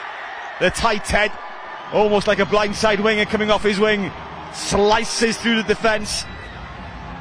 And that's the second score for New Dock Stars. Again, great try there. And again, as I mentioned earlier, you can't give this guy space. You know, Ben, he's played at a decent level with Carmarthen Quins. You know, you give him space and he's going to boulder through people, you know. So, yeah, Tumble are under the cosh at the moment. Yeah, the perfect start to New Dock Stars, and Long just timed his run perfectly, almost knocked himself out in the post. I've got to say as well, I think he looks a bit fitter than what I've seen him previously. Yeah, so he's lost a few pounds, it seems. He's not as big as he used to be. It looks like it, you know, and I think it'll benefit him as well, because he can run a bit more. And that's probably the professional game, trying to bulk him up to be just a tight head prop to anchor a scrum at the highest level. Yeah, you're right, Dan. Look, listen, seeing him running in there with those long locks, like, you know, fair play to him. He looks like a Chabal from the French era.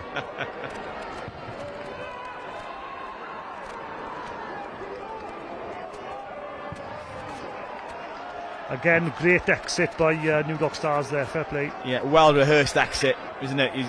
Similarly, both kickoffs, same area of the field, no nonsense. New Dock knew what they're going to do, just get it downfield, we're not playing from here. And Tumble have another line out, first one faulted. So Dav, now the hooker, Dav Humphries here now has got to get this accurate now. Come on, let's get the lift right. And let's win some possession. A bit of movement. Two pods, two jumpers go up for New Dock Stars. They pinch it again. And in fairness to New Dock Stars at the moment, they're starving Tumble or possession. You know.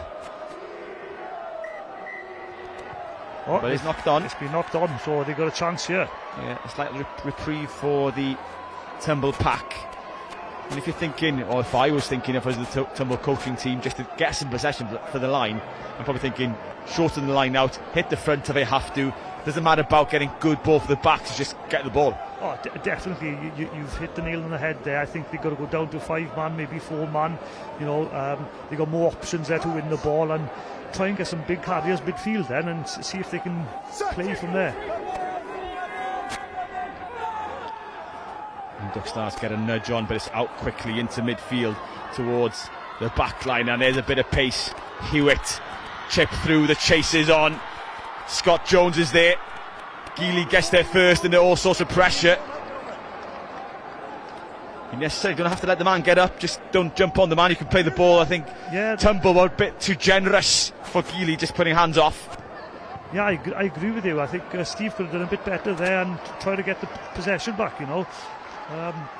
Rules state that you don't have to let the man get up these days, but you need to play the ball, not the player. So, put a bit of pressure off with Tumble here now. So let's see what they can do here now.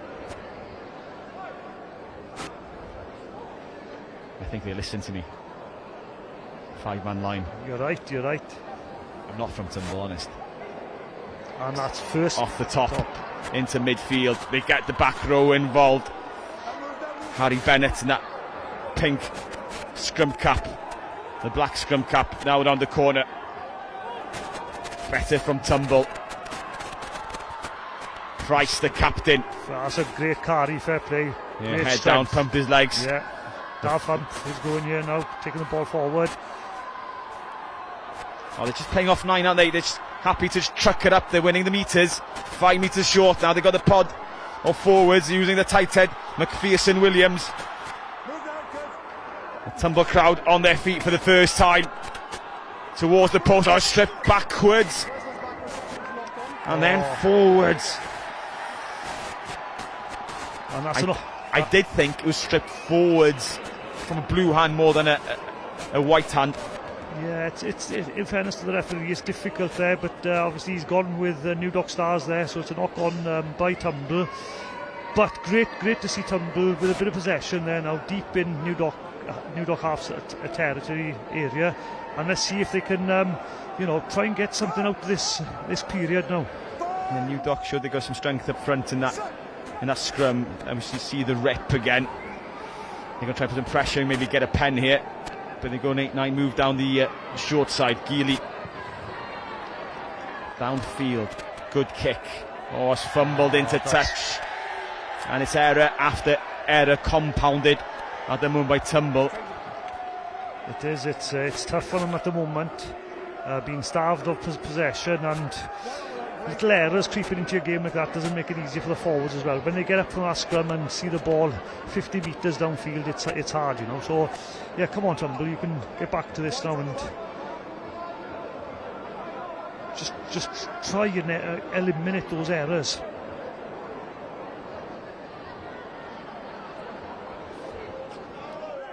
Harries goes to the front off the top.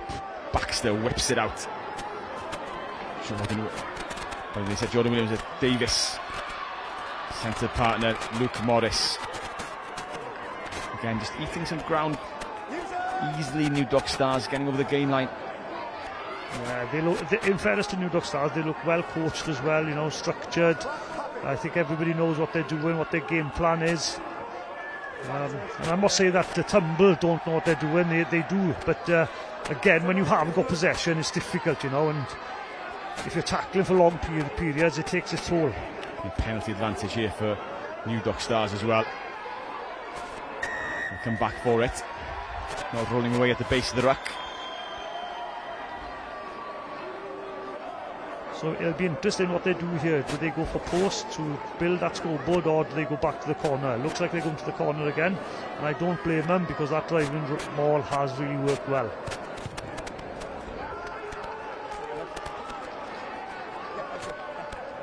Okay, so they haven't put much pressure on the defensive side here now with that kick, but I think the driving maul is an asset of New Dock Stars, so I can see us all seeing another driving maul here, I think.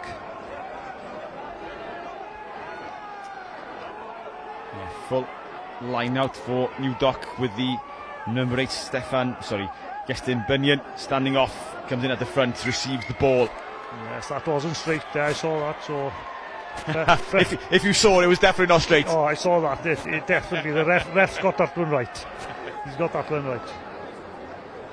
And you were saying before we came on air, you started the referee and you picked up the whistle. I have indeed, and I got to be honest with you, I'm really enjoying it, you know. I'm focusing on youth games more than anything, but yeah, it's really good, really rewarding. It is, and I'm a former referee, so we're heavily in the refereeing camp here, aren't we?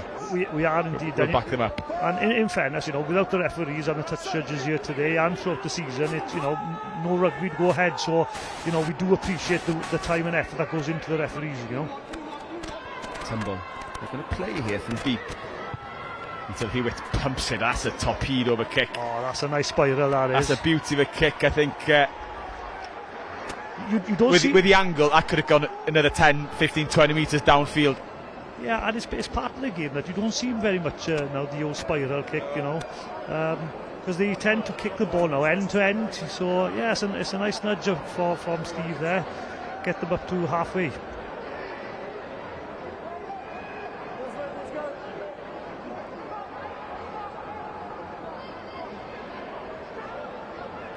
So Harries, along with the movement, ball off the top again. Baxter, Williams. And there's Bunyan, the number 8. And they have pulled the defence in short. Good hands, blue shirts in space. Geely have involved the full-back early on. Jordan Williams finds his... great tackle by Willard. They're going to soften up now. Oh, well done. Jordan Williams as well took a bump off the ball at the same time. Just pulling the strings, the former Dragon, Scarlets, Bristol, fly half full-back. Again, tumbled in there with the steal. Yeah, well done, he's stolen that. Nice. The space downfield, yeah, sensibly. Ewan Morgan, good option there. 50-22, the bounce is not on his side. Jordan Williams, he looks so comfortable, doesn't he? He does, he's got time on the ball. He's got a lot of time on the ball. And that was a part of his style as a professional, that maybe certain kind saying that they look lazy, but the classy there, that he had time, and he seemed effortless for him. A turnover now then. White and black shirts come across for half a second. I think there's a winger out there. There could have been a score. No, in fairness, if obviously it's one-way traffic at the moment. Oh, there's trouble. It's been knocked on. It's been knocked on by blue there by the referee. So yeah, that's get out of jail card there for Turnbull. I guess the Binion thought he had an open route to the try line. And Turnbull, they'll feel that we have to keep New Duck Stars out. If they scored a third, it's a long way back, even this early in the half. I agree. However, you know, in this modern game, you know, you can rack up tries quickly. You know, within 2 or 3 minutes, like, you know, you can, you know, have a brace of tries and you're back into the game. So, look, listen, I know Turnbull haven't had much possession at the moment, but they'd be, you know, comfortable with their defence at the moment. They've only broken them twice, one with the driving ball. So, yeah, you know, I think Turnbull are going to have a purple patch in this game now.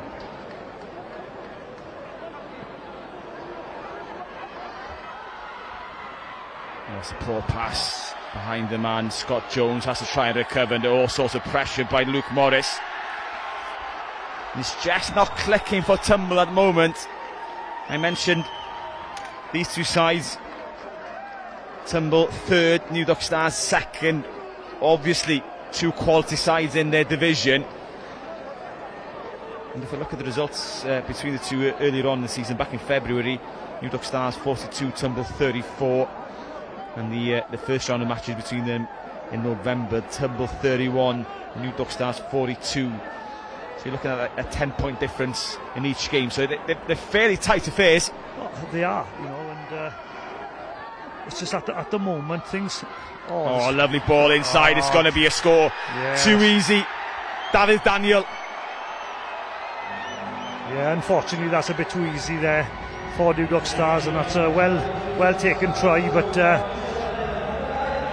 yeah, the players, Turnbull players, won't be happy with that.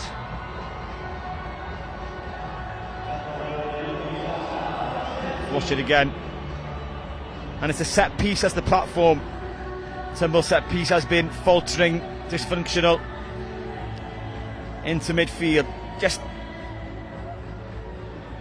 you know, the show, the step, the ball inside, and just the defence not aligned, and just kind of the hinge of the back of the line out maybe exposed. It is, and you know, as I said, you know, when you're under the caution, you're tackling for, you know, minutes on end.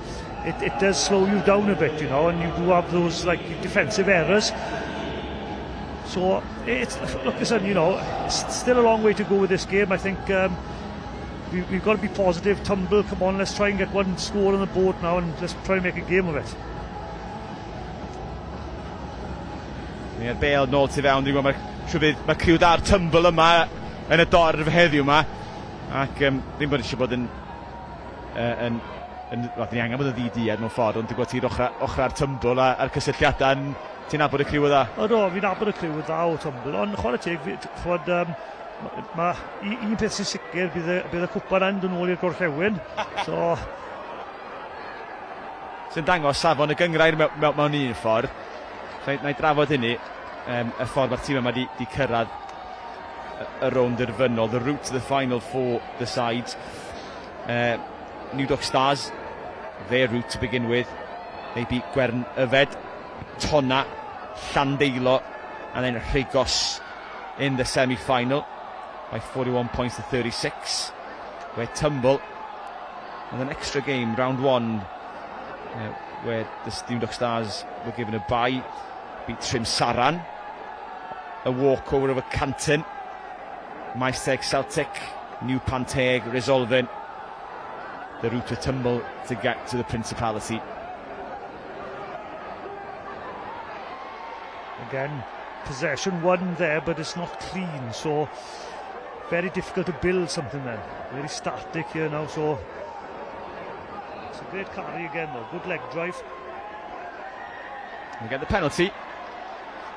An opportunity to go to the corner, but the lineup not really performing. Do you go to the corner? Do you go for... I hesitate to go for posts as you think about getting a score on the board.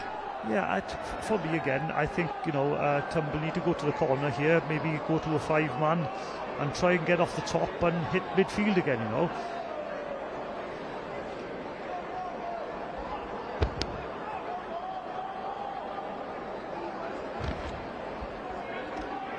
Try scorer there.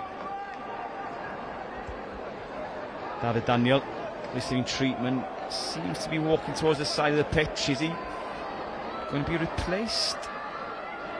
I'm just getting further treatment. It could be a tactical where he come back on. Yeah, David Daniel, looking at the notes, second stint as a coach at New Dock Stars, covers the whole back line. It does seem that he's left the field and there will be a replacement.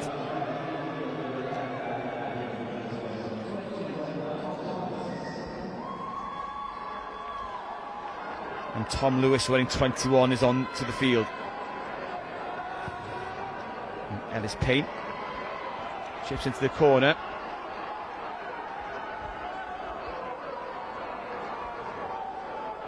Ellis Payne, one of a number of the junior youth products here. He's represented the Scarlets Academy.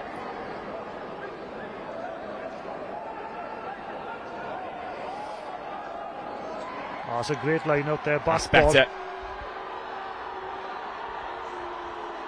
Great line out, so they've set up a good maul here now, so let's see what they can work from here. Using King, steps out the first tackle. Needs a bit of support, forwards get there. McPherson Williams, a willing runner waiting for the ball at tight head. Willard, a big man in the row.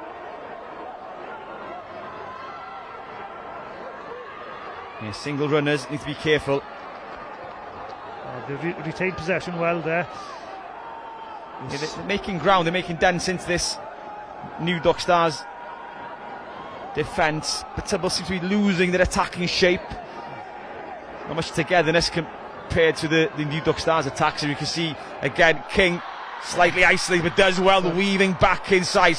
Price, I should say, now back looking for the offload, dragged over. Can the ball be grounded by David Humphreys? It's still there, they'll go again, recycled well. Tumble's best chance. The dummy, the go, short. Another charge, that is the score. Nathan Willard crosses, barges over. Tumble 5, New Dock Stars 19.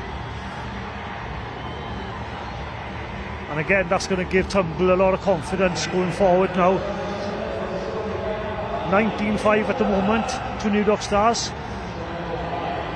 But that will give Tumble a load of confidence now in the remaining minutes of this second half, and the first half, sorry. And Hewitt with a conversion.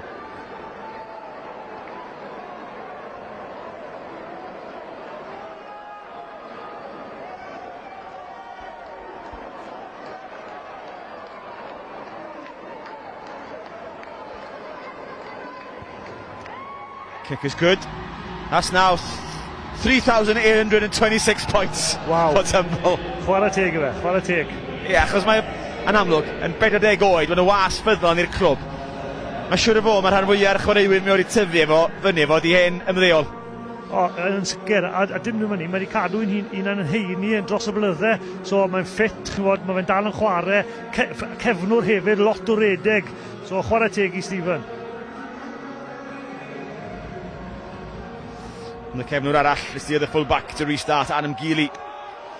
Lofts it high, taken poorly, got backwards. Tumble have it inside their own 22. Dyfarnwr hapus yna, and the referee's happy with that. Yeah, I think it was a fortunate call. It was. The chase is on, Jordan Williams gets away. Oh, this is his quality.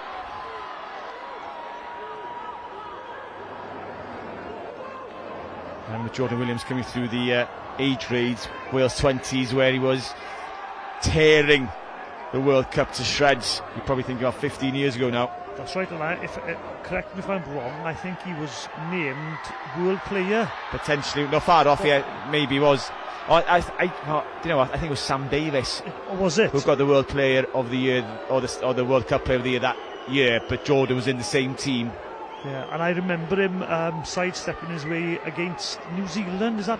I think you're right. Yeah.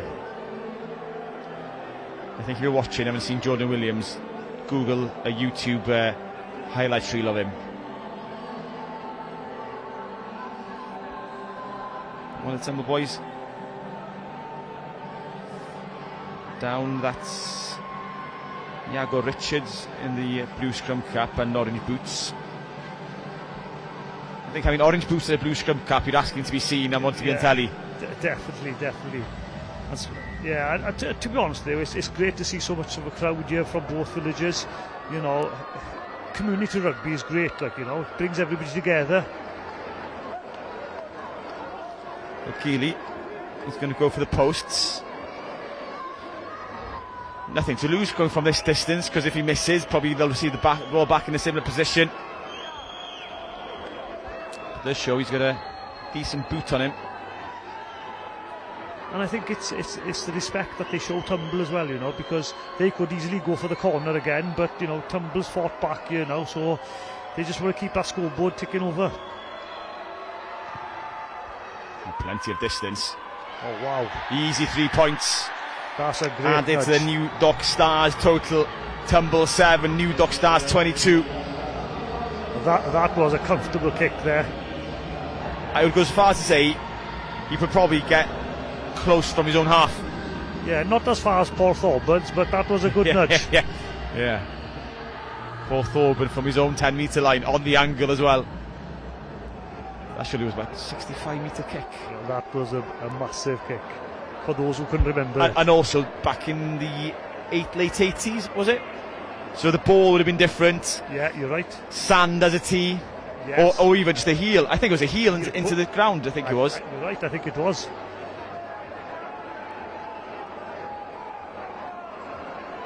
Remaining 10 minutes of this half now. Let's see if Tumble can hit back. But it's a good decision to go for the pen.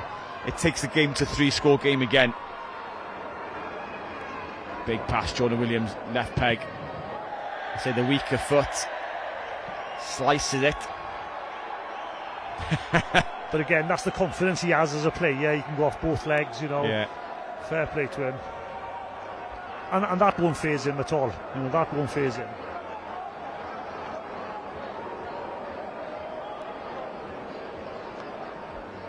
Again, overthrown. It's another misfiring line out. Gives an easy exit for New Dock Stars. Baxter, Lung, the first receiver.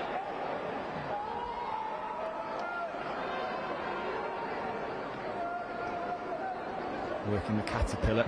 Baxter box it up. Well, the cleanest of kicks. Well taken. Well taken, yeah, it wasn't an easy kick. Okay, there's numbers here. Morgan. To the left hand side. Hewitt. Oh, there's a bit of pace. Nearly getting on the outside. Good work by Morris in defence. And big collisions in midfield. Yeah, certainly. Both teams are up for this. Not much space for Stefan Price. Speculative pass.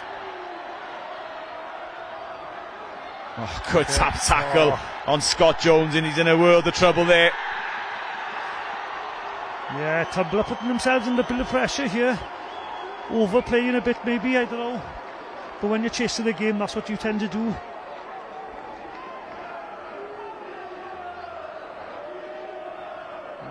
Going back to the corner now.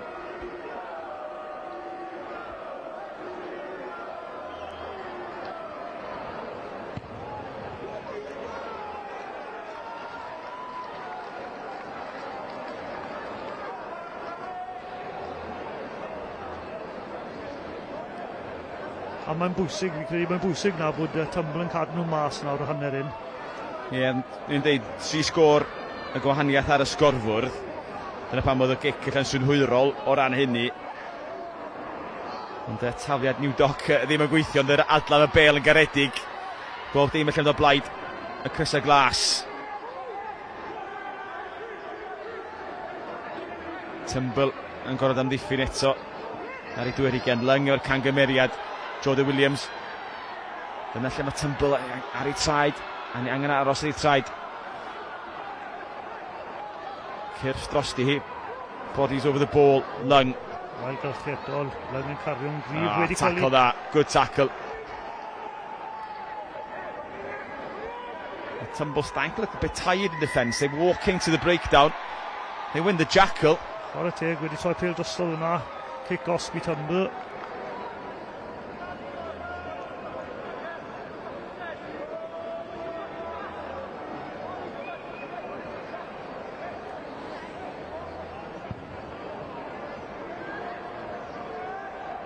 And that's more of an end-to-end kick there now, not a spiral, so yeah, good touch finder there by Stephen. Yeah, we've got 7 minutes remaining in the opening 40.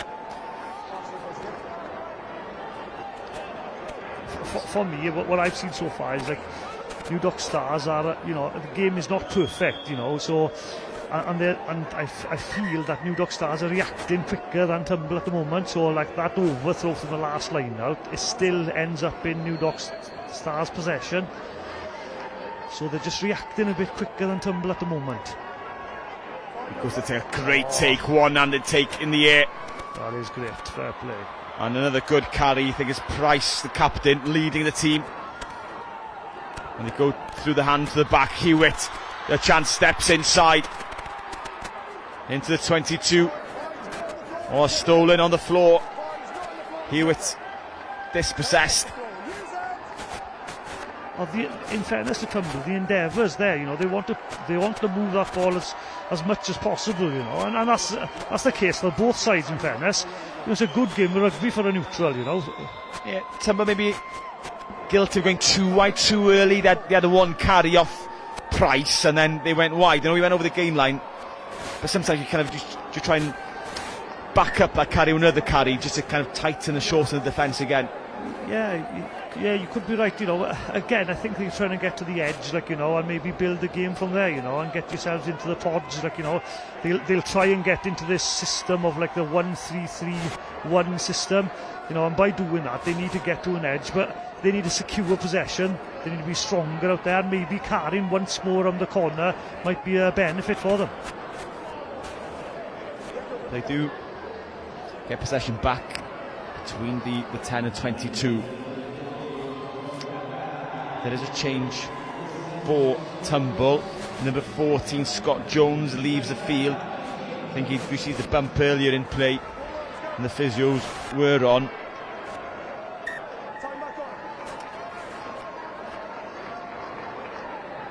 There's 22, I think it's James Owens. Good ball off the top. Not straight. Not straight there again. They've lost count how many line-outs that Tymble have failed to win off their own possession. Yes. Must be at least half a dozen. It's killing the flow of the game for them at the moment, you know. They've got to be a bit more accurate, you know. I know the coaches will be disappointed with that, and when they come out second half, I hope that they're going to get a bit better in their set piece, especially at line-out, because... Yeah, what can you do with it? You've coached a fair bit yourself. What can you do as a coaching team to try to get a line-out working during a game? It's just, you know, sharpening things up, you know, maybe like, you know, calling the old five-man line out, you know, just getting to the ball a bit quicker, jumping in the space, you know, and the coaching setup that Tymble have, you know, they'll be experienced, you know, I'm sure they'll come out second half and improve.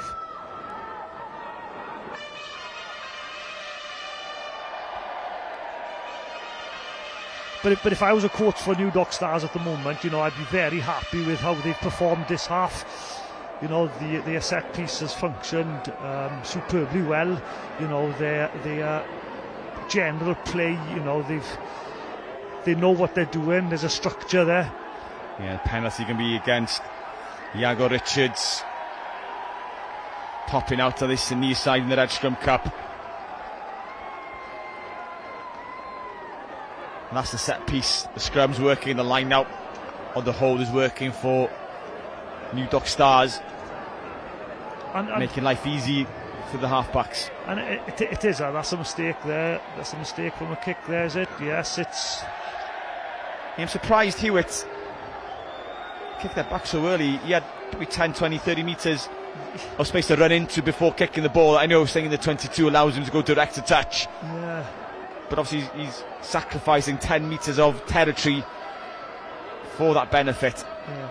Going back to the set piece, you know, like, it's very important that you get your set piece right, because that's where you get your primary possession from, and from that then you can build a game, you know. And in fairness to New Dock Stars, look from this line out though again, you know.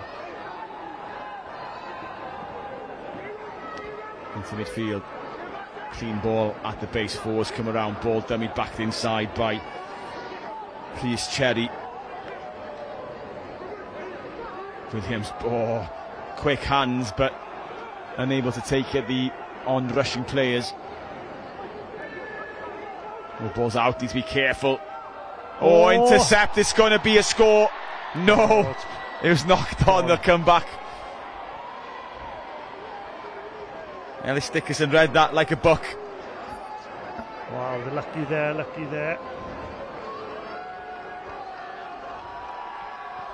Yeah, if Tumble concede another one, I don't want to say that it's game over, but you'd feel at 4 scores, it's such a long way, and such a mountain to climb.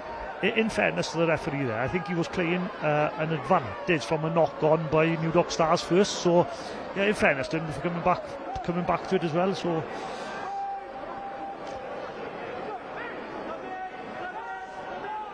Even Morgan Fees needs to get this one out before New Dock Stars tramples over them. Price, he's been impressive, the captain, he's carried well. Yeah, he has, in fairness to him, he's made loads of meters there from the scrum. Jordan Williams looks up, lifts the kick for Geely, a bit too far. And again, Price has done well again to wriggle out that tackle and just... It's just a goose step. There is space downfield, a decent option. Jordan Williams, now he senses the time to run, gets the offload in. Calm and composed in contact. New Dock Stars over the halfway line, throws the ball out the back door into touch. Starting to open up. This is what we want to see in a cup final. There's some nice touches out there today. Obviously Jordan starts that off with a direct run and then just an offload out the back, and the winger's just done the same there now, so the game is opening up here.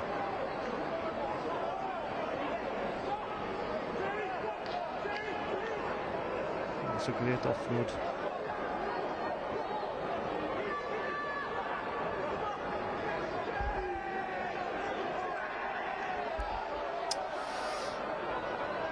The scorer, Willard, first up, he's a big man, had to stop.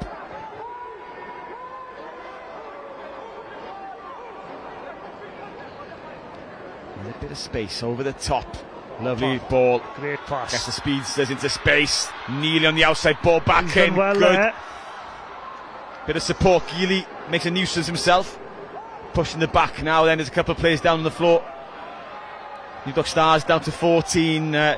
Morris picking up a knockout. Plenty of players. It's 4 against 2. Decent hands, quick hands. They should be in. No hands at all. The great try. Straightens up. And is it the captain, Stefan Price? No, it's David Thomas. It's David Thomas. Again, every score is a big score, but to get the gap down again, 10 points. And the timing of it, just before half time here now. And in fairness, as I mentioned earlier, they're trying to play from width to width. You know, he was in the edge of the field, trying to get into shape then, and obviously that worked well there because they had numbers out wide there. I think 1 of 3 or 4 people could have scored that.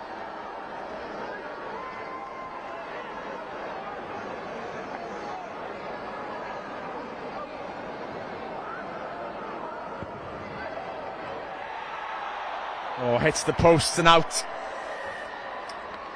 The tumble, and Hewitt missed the conversion, and I think that is also the half-time whistle gone.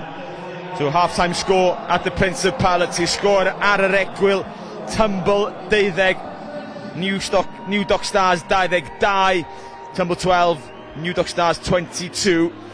And it's a half New Dock will be very happy with on the whole. Yes, they will be. You know, obviously they've controlled the game from the first whistle, really. However, you know, it's 22 points to 12. Am I right there? Yes, I'm right there. So it's still a 10-point game. It's, you know, it's all to play for. It is, you know, and it's been a great half of rugby. You know, I think both sides have scored some really nice tries. You know, if Tumble can secure more possession, not line out now, I think they could get back into this game. They could get back into this game. It's the Division 3 Cup final. Tumble 12, New Dock Stars 22. Second half to come in about 5 minutes' time.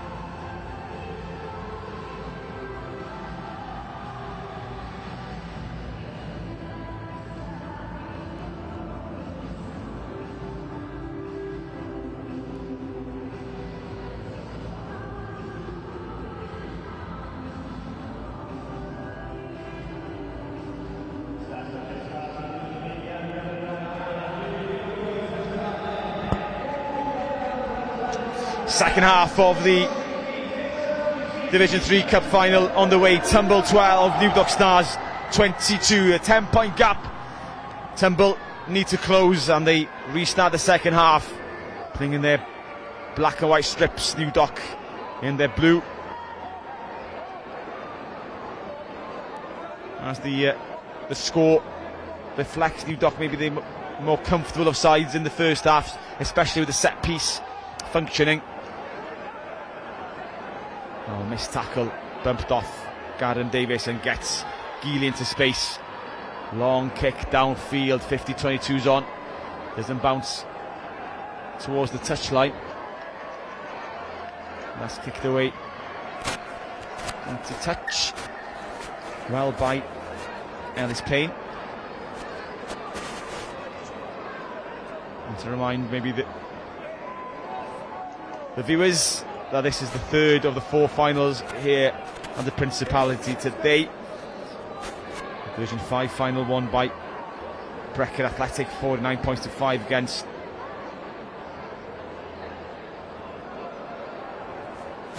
we'll see this taken against and this kind of roles reversal now from the first half, where first lineup of the day has gone to Tumble.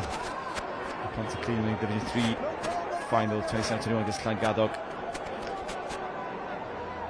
Bargoed Athletic, sorry. And remember the opponents of Brecon Athletic. Long kick downfield, good kick, splitting the two covering defenders, allowing Tumble time to come up. Not really in the line, the Tumble defence. Geely, that's good. A great kick. Fair play to him. Very composed there under pressure. He's a decent footballer, isn't he, with ball to boot? He is. Oh, that's a great kick. Relieving the pressure from him there. He had 2 Tumble defenders on him, just got away from him and just put a lovely kick in.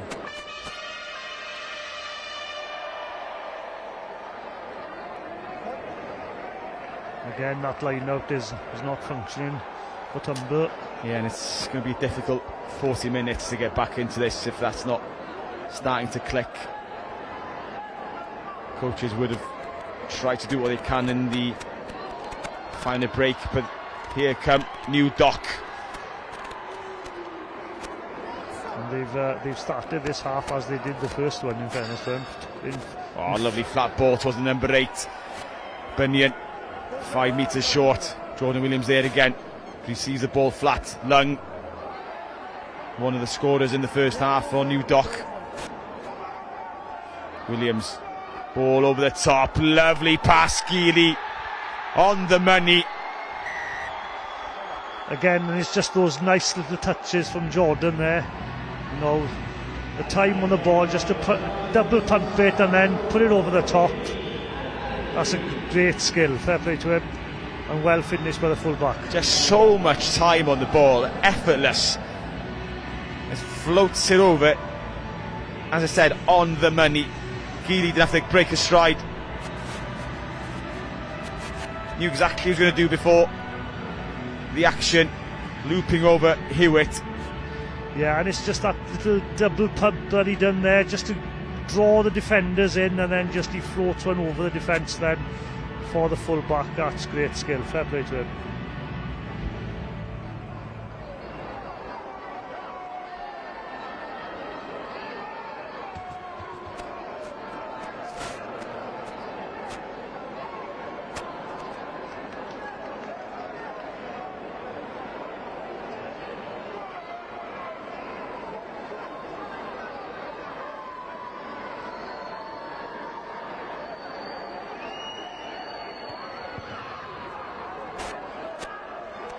Geely converts.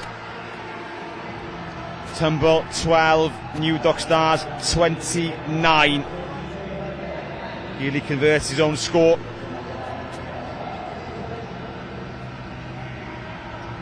Yeah. It's now 14 points to the name of Geely. He's very influential in this side. You can see that, you know, solid in defence and a great attacker. Tumble restart again. 5 minutes after restarting the second half. She's Cherry Ways 4. Karen Davis. And they're sliced straight out.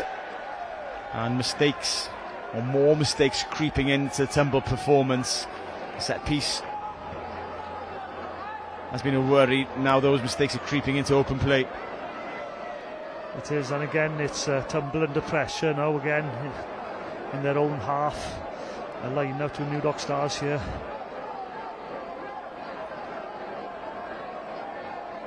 They've got to have a good defensive set here, Tumble. Decent ball off the tail, Bunyan. He's in again. Lung chopped at the heels. He's lost the boot, but as that a no arms tackle because there's an advantage being played. Bunyan. I think that's the call for a no arms tackle as Lung lost the boot.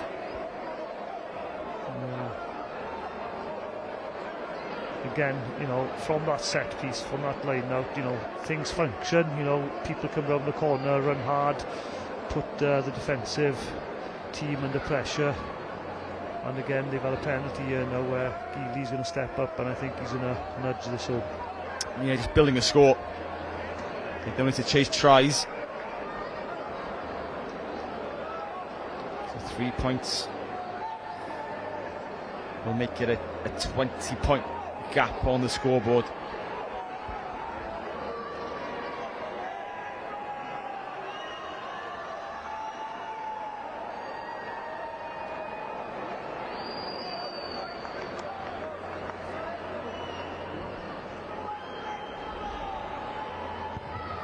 Strikes you well, plenty of distance down the middle.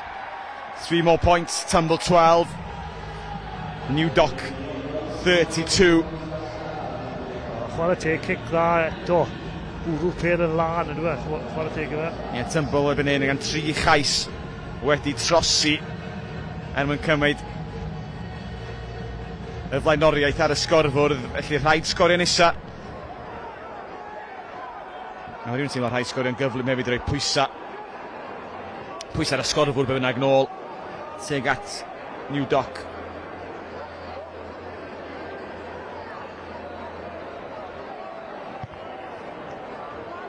Box kick the chase. Oh, what a steal. Penalty. They go quickly. Oh, bit of space. I think this the type of game Tumble want to play. Get it to open up a bit, get the runners out wide. I think the referee has given an advantage here as well to Tumble. I saw the arm come out. I wasn't sure if he'd given the advantage. Is it not retreating 10 metres from that? Potentially. The jackal's there by Karen Davis, but the penalty is given. Just looking for the mark.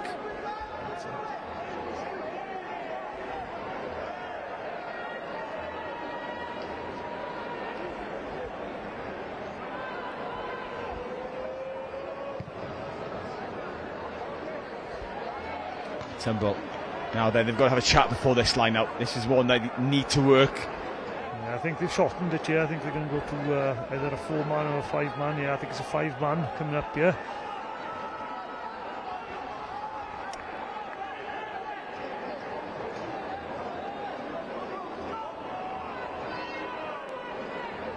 They go 5. That changes. The Tumble. They win it, tap backwards. Not clean though, isn't it? No. It's not clean, so It's Josh Davis who wins the ball eventually, wearing 18. Good hands inside using the number 8, Stefan Owen. Ryan Lewis wearing 18 for Tumble.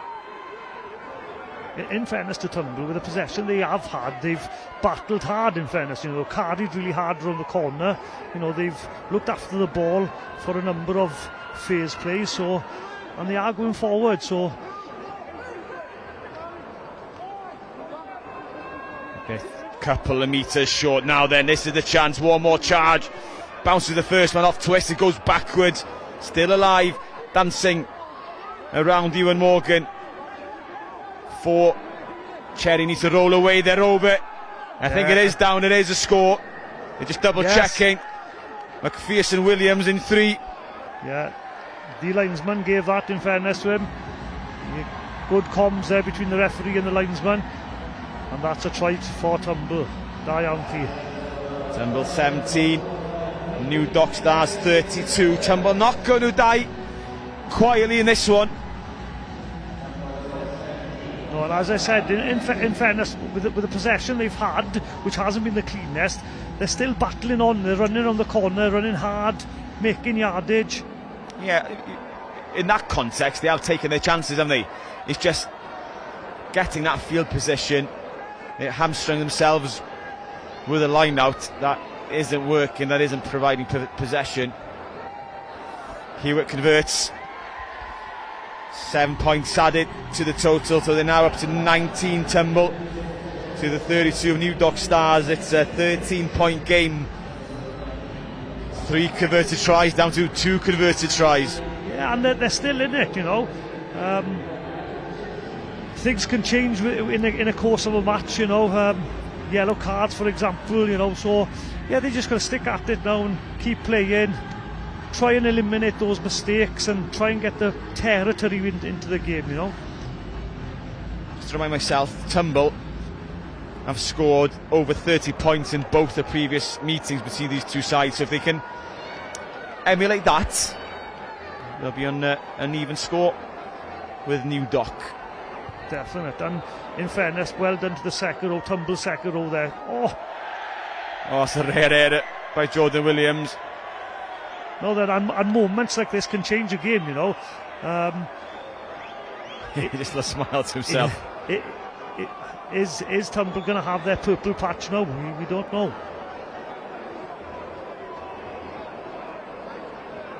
Yeah, gifting possession and momentum back to the Piod.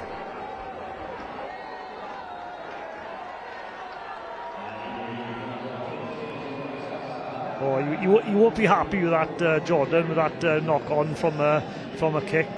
Again, as I mentioned earlier, it won't faze him. He's one of these players that will forget about that and carry on. Water for Ducks back. It is. 17 on for New Dock Stars.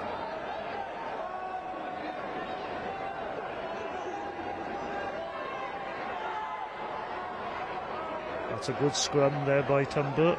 Nice and solid, good platform. Oh.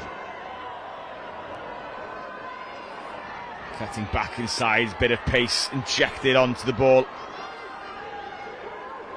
I think that was King there. In fairness to him, he's done some good carries out on the wing there. He's been elusive.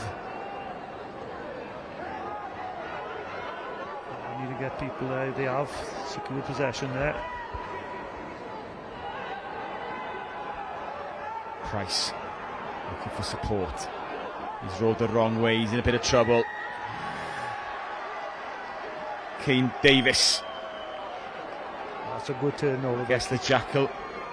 Yeah, good turnover there by Kane Davis. Oh, Jordan Williams is gone. And maybe behind the back of the referee, they'll come back.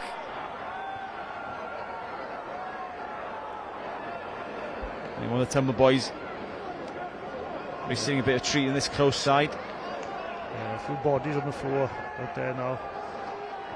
Yeah, we're 53 minutes gone. It's been an entertaining match. The scoreboard's been ticking along consistently. 7 tries in all. But it's the boot of Geely that's really added to that gap. 2 penalties and those conversions been nailed over as well.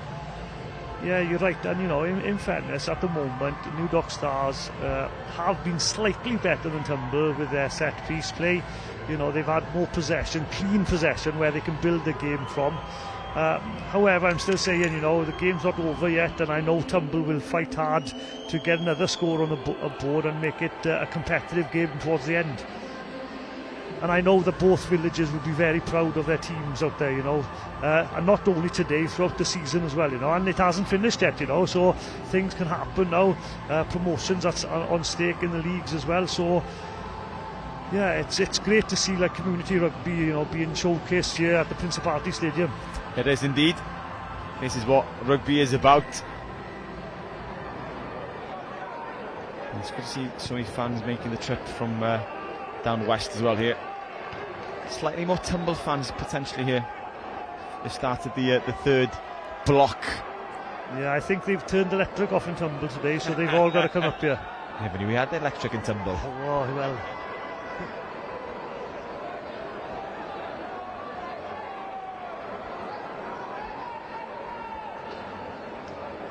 So that looks straight. Not for me, not for the Tumble fans. No, I think that's one they've got away with. However, again, it's about reacting to the referee and reacting to, you know, just general play, you know. As I keep on mentioning, the game is not perfect, guys, and, you know, we need to react to what's happening. New Doc trying to reassert their authority using Johnny Harries, who scored the first try of the game early in the first half off the back of a rolling maul. Another one who was impressive early on, Ellis Dickerson. Jordan Williams fires it out.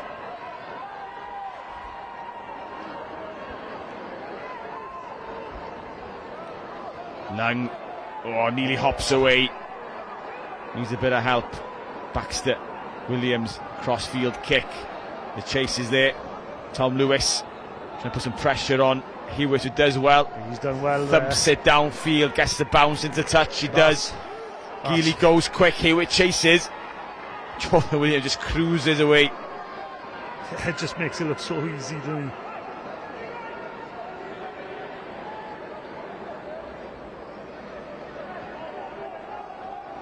Oh, good carry, pumping the feet, gets the handoff in.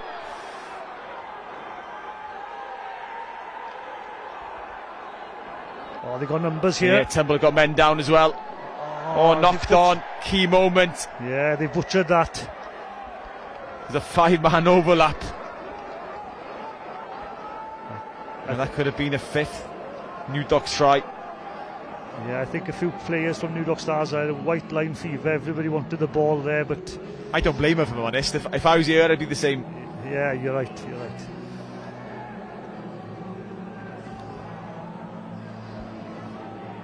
So Tumble feeling the hits on the field.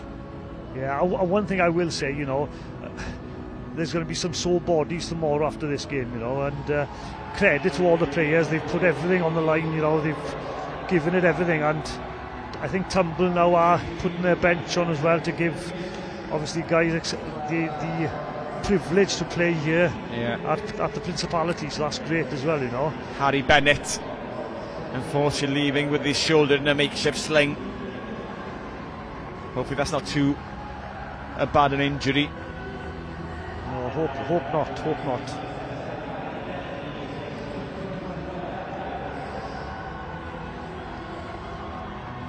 Some fresh legs, maybe timely as well. Does seem those bodies are starting to creak with David Griffiths coming on to the open side. And what's nice to see as well is, like, Tumblr bringing on players from their home club. They've been produced by the mini and junior section there as well. So, yeah, that's great to see, you know, for a small village, producing players through the ranks, you know, and having the opportunity to play here.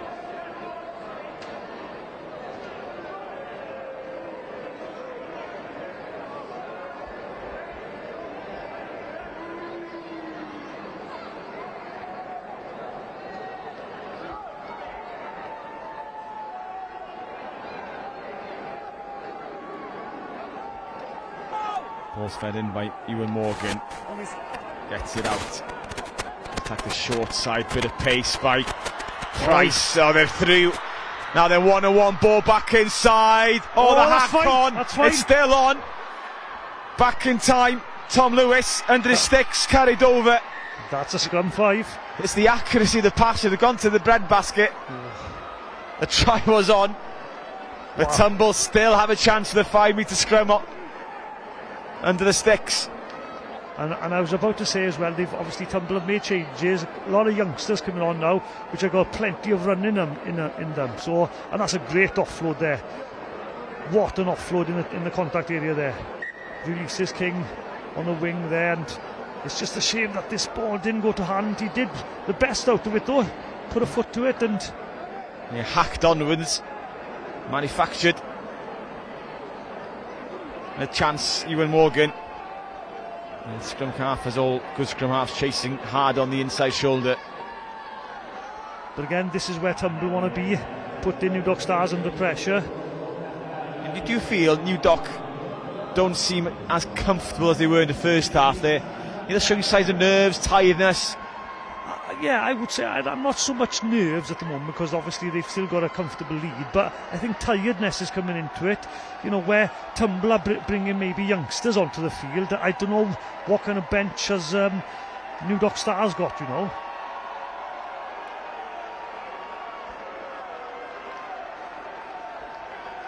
It's Garen Davis receiving treatment, either a bit of cramp or a dead calf. His own try line. My first thought would be, let's run at him, test that calf. Yeah, he's struggling there, isn't he? He is hobbling, and he's already got his hand strapped up.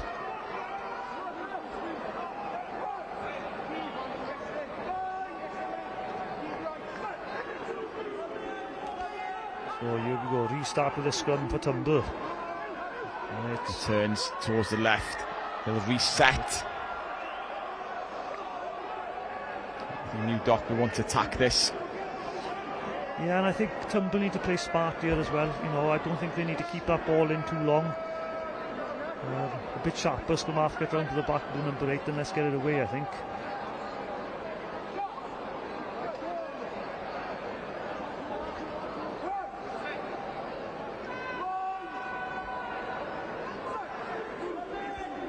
Scrum set. Oh, it's gone against Tumble. Is it Iago Richards on that loose head side, or has there been a change?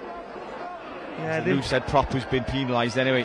They'll be kicking themselves for that there, because they obviously put New Dock Stars under pressure and then just, you know, give the possession away too easily. Geary pumps it up field outside the 22 to relieve some territorial pressure.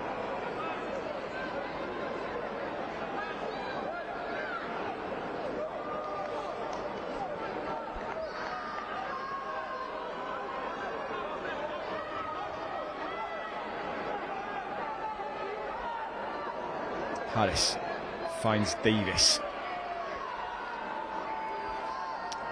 Tumble have got their hands in there. They come in the side legally, they stay in. No, illegally, penalty advantage. The frustration of a couple of the Tumble front rowers. And again, it's just another opportunity for New Dock Stars to bring that ball down into Tumble's half. Yeah, 2 penalties, and you quickly lose 50-60 metres. And it's a big part of the game these days, you know, discipline. You've got to be disciplined. And you do get into the Tumble half. Geely with a chip ahead. Just to remind you, I haven't even told you, you will have to choose a player of the match. Oof, okay. Before the end of the game, so thinking caps on. Okay. I won't ask now for a short list, maybe in about 10 minutes. Yeah, no problem, no problem. New Dock win the line. Ball's handed back to Johnny Harris, the hooker. Tumble this time do get around the ball. They do wrap it up inside of that rolling maul. Can they hold it up to get the turnover? Oh, Tumble have done well here. Yes, they've turned that over. So possession now for Tumble. Scrum coming up.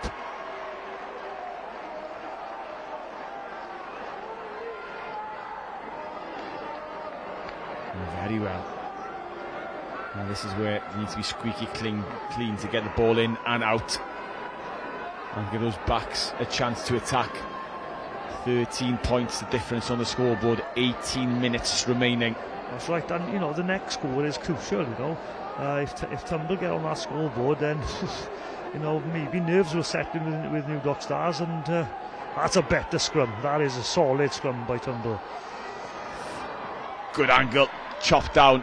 There's a platform to Tumble to run onto. They'd have a couple of gaps in this New Dock defence. Ball along the floor, chipped down the 15 channel. That's not a bad option. Jordan Williams is there. You put a bit of pressure on him. They'll tackle him now. Oh, he's wrapped up. He's held up. Has their knee gone to ground? They have to release. But well played by Tumble. They need to be disciplined. Forced New Dock to exit. New Dock have regrouped well. I am seeing Tumble, you know, being a bit fitter at the moment, you know. Yeah, they've got a bit more energy and a bit more zip. Geely, for once, with a poor kick, hooks it into touch. Yeah, and New Dock Stars are not having their own way at the moment, you know. I think there's a lot to go in this game, you know. You got, what was it, 17 minutes? Plenty of time left. Likes of Geely, Jordan Williams, Ben Lung. Not having the impact that they were in the first half. Again, it's a shortened line, 5-man. They go to the tail. That's a good line out. That's better. That's very good. Better by the Piod. Yeah, they call that a 5-man split, I think. They call that line out, where obviously the opposition doesn't know where the ball's going to be thrown. Well, they split the New Dock pack here as well. They've won about 10 metres. Is there a penalty advantage for lazy runners? No. Crossing midfield? No. So New Dock still having to defend. Tumble come around the corner. They will flash this one back to the short side. Tumble do look like they've had a bit more energy about them now. Yeah, they've had a sugary drink.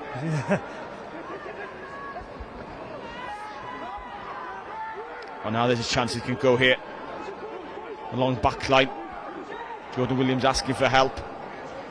They keep it tight. The Jackals there, nearly stolen on the floor by Ellis Evans.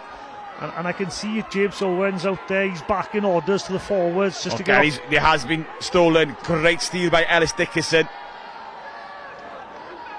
Not for the first time. Chance has gone. Jordan Williams. Oh, nearly intercepted. Now then, they're free. A kick and chase. 2 blue shirts after this one. And turning defence into attack there, fair play to him. David Thomas in all sorts of trouble, ships it on. Needs a speedster or a big man. But again, fair play to Tumble, he's got plenty of numbers back there. Get it away, says Ewan Morgan, get it into touch. And that's a good kick, that's a good exit there. That's a stunner. I think Jordan Williams, for a split second, thought, I will play if this bounces towards my direction. But not for the first time, Tumble don't capitalise on an opportunity in the 22. Yeah, correct there, and they might be kicking themselves at the end of the game, but in fairness, and I've said it once before, that God, there's some shifts going in there from the pack of forwards, you know, and in fairness to the backs as well, the endeavour from both sides, great, you know, to run from their own try line there, you know, to create something, and then to defend it as well as what Tumble did there to exit at halfway line. It's been a good game for the neutral. It has been a good game, and it's still not over yet. 14 minutes remaining. A couple of the New Dock players down with cramp. It looks like Garen Davis is down again, that calf troubling him. Yeah, and look, listen, I think Tumble might want to speed this game up a bit now, you know, because there's a lot of boys from New Docks now, I think, suffering up there. So if they keep this tempo up, Tumble, and try moving the ball about the park, then they might have a couple of opportunities again.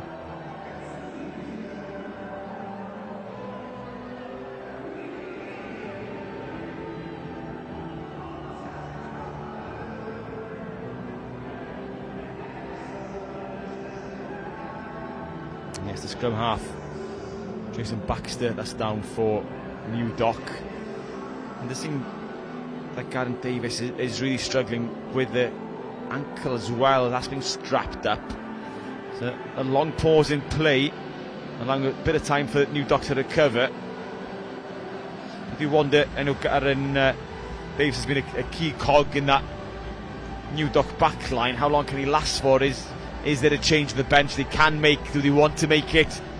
Or do they need one of their leaders to stay on the field? Yeah, they got a decision to make here. Looks like he's going to be strapped up, so obviously he's a key guy in midfield there. And once there's a break in play now, but obviously I'd like to congratulate our Amman for winning the youth finals here on Friday evening. Fair play to them. So that cup remains in West Wales again for the third year in a row. Third year in a row, and this one will be going to West Wales as well. Yeah. So they're saying West is best, might be true. Don't get me started on that with a few factors going on in Welsh Rugby.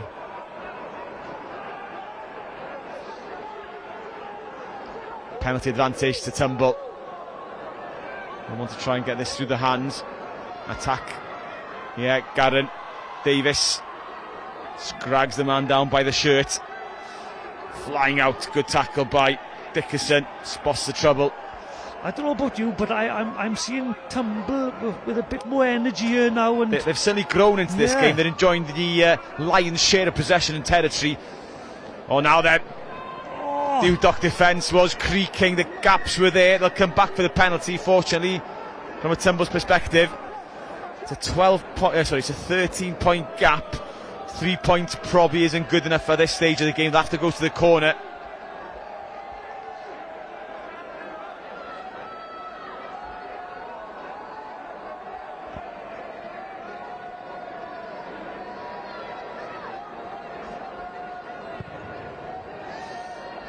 Oh, that's a great kick. Geely trying to influence the assistant, saying it's gone dead. But that's absolutely a peach. 5 metre line out. Tumble. This is their opportunity. If they can score here, wow, we're in. Yeah, that's an excellent kick. That's on the money. You know, in fairness, as a forward there, if you're looking up there and thinking, oh, what a kick, we've got to win possession here now, we've got to make the most of it here now. Must score here, must score. Yeah, Flint passes the call on. They go to the middle. They find Ryan Lewis. Better line out. New Dock don't compete. They're happy to just get the drive on. Oh, Ben Lung has swum up the side there. Should be a penalty. I think it is a penalty. He's given it for sacking the line out illegally. Now then, do you risk going to the line out again because they've had troubles, or because New Dock have shown their hand they're not going to compete on the defensive line? Do you go to the line out? Oh, I think they're going to run. Big carry, 23 is Liam Willard. I'm guessing the brother of Nathan Willard. Or held up. You'll need to try and recycle it. It's another penalty. Now there could be cards coming if New Dock. Yes, I don't know whether the referee has warned them, but that's 2 or 3 successively. It is. Willard gives the platform 2 metres short. Forwards. Bennett ships it on. Needs to go to ground, does go to ground. Out the back they go, cut back inside by James Owens. Needs a bit of help, his opposite number 23 or 22. Again, they've retained possessions, that's a good thing. Just need to build again now. And it needs to be accurate, they don't have to force it. And in fairness, give credit to New Dock Stars as well, they're being stubborn there on their own line. Flint towards the line, he's almost over the line, held up. They're trying to get it back, just short. That's short. Went for the dab down. Owen Burnford. Out the back they go again, long pass. It's going to be a score. It is, yes. David Thomas is over. That's his second. He's scored at the stroke of half time to give Tumble a lifeline. It's another lifeline. And again, it's game on again now, you know. I'm seeing New Dock Stars very tired at the moment, you know. And New Dock Stars crumbling. Have they burnt all their matches? They go out the back. It's a good looping pass. Geely in no man's land. And again, you know, that's great composure by Tumble there, you know. They've tried to go through the front door on a number of occasions, couldn't get over that whitewash, and then they go out the back then, you know, and they've been accurate in that aspect in that phase play. And this is a big kick. Ellis Payne with his left peg, currently an 8-point game.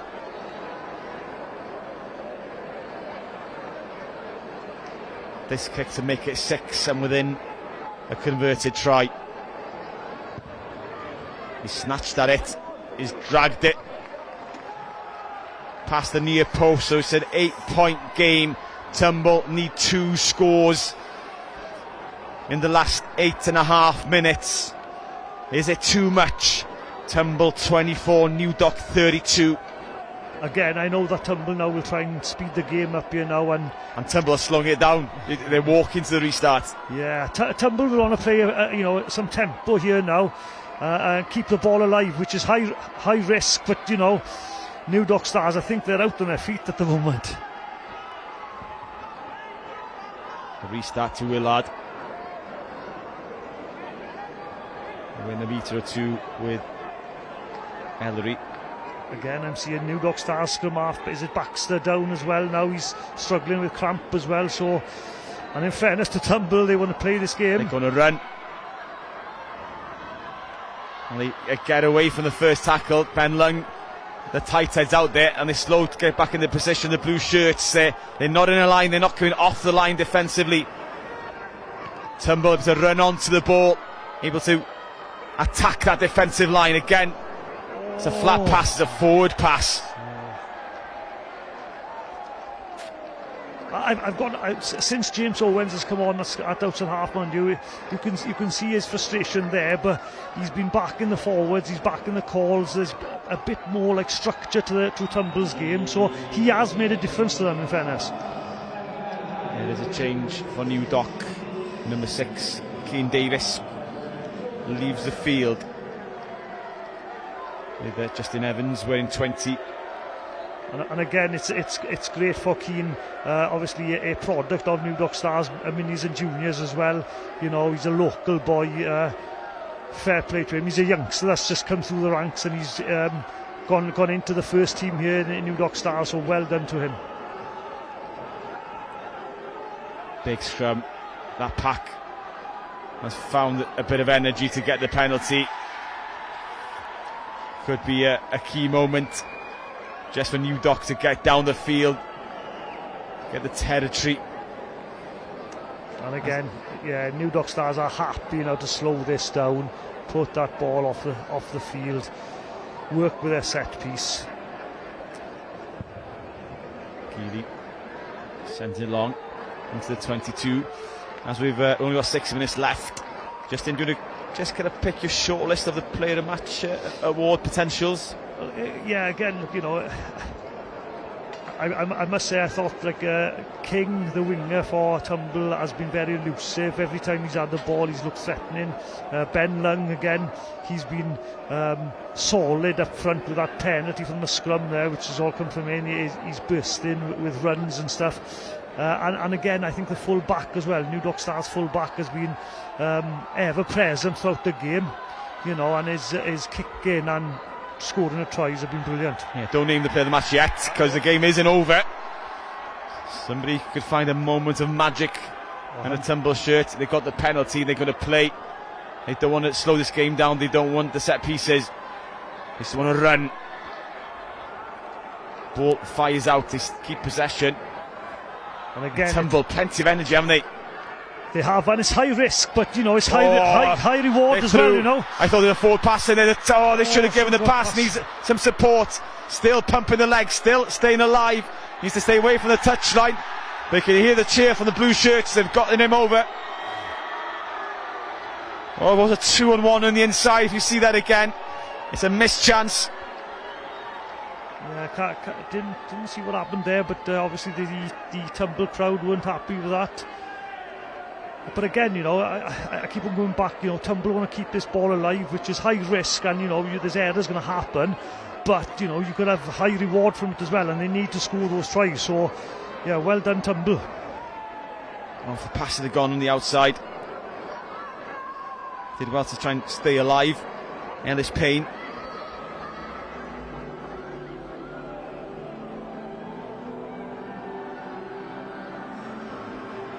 There's that the final opportunity with all seriousness missed, considering that they need a converted try and a penalty to take the lead. Yeah, it could be. I think if Tumble do score in the next minute or so, then obviously there is a possibility. But with New Dock Stars set piece being so good, I think they're going to grind this game out now. And they nearly make a hash of it. They do get possession. 4 minutes remaining on our clock. Baxter, Lung.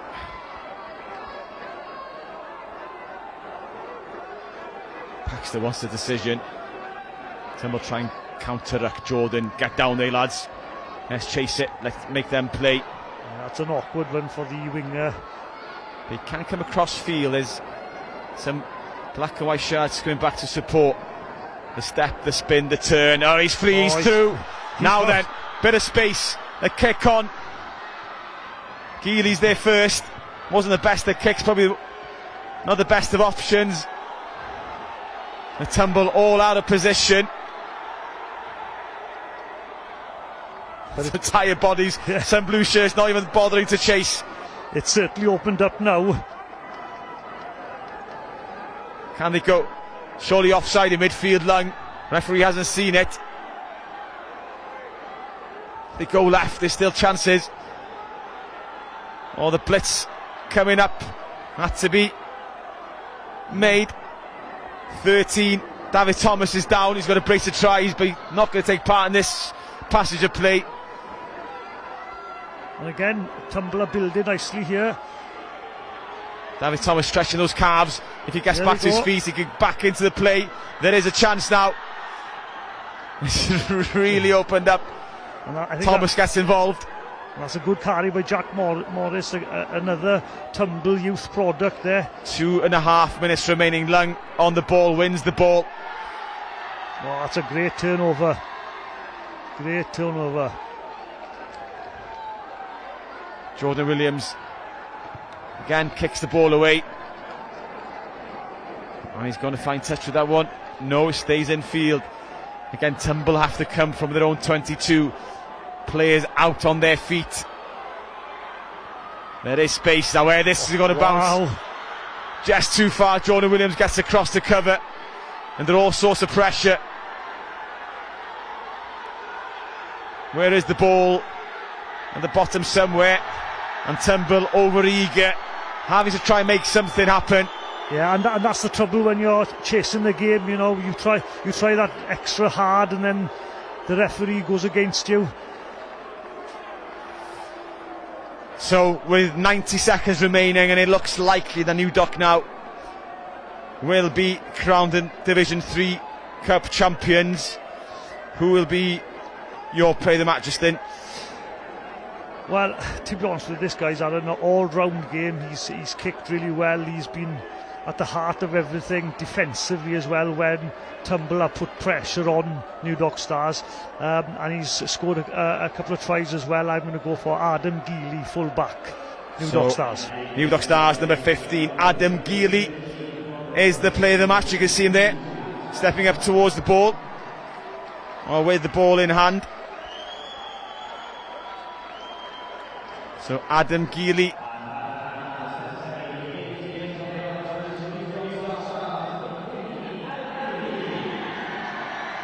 Just heard his name being announced.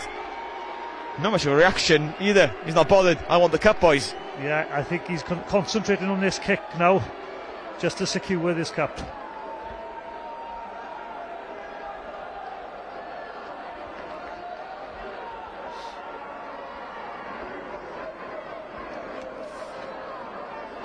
Just getting some replacements onto the field so they can say that they've been on the Principality on the day that they won the cup. I think Ben Lung is going off, is he? I think so. Yeah, he was in the mix, and he's been a vital cog in this New Dock win. Being set piece and in the loose as well. He scored, was it the second try of the day, when he sliced through the defence on that inside pass. Yeah, fair play. He's had an all-round game as well, in fairness to him. He's anchored that scrum for New Dock Stars. Yeah, I think he's trying to get the cards in order with the refereeing team down the touchline. Tumble is also making a change. So yeah, confirmed the changes in the New Dock front row. One thing for certain, I know that all the parents, the supporters will be really proud of everybody's efforts today.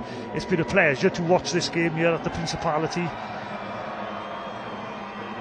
And it's been a quality game, in fairness. Both teams have, scored some lovely tries. And there's nothing much between them. No. New Dock maybe just did enough in the first half to get that breathing space on the scoreboard. It was 22-12 at half-time, a 10-point game. He scored early in the second half to make it 29-12. Yeah. And just able to kind of just keep Tumble far enough away from them on the scoreboard.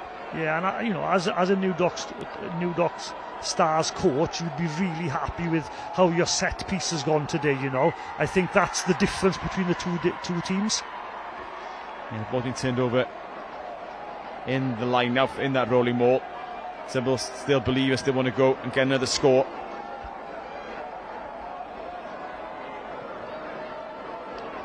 Our clock is red, so it's down to the eiliadau sy'n ar ôl. Watch the referee, eiliadau ar ôl. Ella'r cymal ola. God ambell un yr chwaraewyr yn holi'r dyfarnwr. Faint amser sydd ar yr oriawr. Mae'n bwysig i gweud llongyfarchiadau i'r ddoi tîm a heddi. Rygbi o safon uchaf. Mae'n dangos bod rygbi yn y gymuned yn iach. Yndi mae o, sy'n wych i weld. A mae'r cefnogwyr mewn glas yn ar eu traed, o bod nhw wedi synhwyro bod nhw'n di ennill, bod nhw'n canu. A sgwni sy'n nosodd nhw'n gael yng Nghaerdydd ar ôl hon. Fi'n siŵr fydd y ddoi set o cefnogwyr yn mynd i joio heno. Fi'n siŵr fydd clwb New Dock Stars yn llawn a clwb rygbi y Tumble. Ie. Tumble yn cael y gig gos bod nhw'n mynd i mynd yn gyflym. Lawr o ddewis, ond i bai chwarae'n rhydd a chwarae. Gêm gyflym, y gig bwts drwad gili y seren sydd yna'n troi lli curo'r cynta'r ail. Chwarae teg iddo. Dwylo Tumble ar y bel, methu dwy'n hi. Yn i dwy'n hi. Bach i hwyr fi'n credu, bach i hwyr. A 10 metr arall am ddadla efo'r dyfarnwr. Ellis Payne. Mynd am y gornel. Mae hawl yn dois. Mae'n gig dal yna. Gole wrth ystyried y rongl. O'n i'n meddwl falle bod fwy ar y cic na i fod yn onest, edrych o fan hyn. O'n ongl ni, o'n i'n moyn i'r un peth, ond mae'n siŵr lawr fanna, mae'n ddigon lletwyth i weld. Rhif 4 ar ei gefn. Ryan Williams i daflu, felly mae'r bachwyr arferol wedi newid. Sgarmes symudol wedi ffurfio. Rolling maul has formed. It's starting to truck away. They're doing well here, Tumble. They've broken free over the line. It's a score. Must be a score. You think he got there first. Assistant referee gives it. Chwarae teg iddo. They've played right to the end. Tumble wedi cael ymlaen tan y diwedd. Steffan Owen sydd yn codi efo 8 ar ei gefn. Pemed cais y Tumble. Tumble ennill y frwydr yn nifer ceisia. They do deserve that, in fairness to them. They've battled really hard throughout the afternoon, and to finish off with a try there, credit to them. A 5th try for Tumble. 4 tries to New Dock, so Tumble win this try count battle, but it's New Dock who are ahead on the scoreboard, and I think this will be the final kick of the game. Is it going to be a 3-point game or a 1-point game? That's the only question left to be answered. Owens slides by the far post. There's going to be a 3-score game in the end. Congratulations to New Dock Stars. They are the Division 3 Cup final winners. They win by a score of 29-32. And the boys in blue will be celebrating tonight. Bechgyn mewn glas fydd yn dathlu lle llongyfarchiad anferthol i New Dock.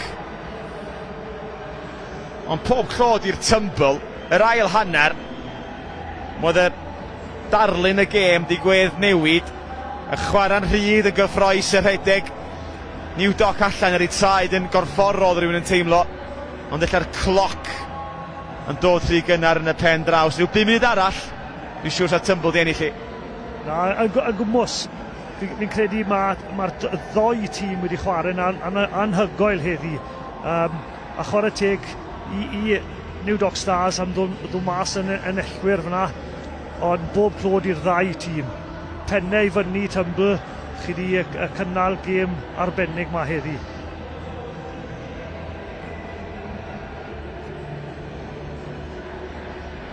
Cadarnhad y score fan chi. That was a confirmation of the score. Tumble 29, New Dock Stars 32.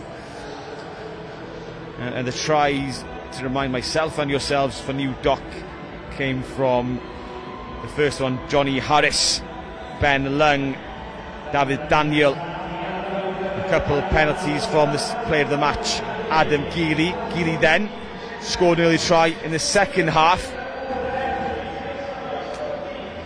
where the tumble tries came from Nathan Willard in the second row.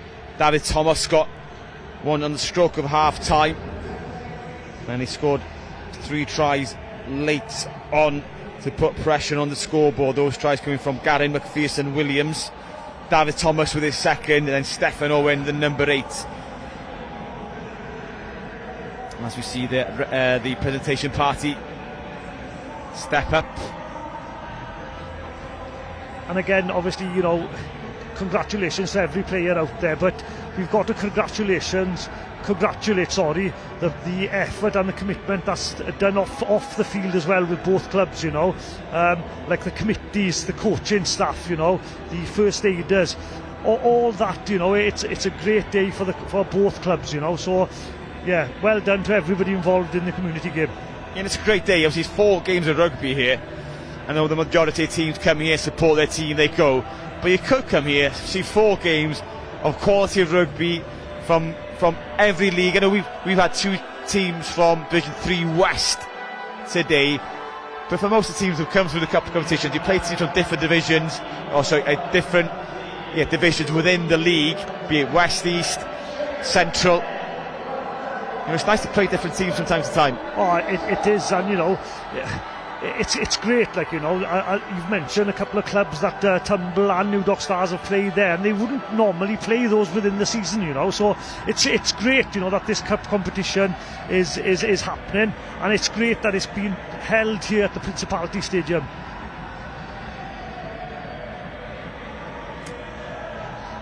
As we see the replay on the tries, and now the traditional tunnel to thank and applaud on this occasion the winners of the Division 3 Cup, New Dock Stars, as they walk back towards their fans' side of the stadium. Yeah, cheering and pumping the fists. I see Ben Lung leading the celebrations. And I wonder how it feels from, you know, in comparison to those guys who have played professional rugby, and to be with the community friends. You know, what is more special, this type of occasion, or playing, for instance, for the Scarlets down at Parc y Scarlets? Two very different feelings, I imagine. Well, I bet, and I think that they're both most probably equal. You know, when you've somebody like Jordan has played, you know, maybe at the top end of the game, but he's, you know, decided to come back to play for his local village, you know, with his mates. You know, there can't be a better feeling than that, truly. Refereeing team receiving their medals, and we thank them as well for their contribution for this, or to this cup final. And now it's the Tumbles team chance to pick up their runners-up medals. And to remind all of us, Tumble played in 5 games to get to this final, beating Trimsaran as a walkover against Canton in Cardiff. Maesteg, Celtic, New Panteg and Resolven, all beaten by Tumble.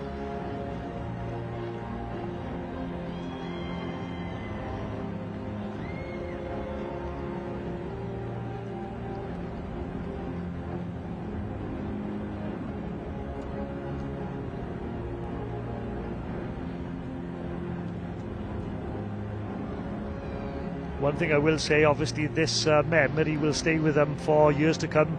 You know, having the opportunity to play at the Principality here, you know, against, well, with their fans here as well. You know, it's a great spectacle. And I know, look, listen, we've got to have a winner and we've got to have a loser. But you know, for me, everybody's a winner today. You know, to reach the final, you've reached your goal. You know, yeah, coming out on top on the day is a bonus. But you know, to get here, that's the main ambition. And there we are. The captain, Stephen Price, leading his team. Leonard Ellery. And there was a theme in the Tumble front row, their hairstyle. Not sure if it's by choice or... Yeah, it is. It's known in Tumble because I think with the like old mine works, I think, you know, that it does help if you've got a bald head, I think.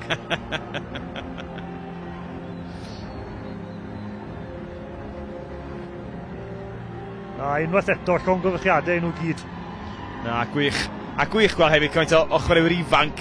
Dwi'n sôn am y Tumble, bod bron iawn pob un wedi dro trwy'r system ieuenctid yn y Tumble. A bod nhw'n chwarae i'r clwb lleol, a siwr fawr nifer mwy wedi camu ymlaen i chwarae i'r rhambarth hefyd ar lefel uwch ac tîmau eraill yn chwarae teg at yr Super Rugby Cymru a uwch gyngrair gymunedol.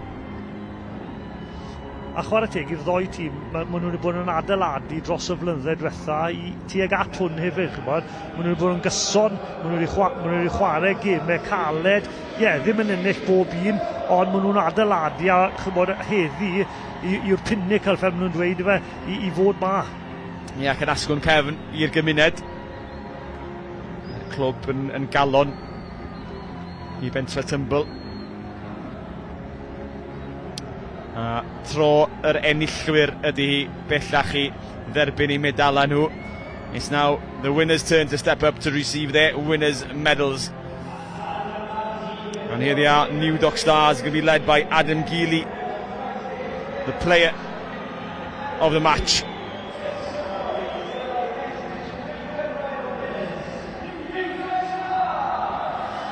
And it's Ben Lung. Each one played the role, although those legs were quivering by the end, weren't they? Yes, they certainly were towards the last 5 minutes of the game. I think if we look back at that game, if Tumble would have maybe scored maybe early on, then... Well, we just think back to the first 40, the set piece. How many line-outs that just failed to hit the mark? If they'd won, say, 50% of the line-outs, they could have been downfield, they could have pressurised the 22 in the try line, which may have led to a score, or even stopped the score happening on the other side by being downfield. Yeah, you're correct, you know, and I keep on going back, you know, like the game is not perfect, you know, and sometimes it's about the teams that react quicker, you know, and look, listen, it's been a great spectacle of rugby here today, you know, both different styles really. I think, you know, New Dock Stars were trying to play it tight, slow the ball down a bit, you know, play their set piece, which their strengths were, and then Tumble then trying to expand the game a bit, you know, which was great to see, you know, and, you know, well done to both sides, that's all I can say. Now then it's time for the photo. That'll be up in the club for many a year to come. Captain Jordan Williams with Terry Cobner. Felly llongyfarchiadau anferthol. Many congratulations. The Division 3 Cup winners, New Dock Stars.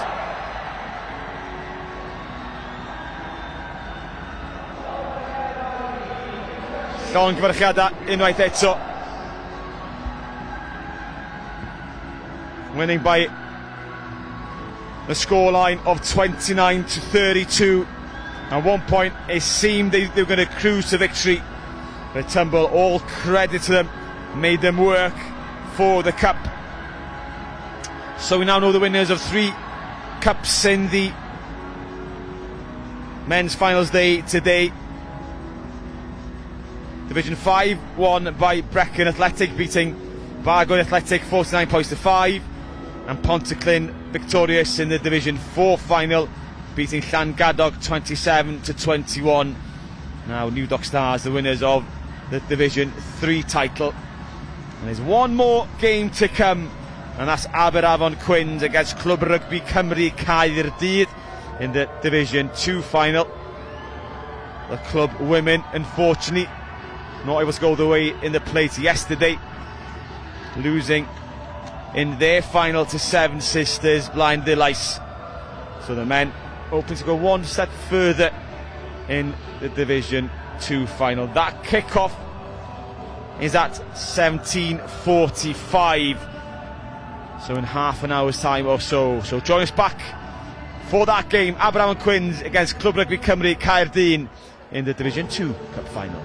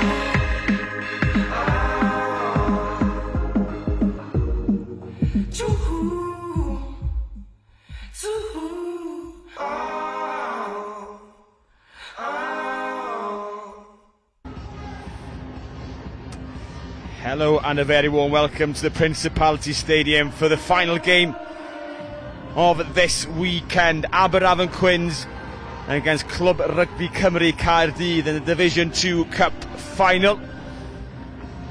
And this should be an entertaining one between the side from West Central and East Central. Both sides promoted from their respective divisions, and we're playing in Division 1 next season. But let's have a look at the teams then.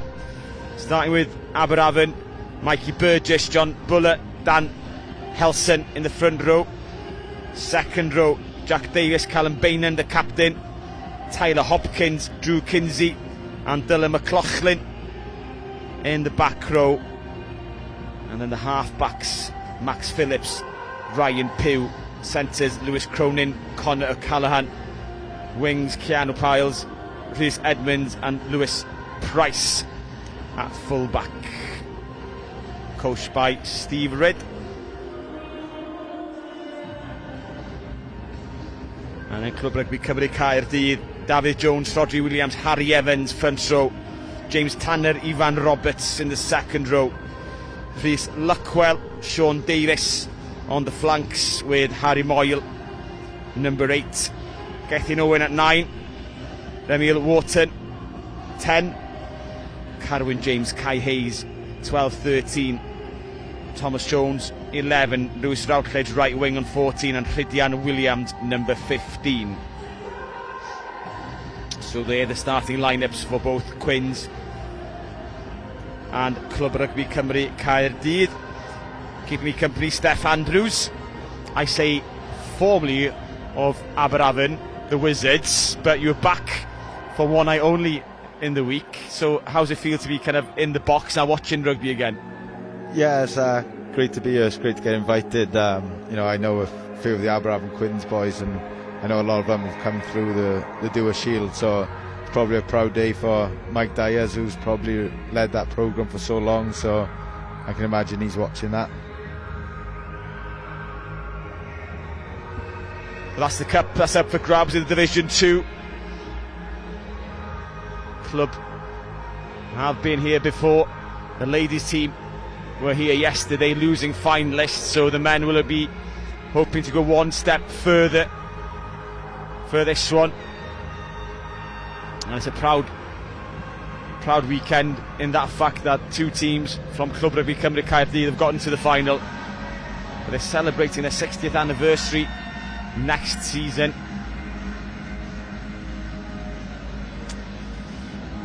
And for Aberavon Quins, and there's a few names on the team sheet you'll know and will maybe played with. What type of team will they be? Yeah, I think they'll be a physical bunch. I think Mikey Burgess up front is a powerful lad, and I think the physicality in the back line from Conor O'Callaghan will try and get them front football. Because the Callaghan name rings around Aberavon. They're a big rugby family. Yeah, a massive family through Aberavon, so I can imagine they'll all be watching on the TV. I think it'll be a good day for a lot of them. Yeah, we can see the teams or the refereeing teams in the tunnel ready to come out here to the Principality Stadium. At Dyfan and Dod, and here they come. Clwb Rugby Cymru Caerdydd on the left in the green and red jerseys, with the Quins in the black and red.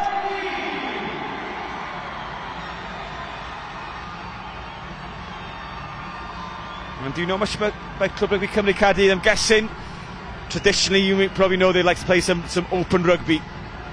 Yeah, I think they like to throw the ball around, try and get the ball wide, and they've got a great man attached to them, Mr. Pemberton. I had the joy of being in Bermuda with him a couple of years ago.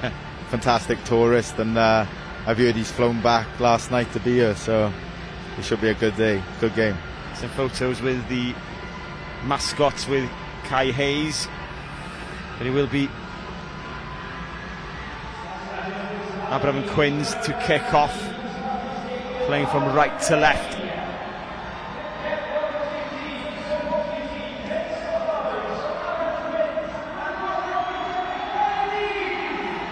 So we'll be Ryan Pugh to start for the Quins. Kicks long downfield, tapped backwards. Play goes on. I'm sure it'll be not for every team a nervy start, but maybe not for Clwb, as they're happy to break from depth using their pace.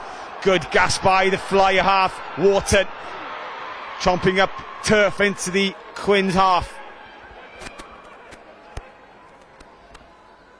Carwyn James carries Quins, trying to go over the ball with Bainan, the captain. Positive start by the Cardiff side. Again, they look to go wide, using the ball in hand. They need to be careful not to get isolated. Good ruck. Single runners, good defence by Quins that have reorganised. Some big hits going in there.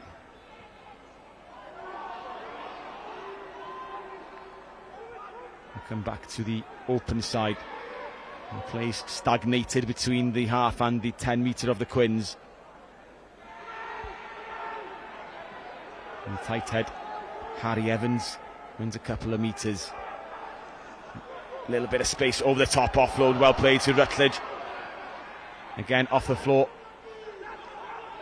Flow after flow, attack after attack by Club. They get to the 22. The defence will be creaking now. It's been a long passage of play, 90 seconds.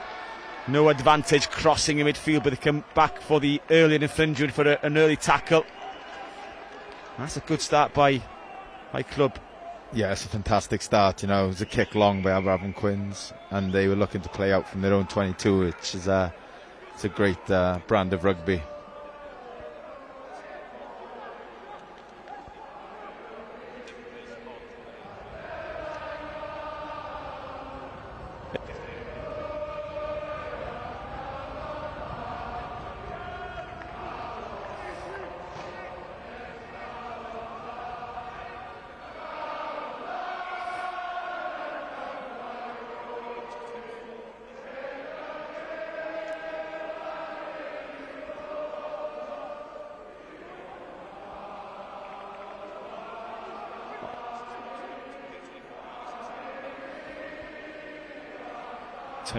Dale Bowen here. 70 here.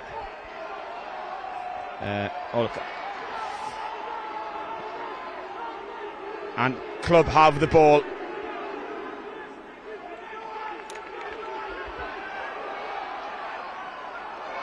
It's there with the hooker, Rodri Williams. Peels away. 7 metres short. They'll come back as a pod of forwards waiting for the ball. Sniped by Gethin Owen, the scrum half. Where's the ball gone?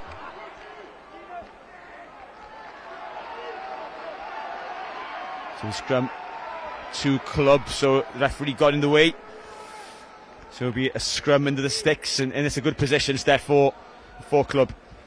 Yeah, this is a defender's nightmare, I think, with a midfield scrum. I think there's 2 options, both sides here. I think such a positive start from Club, playing some great rugby.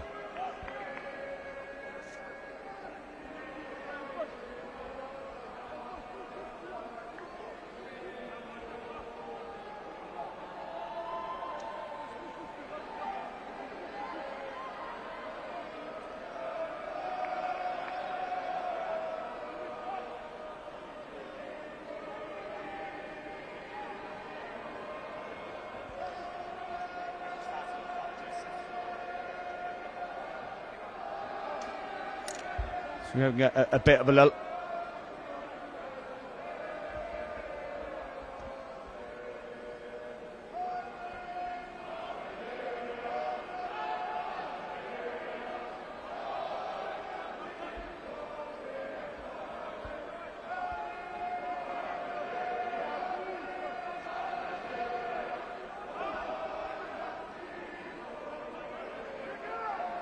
So scrum to Club, 5, 6, 7 metres out. Backline split 3 and 2 with a runner behind the scrum at the moment. So they're going to split late on to one side. But they're going to keep it in the scrum. That's a big shove by the Club pack. Around the corner they come. Spills out. But I'm not sure that was expected. Such a big charge by the Club front 8. Yeah, I don't think the Quins would have expected that as well, but it was an experienced Quins pack there. I'm sure they'll reassess. I can imagine them, they take the 3 here, so it'll give the Quins chance to catch a breath, reset. Yeah, turn pressure into points early. It is a cup final. Build a score. That's a decent tackle, isn't it? To dislodge the ball. The tee's coming onto the field. The kick is going to be Lewis Rutledge.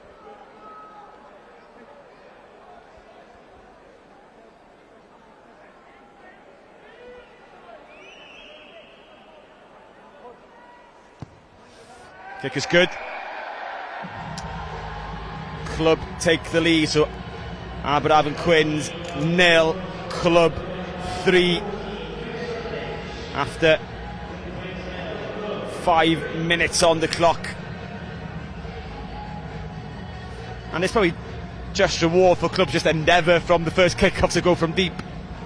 Yeah, I think the Quins have struggled with possession in that first 5 minutes, so I think they'll try and win that ball back and try and keep hold of possession for a bit. I think, you know, it's going to be tough to play at this speed, so I think they're going to have to try and slow that breakdown area up a bit. And you go again. Oh, that's knocked on. There was an opportunity to go wide right for club. Quins have first real possession of this cup final in Division 2. Stepping away, Pew. Club looking to counter-ruck. Players come flying off the line early. Jack Davis held, waiting for Quins. Helson.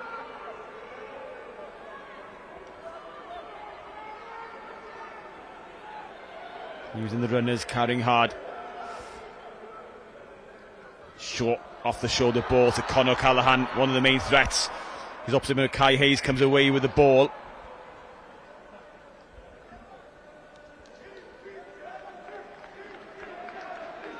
There will be a scrum to club. They'll be happy with that defensive set.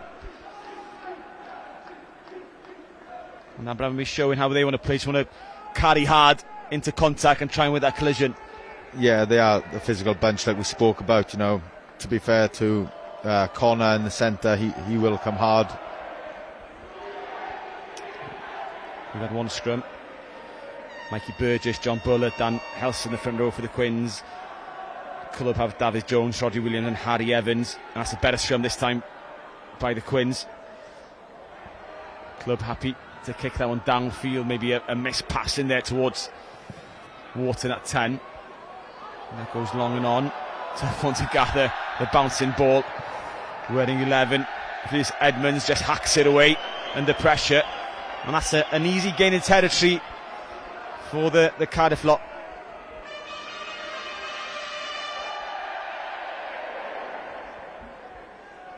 So both teams have won promotion from their respective leagues to Division 1 next year. Quins' route to this final, it beat Pencoed, Rhywbaina, Fishguard and Goodwick, Llantrifadra and Wattstown on the way here.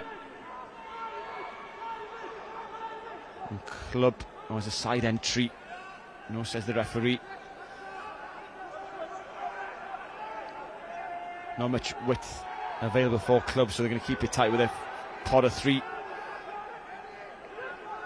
Now then, some chinks in the Quins' defence already. A few gaps in there, so a chance to go wide. Maybe a missed pass wasn't needed, but they're in the wide channels. 1-on-1 chance, slips away. Powerful run into touch. Bright start from club continues. It's Thomas Jones on that left wing.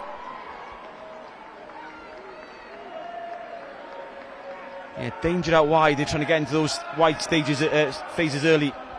Yeah, I think Abraham Quins have got to try and slow that ball down. I think the Club Rugby scrum half is trying to get that ball away as quick as possible to get it to the outside backs.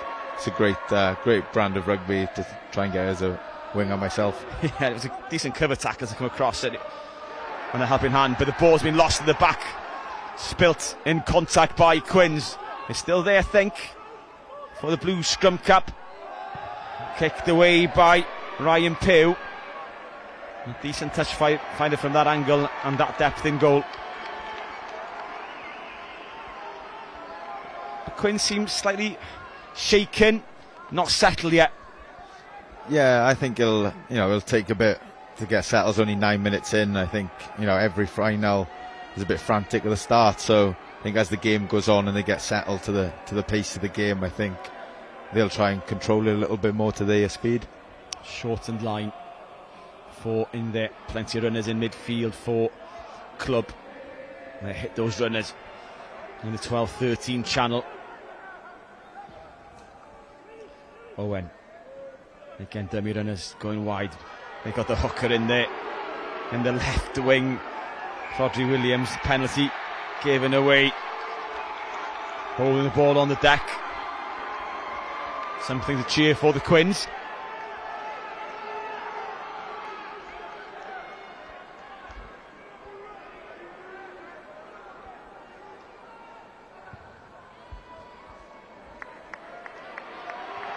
It's a big kick.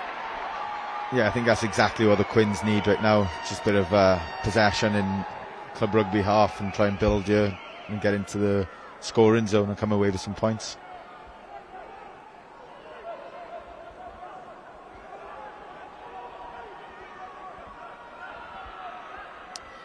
Shortened line this time for the Quins. They go to the middle. Ball's won cleanly. Now then, a platform. Maybe missed the man unintentionally. Lewis Cronin. Phillips tries to free his hands over the top. Does John Bullock. Still there. Now it's knocked on from O'Callaghan.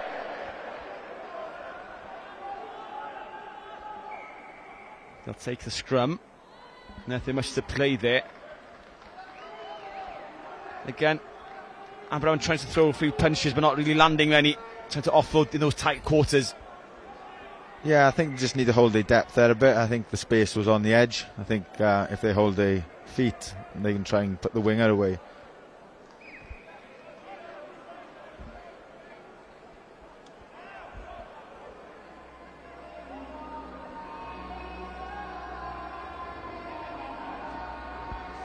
There's an injury. So one of the Quins players taking a knee. Trying to see who it is. Callum Bainan taking a asthma pump. Is it John Bullock in that motion, trying to get his hands free in contact, opening his ribs up to a shoulder. He looks fine. For the joys of being in the front row, he's taking knock, he's straight into the scrum.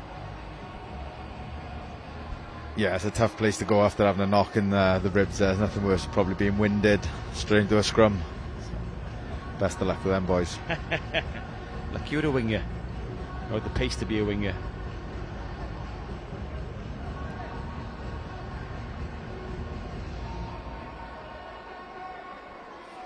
You see Gethin Owen with the ball. The physios are leaving the field.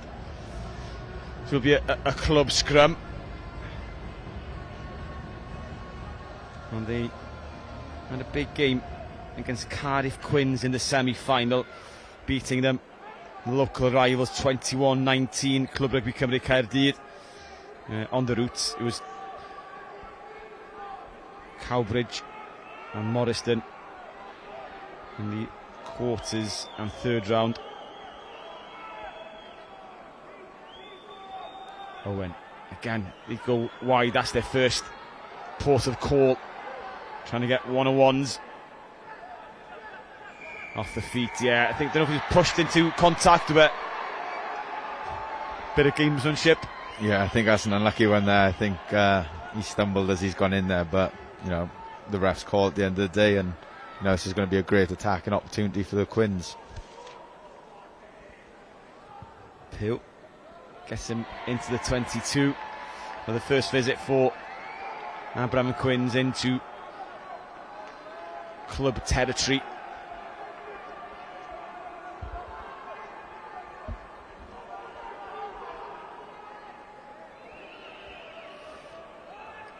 Club looking like they're going to compete as a pod of three at the front, a pod in the back for Quins. Bit of movement. Two pods go up, they don't win it. Quins smuggle it backwards, not the prettiest line out for the men in red and black.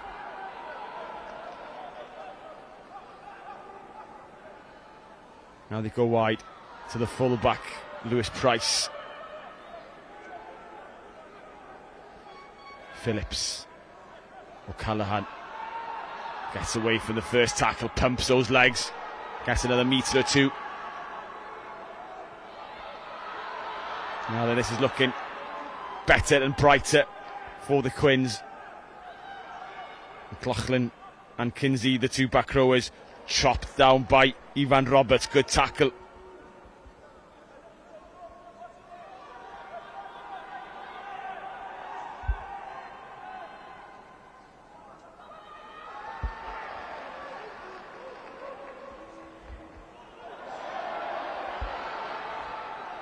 Backed away. Jackal by Rhydian Williams.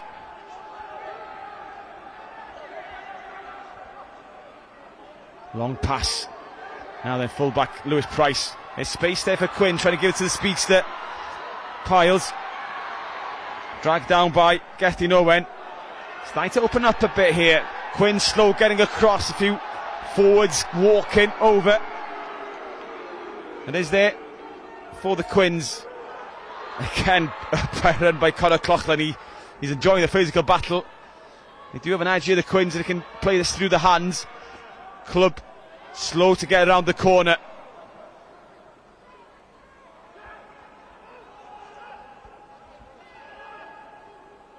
On the scissors, Cronin releases the ball, gets back up again, then knocks it on the second time of asking. Better, much better. Yeah, I think Quinn's kept hold of the ball for a long period of time there. I think ball in play time is quite high at the moment. There's a lot of bodies on the floor, there's a lot of physio breaks at the moment, so I think they've started to come into the game, and I think just need to be a little bit more accurate. I think there is space down that edge, just accuracy is letting them down at the moment. Club's David Jones on his knee, the loose head, receiving a bit of treatment. Just because we've mentioned him a couple of times, Conor Cloughlin, 134 club appearances, 69 tries, so he's a good strike rate, 1 in 2, especially for a centre. Also plays rugby league with the Fighting Irish, part of the Dragon Hearts setup for the Wales Rugby League team. There's plenty of quality in the side.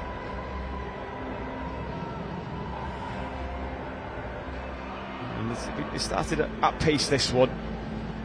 I wonder if some bodies are receiving a few bumps and treatments. Something a vigorous glutes massage. Maybe got a dead leg or a dead backside already. I think they're just trying to catch their lungs up there, some of them. I think it's a fast pace to this game, to be fair, with Club as their first mindset is to attack and try and get down that wide channel. So it was even Roberts, the second row, was receiving treatment. We saw in the previous game, in the Division 3 final, that a fast-paced start maybe leaves yourself short in terms of energy towards the latter stages of the game. New Dock Stars, they were rushed into a 22-7 lead against Tumble, but they clung on to the very end to win by 32-29, but they were out on their feet towards the last few minutes. So you need to control your energy in this big field. Kick downfield against the grain, a decent kick, finds a decent amount of green grass. Now then, scrum half, Owen. Oh, good step, beats his man. Oh, he loses it to his opposite number, Max Phillips rips it away. And there is space on the edge here for Quins, they go out. One more pass, now it's 3 against 1, there ain't been acres of space. Good cover tackle by Hayes, had to make that tackle, and that's an opportunity missed. Yeah, there was space down the edge. I think it was a great ball by Mike Burgess to Ryan Pugh to try and get down that edge. It's just good D as well. I think they knew their numbers down, so happy to concede yards and take them to an edge. So I think it's good rugby all round. It will be a line now to Abraham and Quins. John Buller with the multicoloured scrum cap. They go to the tail, find Bynum, the captain. They don't, they miss him. Jones again losing possession in contact. Club, and after a quick start, it's got a bit scrappy. Injuries or stoppages hasn't helped the flow of the game, and now a few handling errors.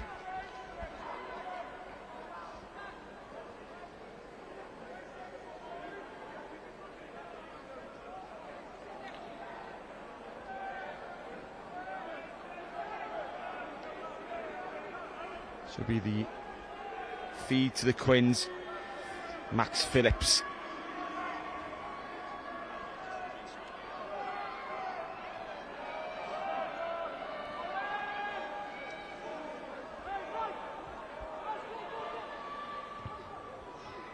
big up and under. Oh, it's been touched and played under pressure now. Abraham Quinn's using that touchline as another defender, but in from the side by Callahan. Just too eager to get his hand on the ball. You can see what he wanted to do, but he wasn't allowed to do.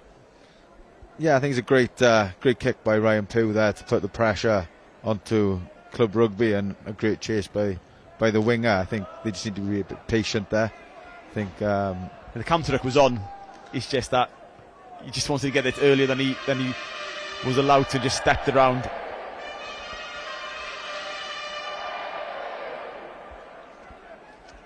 So we're nearly 20 minutes into this Division 2 final. Quins 0, Club 3.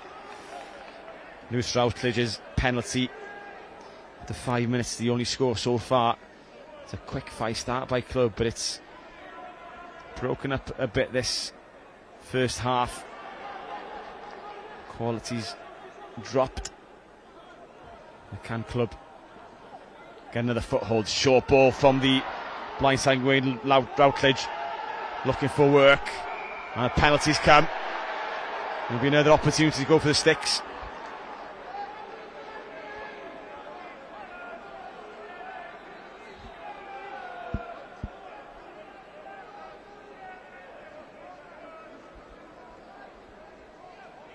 They do go for the sticks. Yeah, I think they'll keep plugging away, taking the threes when they come. You know, Cup Rugby 6-0. If this goes over after 20 minutes, I think Club will be happy with that start. Yeah, Rutledge with a T. And from the evidence of the first kick, this should be easy enough. Straining from the post, 25 metres out.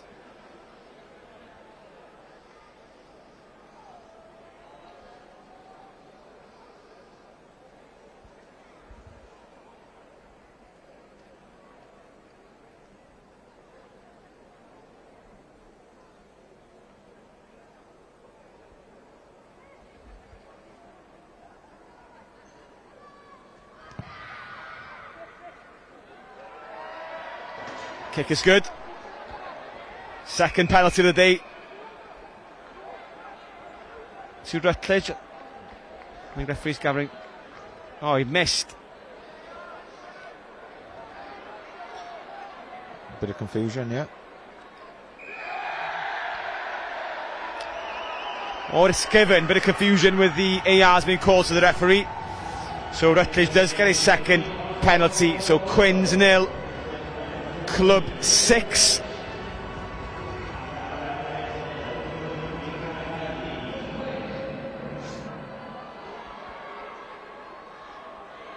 Ball taken well by Club. Get a platform for Owen.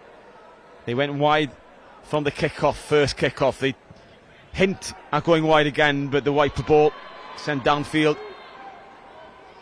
Oh, big contact.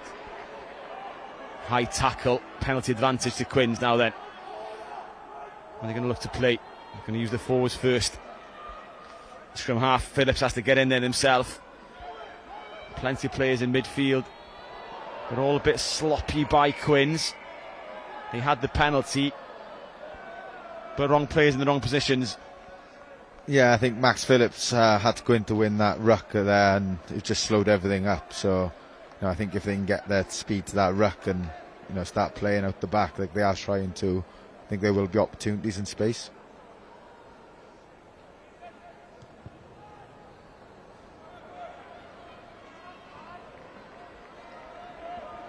So they send the ball to the 22.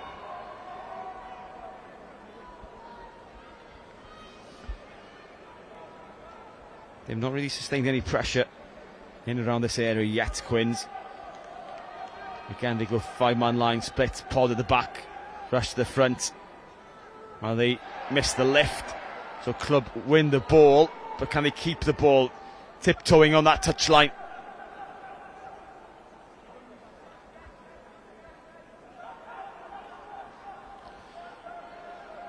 The platform now for Gethin Owen. He's going to box it. His high, he's not going to find touch. Underneath, Rhys Edmonds spins it out. Pugh. Price turns on the afterburners. And club win the ball on the floor. You can hear the cheer from the crowd. And nothing going the way of Queens at the moment. They're not really getting any momentum or impetus in this cup final. Nah, they had a great opportunity at the line out there, and I think there was a bit of a miscommunication there, and good opportunity to counter attack of good 2 passes, and just a good turnover there by Club Rugby. And there's another knock into the shoulder. I'm not sure who it is in the background there.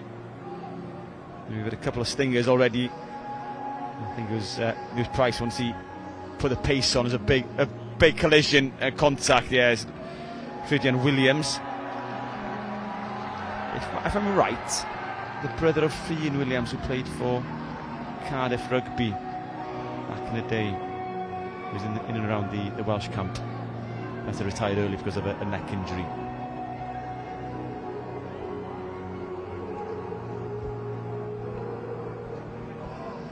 But it will be club ball. And looking at the league standings, Aberfan and Quins only lost once this season in the league. Played 15, won 14, lost 1. Top of the table. Likely to be crowned champions as well. Neath Athletic second. I've played 2 more games, so 1 more win would be enough for the Quins to be crowned champions in Division 2 West Central, where club are currently second in the East Central Division with Wattstown on top, but club do have a game in hand, 2 points behind Wattstown in that league.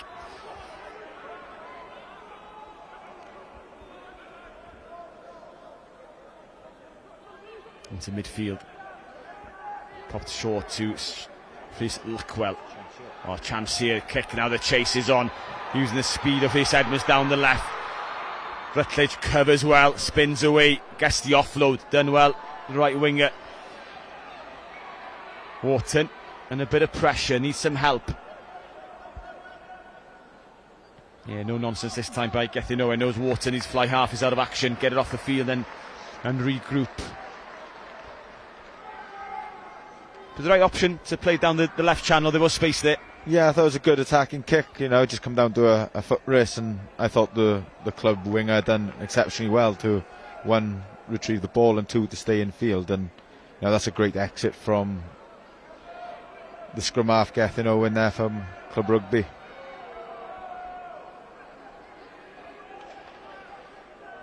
Bullet into midfield to the big runners, number 8 McLaughlin. And there's some space wide, but they cut back in. Ryan Pugh. Forwards are there. Phillips. McLaughlin again involved. Short pop pass, bringing in Tyler Hopkins. Helson, the tight head. O'Callaghan. He just wants to find the ball. He just wants to touch the ball and run. Oh, good chop tackle, getting down low. Beenan. Got to cut back in. There is some space out there, but Quins having to work hard. Club doing well defensively. That green line staying intact. Quins will come left. Beenan floated out, has to be controlled by the foot by Edmonds. Phillips has the width of the field to play with, but Beenan will truck it up first. They'll go the same direction.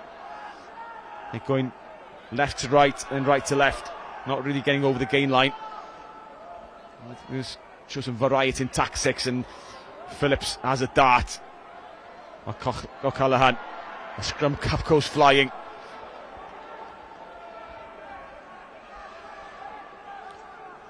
Again, they're happy to try and get it to Edmonds on this left wing. The fake inside, knocked on. Yeah, Quinn's getting trouble getting over the gain lines, going left to right and not getting anywhere in the end. Yeah, I think it's a good D set by Club Rugby. They seem very organised in both attack and defence. So I think when it's slow ball like that, I think Aberafon need to try and generate some quick ball to try and get over that gain line. That's easier said than done, is it, generating quick ball? No, it's easy for us to say up here, but yeah, I think there's some big physical boys there in the Aberafon Quins team. Dylan McLaughlin's got a rugby league background, physical lad, quick boy. So I think if he can start getting momentum and getting over that gain line, I think the backs can start taking them edges. Yeah, another bump on the floor. Not for the first time. David Jones is struggling. I think it's a left hamstring that's bothering the loose head. And I'd imagine after less than half an hour on the clock, they don't want to be making changes, because depth and benches do come into play in the latter stages of the matches here. Yeah, the other prop is begging him to get up now, isn't he? It's a long 50 minutes for a prop to come on for. Have you played here? Yeah, so we lost to Newport here in the final a couple of years back. It was a close game, but it's just the opportunity to run out onto the Principality Stadium. It's just fantastic, and it's something these boys will always remember for the rest of their lives. I bet there's a lot of them with family, children in the stands, and this day can never be taken away from them. Yeah, can you switch off as a player after a certain amount of minutes that you're in the stadium? Does it quickly become just another game on a rugby pitch, or is it difficult to just kind of concentrate? I think as the game goes on and the nerves go away a bit, I think you do realise it's just a game of rugby. But when you always look around and the crowd is bigger than what it normally is, it's always a reminder you're playing in the Principality.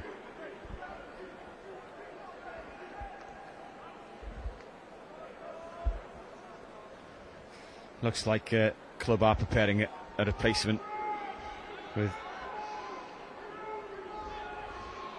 David Jones struggling. He'll have to get through this scrum first. They do get it out. He holds the scrum well. They will go wide, kick downfield by Carwyn James. Again, the option, he hooks it back, doesn't he? Against the grain almost, and along the ground, outside his 22, can't go straight into touch, leaves it. I think that's gone straight into touch from outside the 22. I think there's 15 club rugby players do as well, yeah. I think he's given that. And another probably 1,000 in the crowd. Yeah. It was close. No, I think that's a very good exit from club rugby. They're knowing that Aberafon Quins are taking the edges for them kicks, so he is going up the middle of them, and as we've just seen there, it's a tough exit to kick back to, which has resulted in a great attacking line out here. Rodri Williams, the hooker, finds his man, good line out. Quins compete. There's a man on the deck. We go down the middle with Carwyn James, who started and who's dumped to the ground. Back row come around the corner, I should say the captain comes around the corner. There is some space, weaving, ducking, does Wharton. They come back for the penalty. Sprinting across, are they going to take it quickly?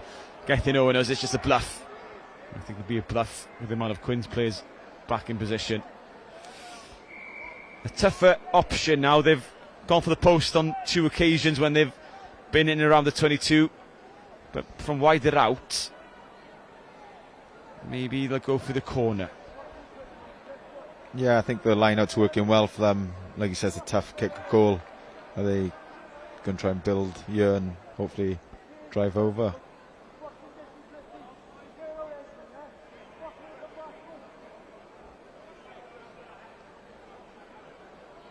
Yeah, there is a change. So David Jones does come off that hamstring, not going to last.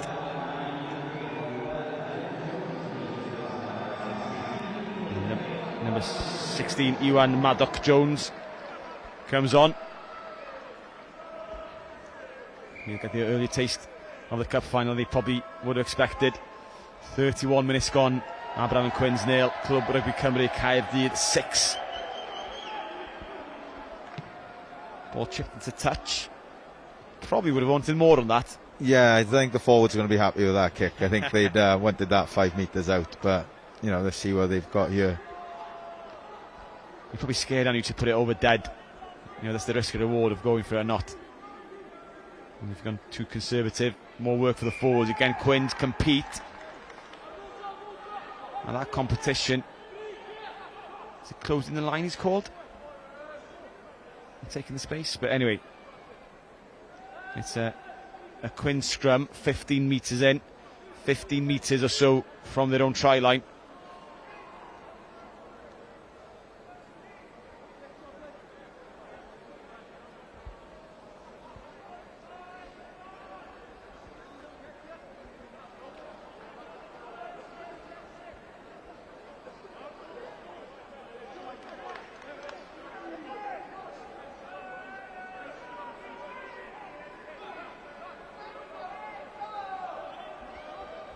Important scrum and exit here for Aberafan. You feel they haven't hit their straps quite yet. There's more in the tank, there's more to offer. But they want to get out to their own territory. Decent exit. Yeah, it's a good exit by Ryan. You know, it's a good solid scrum with the pack, to be fair. So, you know, it's a good exit. They can reset here now and hopefully try and get the ball back and build some territory in phases. The club will come again. Rodri Williams, the hooker in the scrum cup. Again, splitting the line. Sean Davis in the middle of the pod of 3 in the middle. There'll be some movement. Davis becomes the lifter. It goes to the tail. Not straight.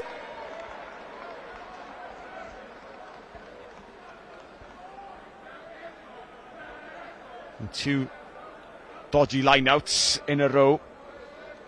And Quins able to march up the field off the back of them.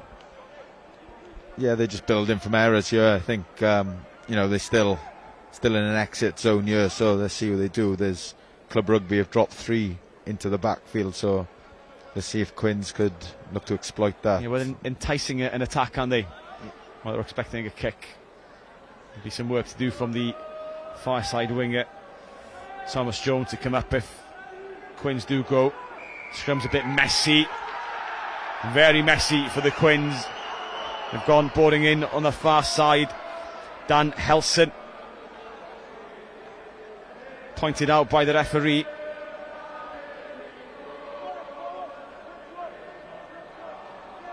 And that has sparked the club fans into life with Calon Lan being sung proudly.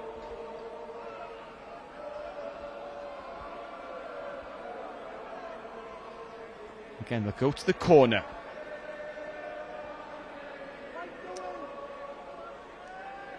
Rutledge try and get closer than he did last time. Tries, doesn't quite do it. No, I thought with a better angle he could have gone for a bit more yeah, territory. He's a bit conservative with them kicks. I think he still needs to aim for the 5 and try and get the forwards an opportunity to drive over.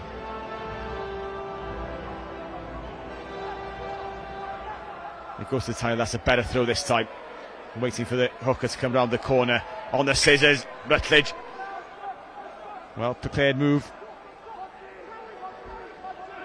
Williams, penalty advantage, so there will be an easy 3 on option here, but they want more.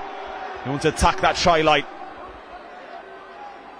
Players being dragged off the ball.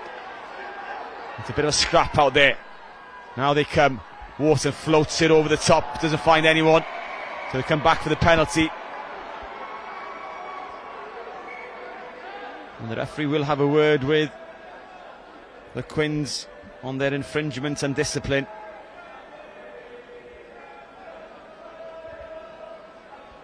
It shows the value, I don't know from your experience with Aberafan and Super Rugby Cymru and the professional game in general, it seems to be more of an intent to go for tries and score tries, which is great for the entertainment of the game, for the spectacle and the spectator, but there's still value in just chipping away at scores. Oh yeah, you know, it's Cup Rugby at the end of the day. No one's going to see this in a couple of years' time if they win 9-0, but yeah, I think they'll keep chipping away, take it to 2 scores, go back, reset, and try and exit before half-time.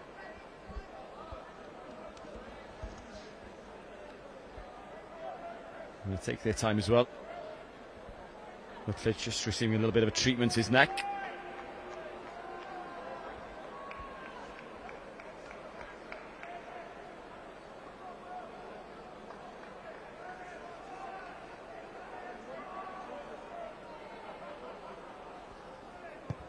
Pumps it over as expected, so the scoreboard 6 along. Aberfan and Quins 0, Clwb Rugby Cymru Caerdydd 9.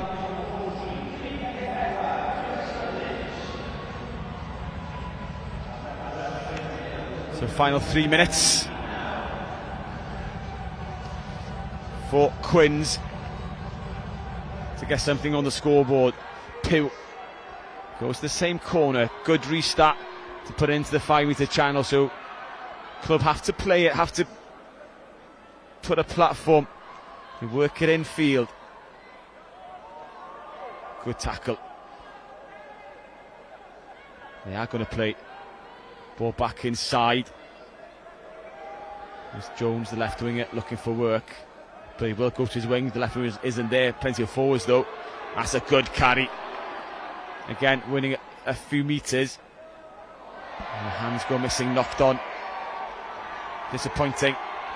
There's a decent passage of play for Clwb to work themselves up from the 22. Yeah, again, they are, their first intent is to try and play out. But there's a good opportunity here now. I think they're going to pick the line out over the scrum. So, see what they can offer before half-time. They did mention Clwb seem to be on the same page, that players know where the ball's going to go, where to put themselves. And it seems to be a flow to their attacking play, where Quins haven't got that quick snappiness, sharpness to their attacks yet. They're going to use the big man in midfield, O'Callaghan. Well gathered, ball fired out. Kinsey driven to the ground. It's going to be a penalty. Let's have a look at this.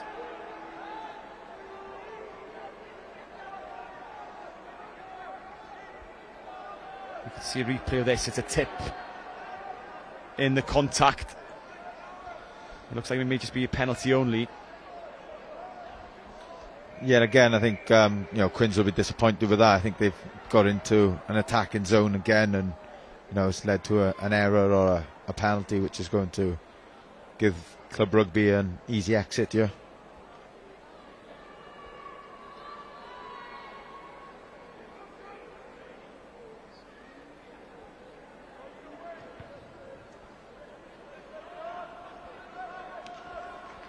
That's a better kick downfield by Carwyn James. On this occasion, up to the 10 metre of Quins. And let's see this again. This is the carry by Drew Kinsey. Now it's the support runners coming into this contact. Yeah, picked up and twisted. Seeing that again, Lewis Cronin is lucky to be on the field. Could have been easily a yellow or probably working down from red to see where he landed on his neck and back. Yeah, I think it was more mistimed than malicious, but you have got to be careful around that. It's such an easy yellow card to give away. It was such a hot topic, wasn't it, about 3 or 4 years ago, where everything started at red and you had to kind of find mitigating factors to bring it down to a yellow. I'll say 3 or 4 years ago, it was a Warburton red card that really kicked it all off, wasn't it? Which year was that? I can't remember. It was France in the World Cup.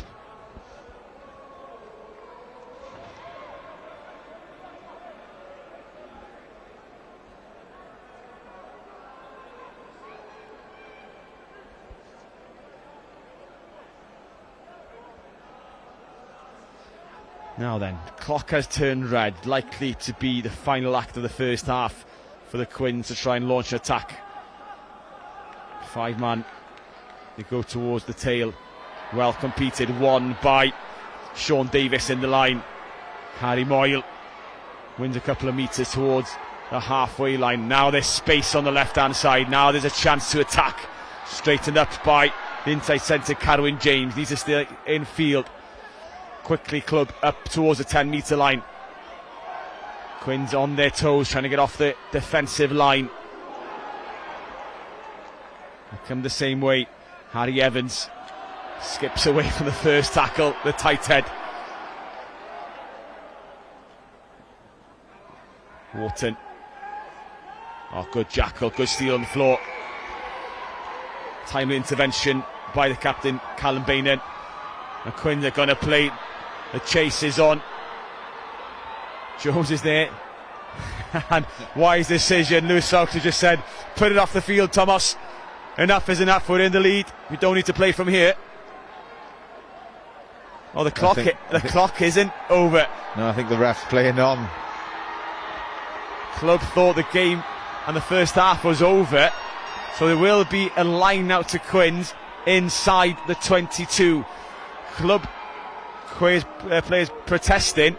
I think what they've done is look at the match clock on our screens, which is just a guide for the crowd, and it's the referee's watch that is final. Yeah, Thomas won't be thanking his mates for telling him to kick that off with time on the clock. Oh, offside. There will be a second chance. They can't go quickly from there. They want to try. Bainan goes 5 metres short. Now this is first real opportunity for Quins. They're going to keep it tight, spinning away McLaughlin.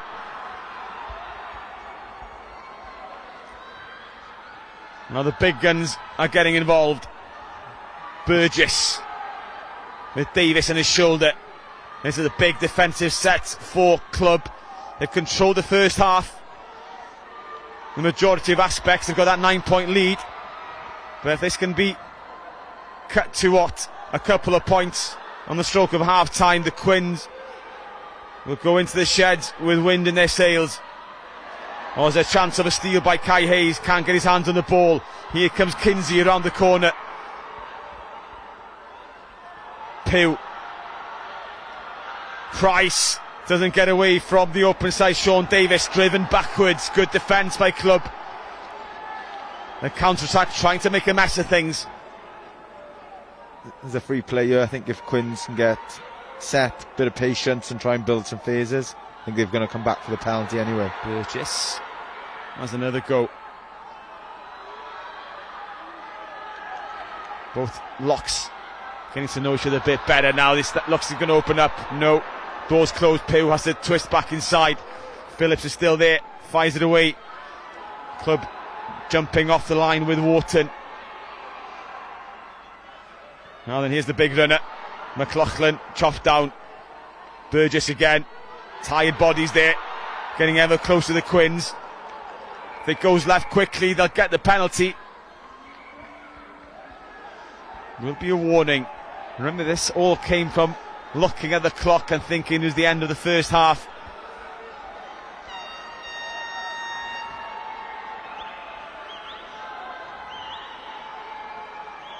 A few penalties conceded in the passage of play. That's just much better tempo to the Quins attack. I think Max Phillips, as soon as the ball's there, he's bringing the big runners onto the ball. I think they'll thank him for that as well, so they're not running into brick walls.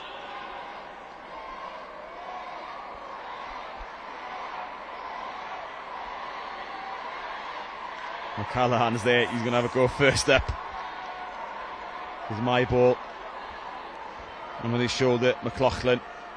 O'Callaghan first. Burgess second. The battering rams. Goes to the boss, good run, good timed run. The captain is over, held up. Big defence. The cheer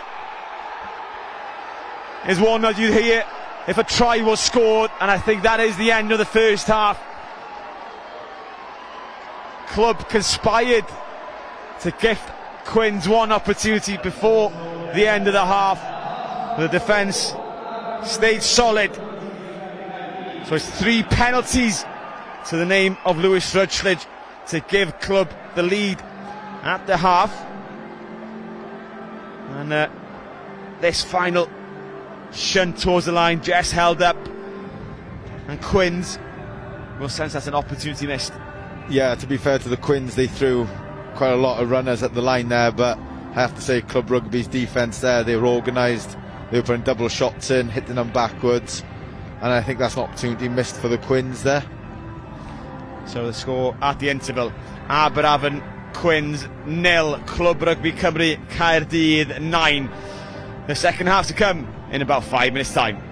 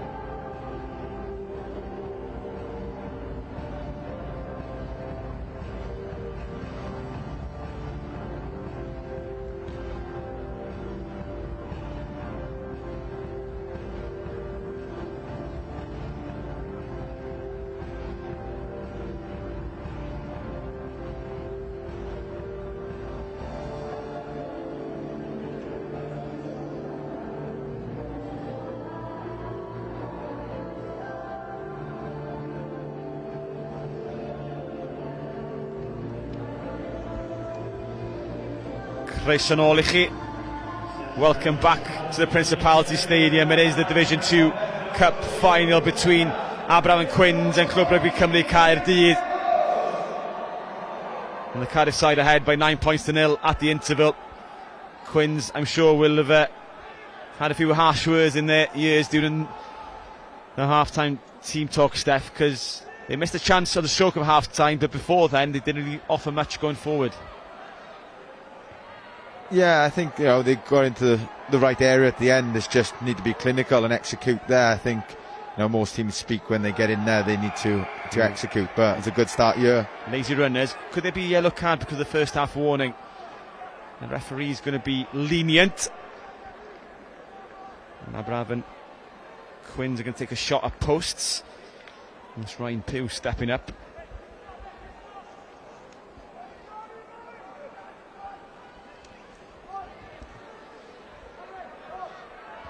the unlimited amount of visits to the 22 in the first half. They're going to take points when they're available. Yeah, I think it's a good decision early in the second half. If he gets the 3 year, takes it back to a converted try then to take the lead. And probably with the pen from this sort of distance, if you miss, you're more or less going to get the ball back in the same position anyway. Yeah, it'll be a drop of 22, so there's a chance to get another attacking option. But it's a decent kick. Yeah, it's a great strike. ARs have a decent look together this time and give the 3 points. So Abraham and Quins register their first score of the final. 42 minutes into the contest. Quins 3, Club 9. It's a 6-point game, a 1-score game.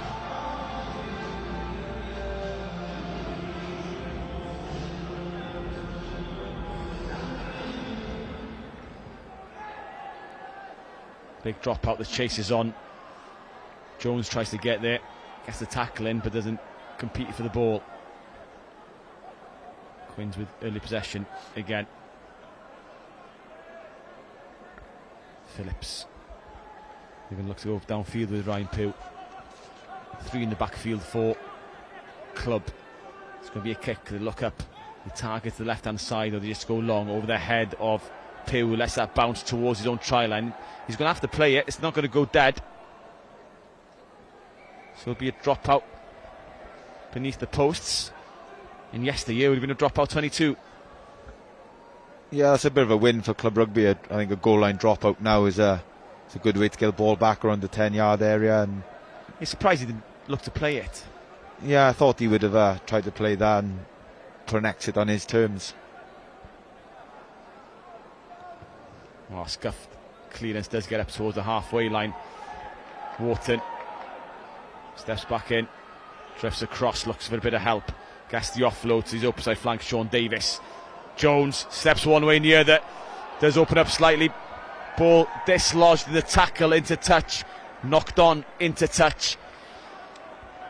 So it'll be a scrum or a line to Aberavon, but a chance almost came from nothing there.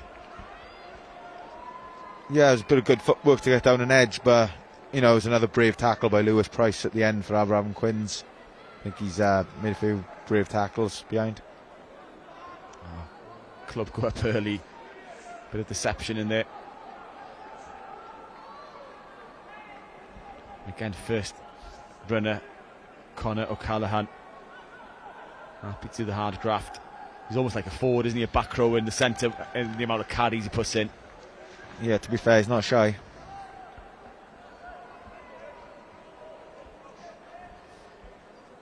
The Club do get the ball back just outside the 22. They'll be happy to be down this end of the field. 4-man line.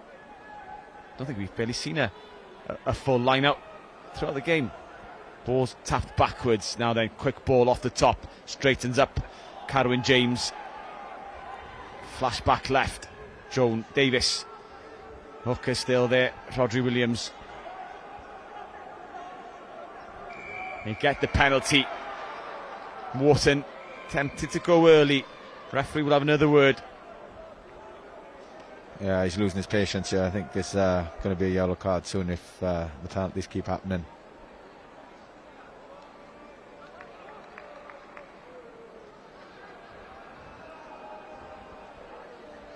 Having a word. Clear release. Oh, there is going to be a card. Took his time to think about it, the referee, but John Bullock will go off the field, and the Quins will have to defend this line-out, which will probably be a driving line-out with 7 players. It's a much better kick as well, right in the corner. Now then is an opportunity to see the first try of this Division 2 final. And they do commit 8 players towards this line out. And the number 8, Harry Moyle, stands off. They go to the front. Quins do compete. Ball's there, set at the back in the hands of Rodri Williams. Backs try and get involved. Quins come round the side, swimming up. It is a penalty. It will be a free play if they can recycle the ball.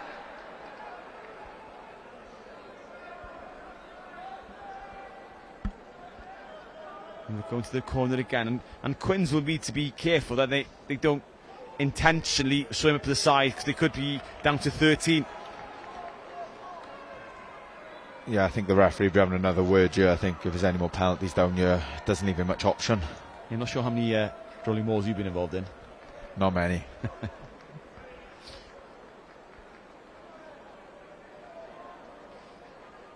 Again, same again, Harry Moyle stands in the 9 position, traditional 9 position, receives the ball as they hit the deck. Oh, they've got the rumble on here. This one will be tough to stop. They're over the line, just need to get it down. It is a score, and I believe Harry Moyle did have the ball in his hand. That's confirmed properly.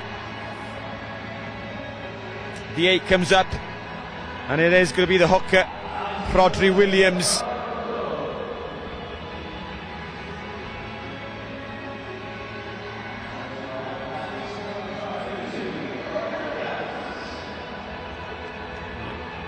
Williams gets the try, so that is the first try of the game, and it's a big score considering how tight the scoreboard is. A 5-pointer really opens up the gap. Yeah, it's just poor discipline there from Abraham and Quins. I think it was 2 penalties, and to be fair, Club Rugby kicked into the 5 metres, and it's always tough to defend from that 5 metre channel through a driving line out. And Rutledge is 3 from 3 in his kicking attempts so far.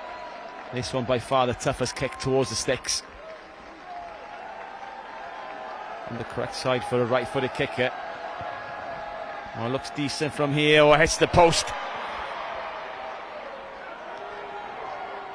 So the score: Abraham and Quins 3, Club Rugby 14. Now 11 points the difference, 48 minutes gone. Aberravon still down to 14 men for the next 7 minutes.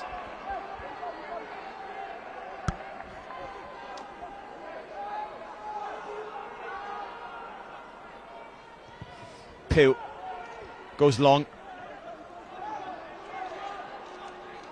Oh, it's a good carry return. Number 20 on the field now, George Hobbs for Club.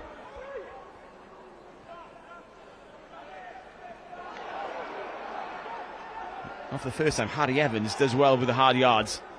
Now there's a bit of front foot ball. Wharton flying onto it full throttle, as does the rest of the backline. Priddy Williams goes one way, weaves, gets the offload in. Rutledge, the game opening up. Quins on the back foot, unable to realign defensively. Sean Davis up to 22.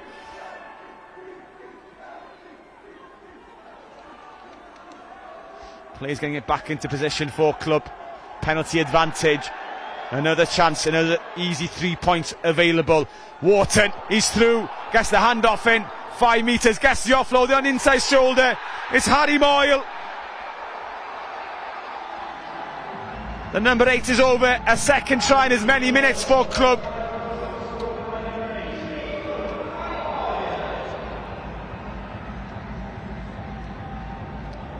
That's just very clinical there from Club Rugby. I think they received that from their own half and just stayed on top of momentum with some real physical carries, and it was a great line by, I think it's number 10, Wharton, yeah, who made the break here. Yeah, and a great support play then by the number 8, so that's a great team try.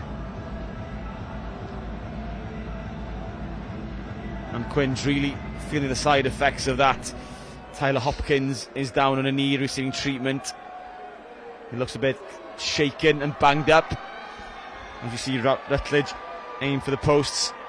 An easier attempt this time. Make sure of it. Quins 3, Club 21. And considering it was a 9-point game to 9-3, it's flown out to 21 points to 3 in the last 6 minutes since the yellow card. Those 2 tries have come. I think Gethin Owen from Club Rugby has really started to up the tempo. I think he's bringing attackers onto the ball and making it so difficult for Abraham to defend. So, tempo, momentum for Club Rugby there is getting him over that gain line. Yeah, it looks like Tyler Hopkins, cup final is over. He's carrying his shoulder as he leaves the field. And I believe it will be Morgan Evans wearing 17 to come on for Aberafon Quins. And there's a big 5 minutes here to get back up to 15 for the Quins and just steady the ship before they try and chip away at that club lead.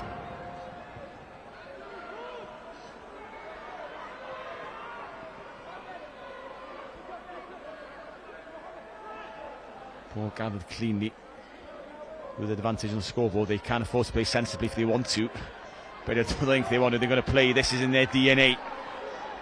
Carwyn James around the corner they come. The big runners enjoying themselves now. The first try scorer, Rodri Williams, gets involved as well. Penalty. I did think Quins got their hands on their first, but illegally. But that is now 3 penalties since the yellow card. And if it was for team infringement, that original one, it could be another warning on the way. Yeah, they just need to change the swing of this game now. I think they need to get their hands on the ball of Quins and, you know, let club rugby start making errors so they can get some penalties to try and build on. But at the moment, for the last 8-9 minutes, it's been quite one-way traffic.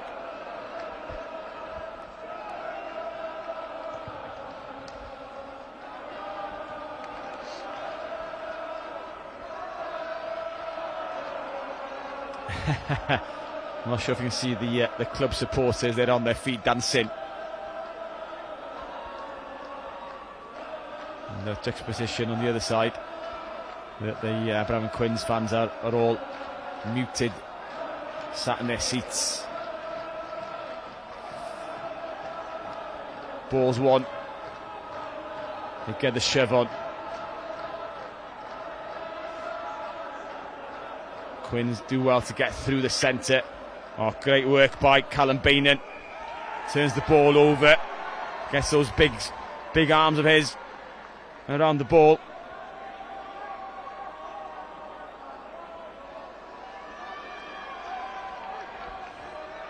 Turned over. So it's going to be a Quins scrum.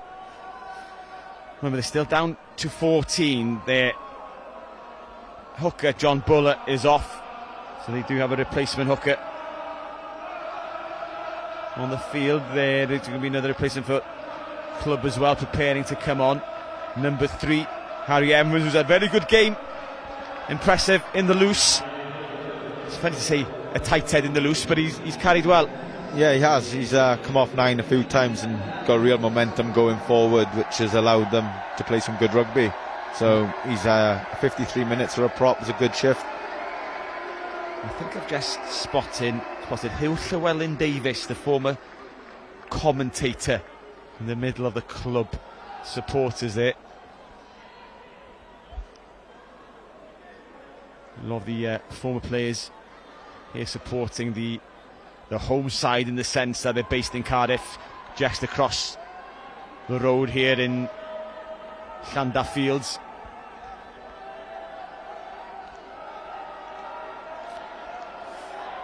Quins have to chance their arm. That's a decent first phase attacking play. O'Callaghan.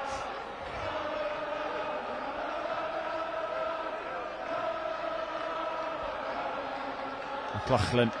Ball spills out. Penalty. Hands in the ruck.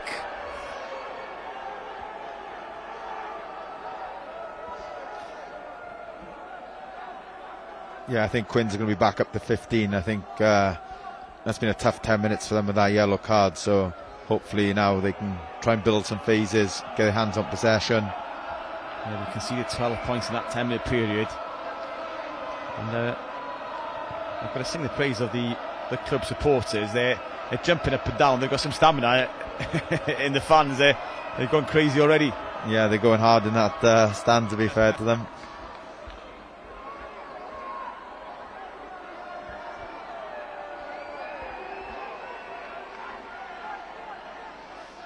So no, the game's not over. There's 25 minutes remaining. 18 points to difference.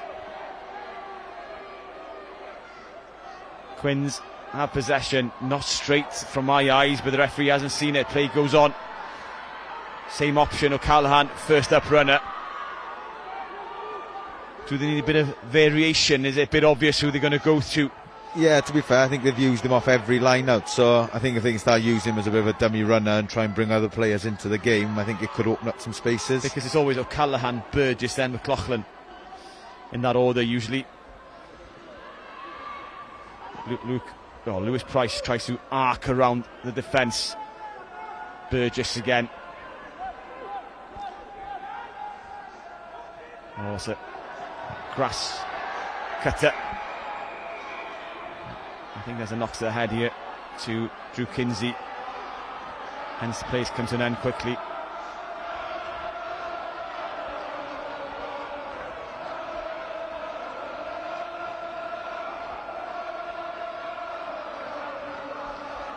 looks like a nasty one potentially. He's okay, he's on his knees. Roddy Williams stretching a calf. And as we have a look at the replay.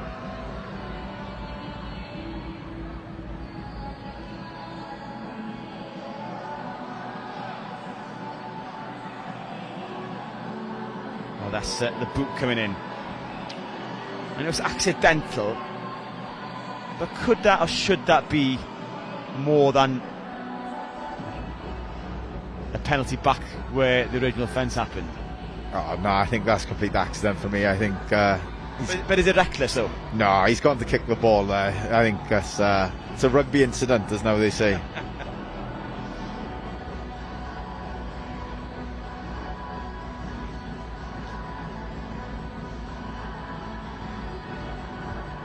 It's a great attacking platform here for the Quins, though. I think both sides of attack here, I think they really need to start creating something. Yeah, because time, there is still plenty of time. You know, the clock's still ticking on our screens. The ref's watch has probably been paused, so there's still about 26 minutes remaining. And club learned a tough lesson at the end of the first half. The stadium clock had turned red. They thought the half was over. They put the ball over the line. There's still time left on the referee's watch. And Quins need to score a try off the back of that line out. That's a better scrum by the Quins. They get a nudge and they could get the penalty. They don't, but play goes on. Phillips darts down this right hand side. Jones does well to begin with for knocking the ball onwards. So it's a 30 metre net gain for the Quins, and they get a scrum inside the 22. Starting to get heated out there. Tempers fraying. It is a cup final. Both teams want to win this. Yeah, it's a much better scrum from the Quins there. Allowed Max Phillips to make that break. I think when teams are going forward, momentum is easy. So if they can get another good attacking platform from this scrum here, it'll be interesting to see how they attack. So if I was a betting man, I think Club Rugby would think that Conor O'Callaghan is going to be coming down that channel. Yeah, I'd bet my mortgage on it.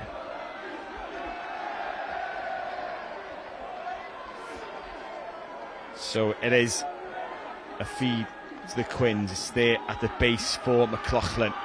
Phillips, they look for the scrum penalty to begin with. They don't get it. Phillips goes down a dark blind alley. Kinsey, acting 9, ships it to his captain Baynard. Patience the key here now for Quins. Just try and eke out a penalty, and a metre or two at a time. They go wide, and here he is, the big man, O'Callaghan. Quick ball, lazy runners. Wharton was nearly caught out with the ball there. Phillips. Good jackal. Have they won the race? No. Release the ball. Here's Bullet, who received that yellow card. Callaghan, second touch. He needs to find a bit of ground. Phillips, Burgess, knocked on. Counter-attack chance, the kick downfield is on. Jones gets away from his man. Was it a high shot in there? Yes, penalty advantage. Now the kick comes. Could be a 50-22. I'll come back the penalty. I'd be happy with a 50-22 if I'm honest.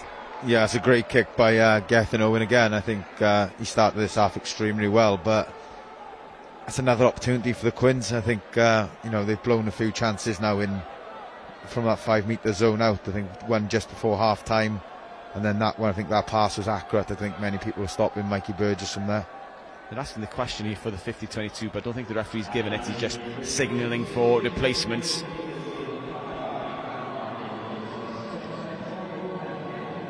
But a good counter-attack by Thomas Jones to begin with.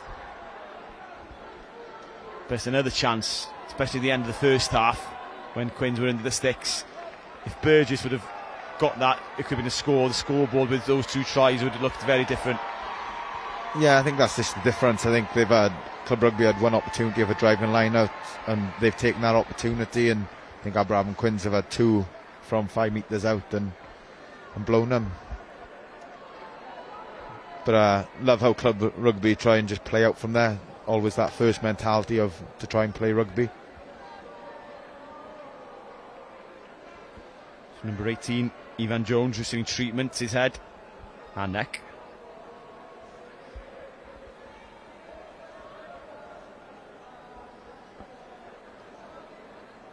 Bit of strapping. He'll be good to go.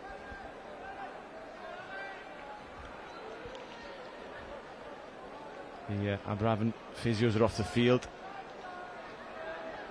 The referee seems to be looking at the screen for something. Was looking.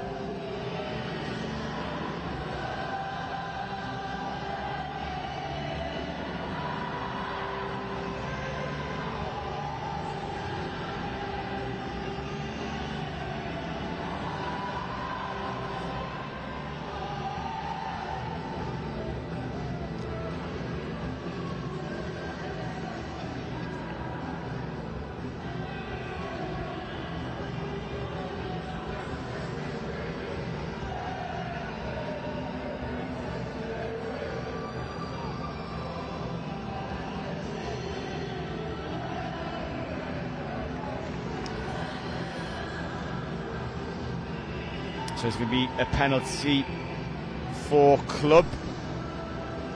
And more changes before we can get along. Max Phillips is on his way off. And Cam Shine.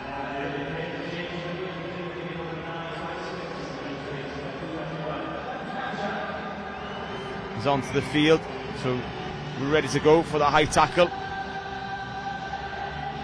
I'm guessing this will get nowhere near the 22 because of the angle. Yeah, I think they much rather that 50-22. Yeah, and I assume they should have got the option because it was an advantage from that penalty. So Rodri Williams, that first try scored in the second half. Harry Moyle, the second for Club.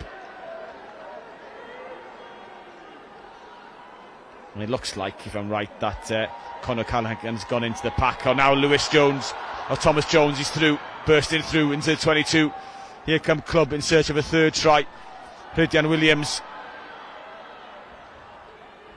Oh, good counter-attack, and counter-attack by Quins. Somehow, Club keep the ball, and the referee's right in the middle of the ruck. Got sandwiched in there somehow. Because I think Karen James was in possession, it may be Club ball. It is.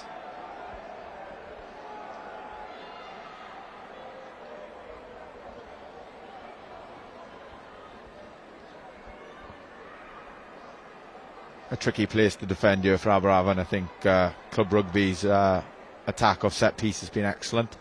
So I think they're in a bit of difficulties here trying to defend from this scrum. There's a lot of cramp going on out there at the moment. I think Ryddian Williams is down at the moment. Yeah, there's a big field. He's the one that had a decent run down the right flank.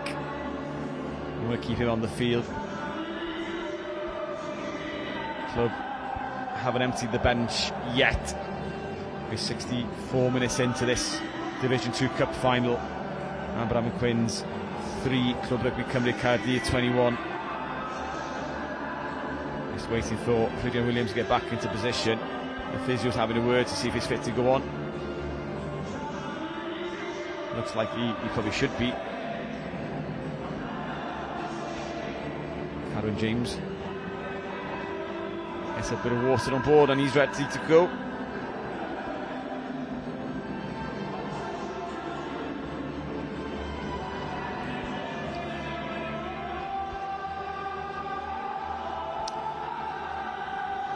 So if, not to give Abraham and Quins his calls away, but in this type of attacking position, what would you look to do from a, if you're a winger, so if I could rephrase it, so...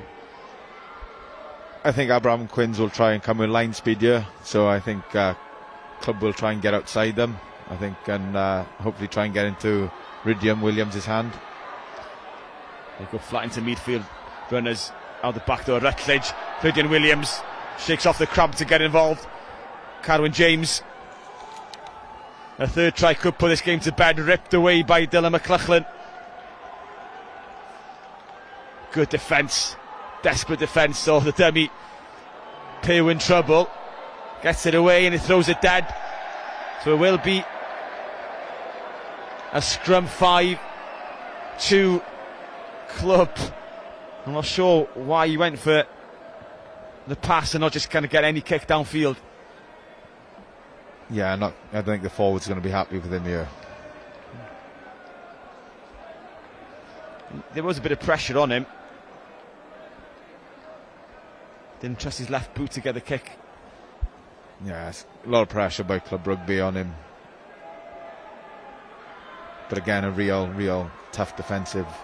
And if something, this is a tougher scrum to defend, I assume, because you've got that short side 20 metres where you can try and commit defenders or get an 8-9 going down there. Yeah, it's tough for the flankers to get out here as well. They're going to have to scrummage first, I think. There's a base for Club. They pile and stack to the left. James, flip to Rhyddion Williams. He's over. That's the third score for Club. Made it look easy. Drew in the defenders, got the offload in. And Club Rugby Cymru Caerdydd are sensing this is their final. This is their day. Quins 3, Club 26.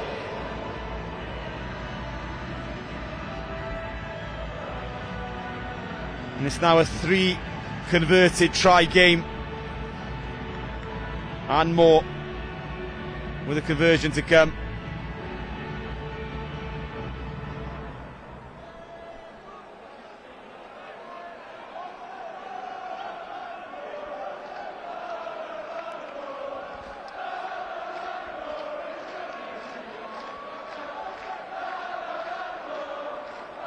Club fans in full voice again. Rutledge drags it this time. Second kick at post missed. The Quins 3, Club 26. The scoreboard looks ominous from a Abraham and Quins perspective. Yeah, they're going to have to try and get back into the game here. I think a nice short kick off here, try and regain a bit of possession and just try and build. And this is the pass, just a short pop on the shoulder. Yeah, changing the attack and the angle. Yeah, it's great skill sets again, passing under pressure there. Club have possession and they'll probably look to play again. James, ball flipped out behind the back of Jones, runs back in field looking for support, bounces a couple of players away. He's not the biggest of wingers, but ends up gets himself isolated, taken quickly by Lewis Cronin. They've got to do something quickly here. Buller, O'Callaghan. He has been marked well by Club. There is space, 2-on-2, 3-on-2 should I say, 2-on-1. The straighten of the run. Price, offload, what a pass. Drew Kinsey, and that's the spark that Quins needed to stay in this competition and in this contest. Yeah, it's exactly what we said. They went for a short kick-off, regained possession and tried to build some phases. I think it was a great line by Lewis Price again, and a great offload back on the inside. Price straightens the line. And that left-handed flick as he's hitting the deck. Quality skill.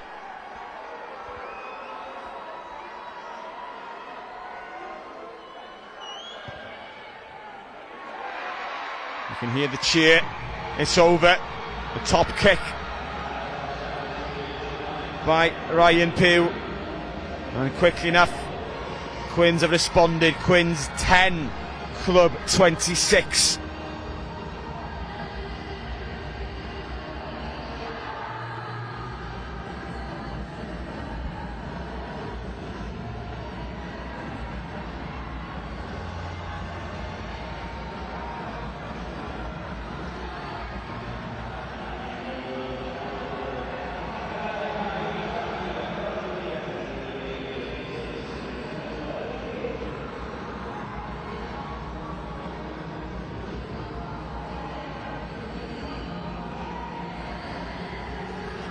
Club taking the time, they're making changes.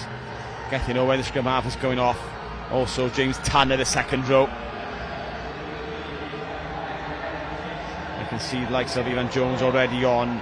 George Hobbs already on. Yeah, I think Gethin Owen's been excellent for club rugby today. I think the way he's got that ball away, speed of ball, staying on top, momentum. I think he's had an excellent afternoon.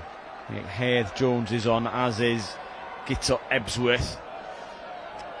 I failed to mention, I did the same in the last match. It's your responsibility to pick the player of the match, by the way. And you've got 5 minutes to get a short list in mind. Stitched you up slightly there. Thanks for that.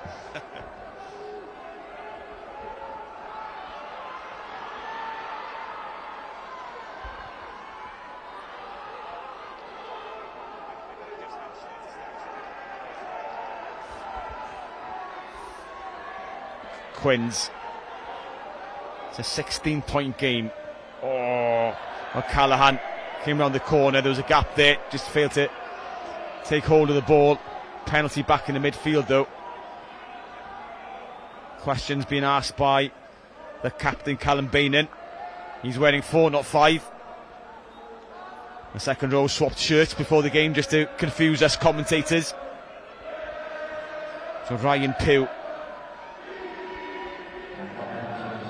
Oh, there's a yellow card. Now then, this is getting tasty. Carwyn James off the field. I'm assuming for repeated infringements from club. So he will miss the remainder of this cup final. Club down to 14. And Quins on the front foot.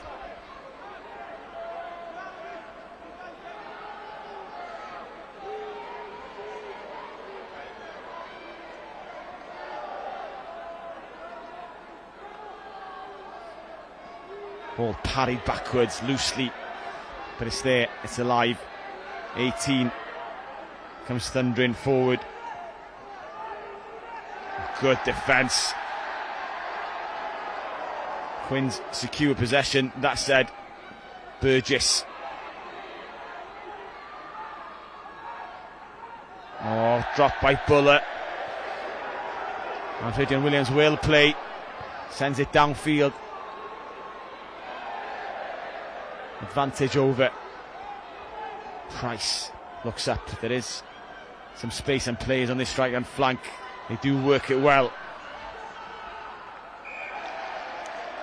Into touch. And Quins not making the most of these half chances, just to kind of build pressure and momentum.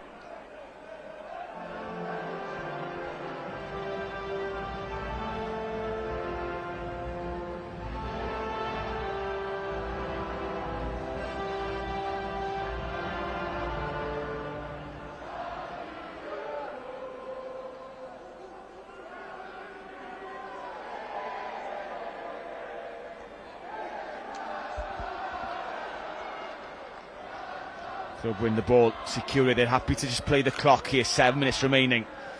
Kick downfield by Ebsworth. Too long to contest. There is space now then in this left-hand side. Price steps back in. Well held, he needs to release the ball. He doesn't. Penalty. That's a cheap penalty to give away. And within kicking range to the posts. Yeah, I think Quins know they're under a bit of pressure here to try and get a score and, you know, just run himself the trouble there. I think it's a great kick chase by Lewis Rutledge. And I think he's going to step up and look to take the 3. And if he misses, you'll know there's another minute or so wasted off the clock.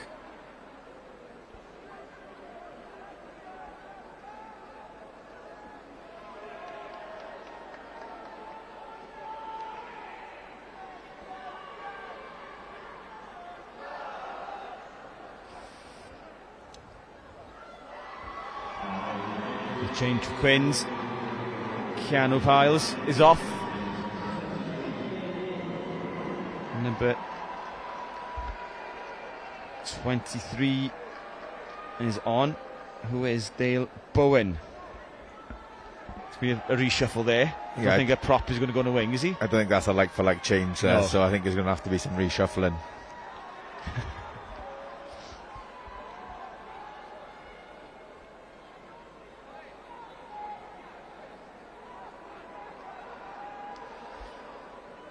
So Lewis Rutledge succeeded with his first 3 attempts to the posts, 3 penalties to give the team a 9-0 lead.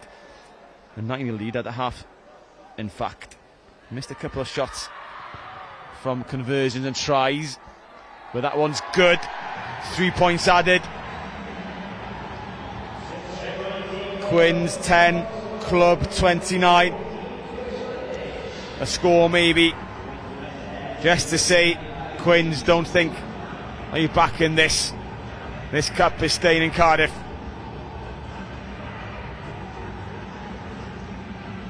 His 4th successful penalty for Rutledge. So a short list then, if we go quickly.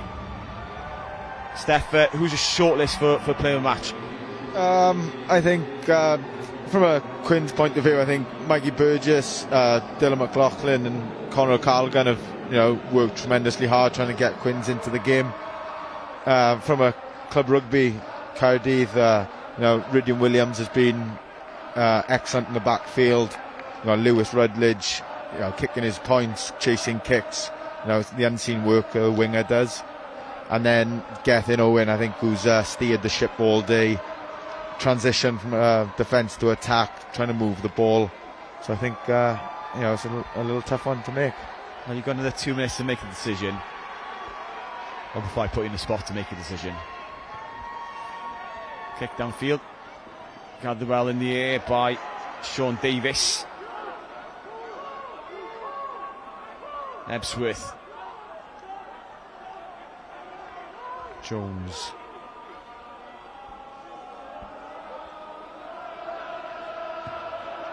Just realised 16, 17, 18 and 19 for club ball. Joneses. Makes life easy for me. Here come Quins now then. They want to get on the scoreboard again. Remember, it's a cup final. Memories are made. These individuals remember today. One way or another, forever. O'Callaghan gets his ball away now then. There's a half a yard. But not enough. Touch is found.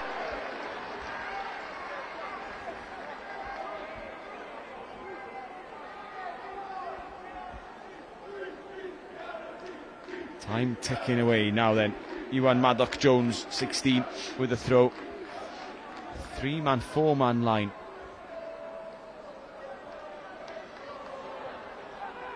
Bit messy in there. Play goes on, Quins have it. Knocked on. Now gone a bit scrappy.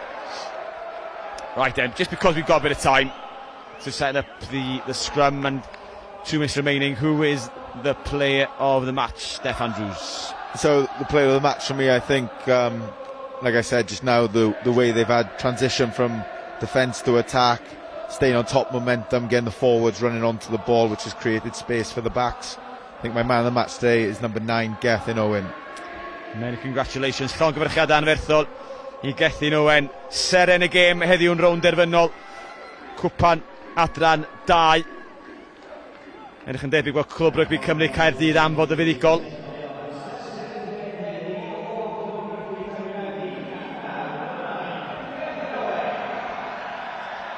Announcement and the cheer by the crowd. I think it's in a agreement. Popular choice, I think. Yeah, I think if we picked anybody from a club side, you've got that cheer. The club are not finished. 90 seconds on our clock. Ball in hand. Quins resigned to defeat.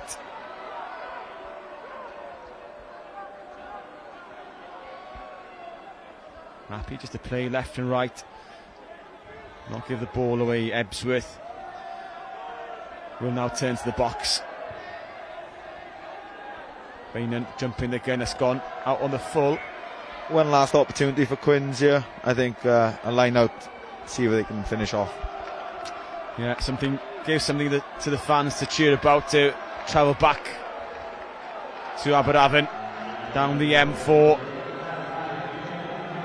And it will be a bitter pill because Quins are not used to losing this season. Only one defeat to their name all season. Yeah, I think they've had a fantastic run in the league this year, and I think promotion is massive for them, and the opportunity to play in the Principality, I think, even doesn't matter of the result. I think it's a fantastic occasion for everyone. You look at all the supporters they've brought up today. I think they'll enjoy this day, win or lose. I'll tell you who's going to enjoy it even more. The club fans, they're singing now, and it's still early into the night. Yeah, I can't see a few of them making work tomorrow morning. I think most of them.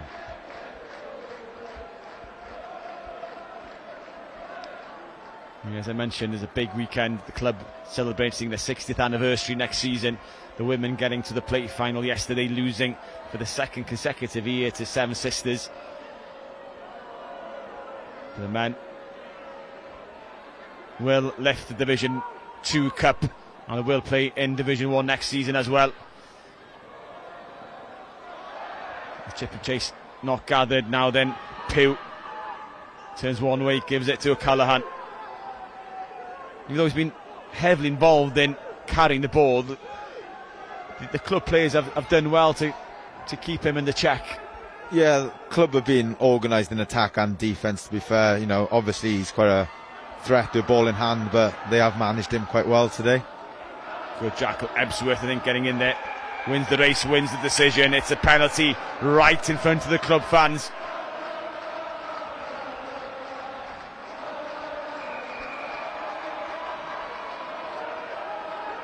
It's been reversed, has it?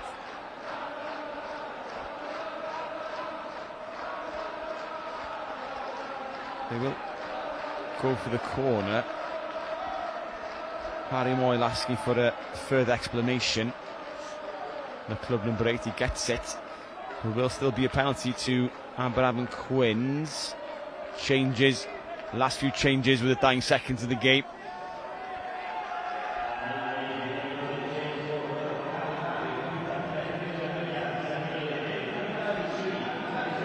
Harry Jones coming onto the field.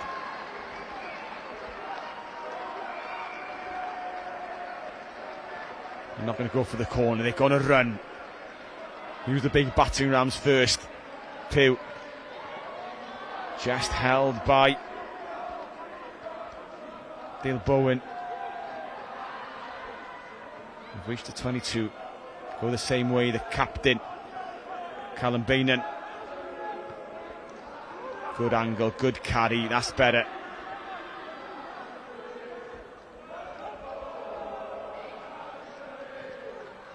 Callahan now then straightens. He's the first man. They'll go left again. Still green shirts in defence there. They haven't drawn many players in. Oh, well, what a pass. Looked like the intercept was on. They nearly got in the second chance, club. It's a penalty for a deliberate knock-on, and it will be a yellow card. He's going to ask the question, if it's a yellow card, was it stopping a likely try? Would a try probably have been scored? Which then leads to a penalty try decision.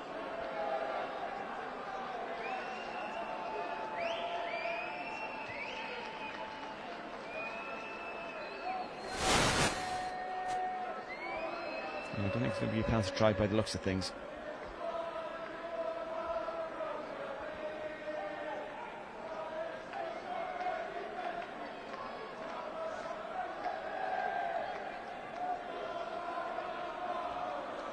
Still discussing over here, pointing a few fingers, trying to look at numbers, who's who did what. 22. So Ebsworth called over. I think you. 23. Sorry, Harry Jones. He's just come on, and he's off. I think that's the shortest appearance on the Principality. If I'm honest. I don't think he touched the ball. Poor Harry Jones. McLaughlin. And it could be another penalty for not rolling. It is. It's going to be against George Hobbs. They're going to go wide. A couple more passes. There is space. Club come up to take the space. There will be a penalty. We're in the dying seconds. Guess who wants the ball and wants to score? Play goes on. This could be another yellow card, yeah. Well, there is another penalty, and the referee does go to his pocket. Another player is going to go to the bench. You can pick one of many, and it will be Kai Hayes going off the field. O'Callaghan pounds his way a metre short. Good hands now to the number 8. It will be a score. Dylan McLaughlin. He deserves that. I think he's worked hard all day. I think he's carried a lot for the Quins, so you know, it's good memory for him to finish off scoring on the Principality. So it's a second try for the Quins. Number 8 McLaughlin will get his name on the score sheet and the scoreboard. It's all too little too late. The clock has turned red, and likely it'll be the end of the game. By the way, the Quins are going back to their own half. There will be time for a restart. The referee just checking with his assistants on the far side. So 13-man club will have to defend again. It's Aberafan Quins 10, Club Rugby Cymru 29. I don't think the cup and the result is in any jeopardy. The Quins will be happy to go again and try and score another.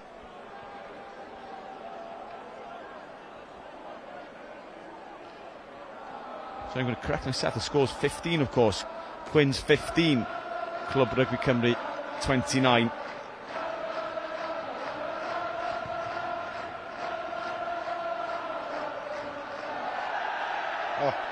Oh, here they go. Out of nothing. Quins didn't want the restart. Jones is in. Thomas Jones.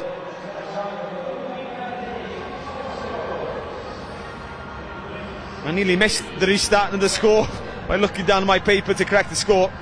Yeah, just an error off the restart from the Quins, and to be fair, 80 minutes on the clock, and you know, Thomas Jones still chasing hard off every kick-off. So, you know, for any youngster watching, wingers chasing them kicks will result in tries.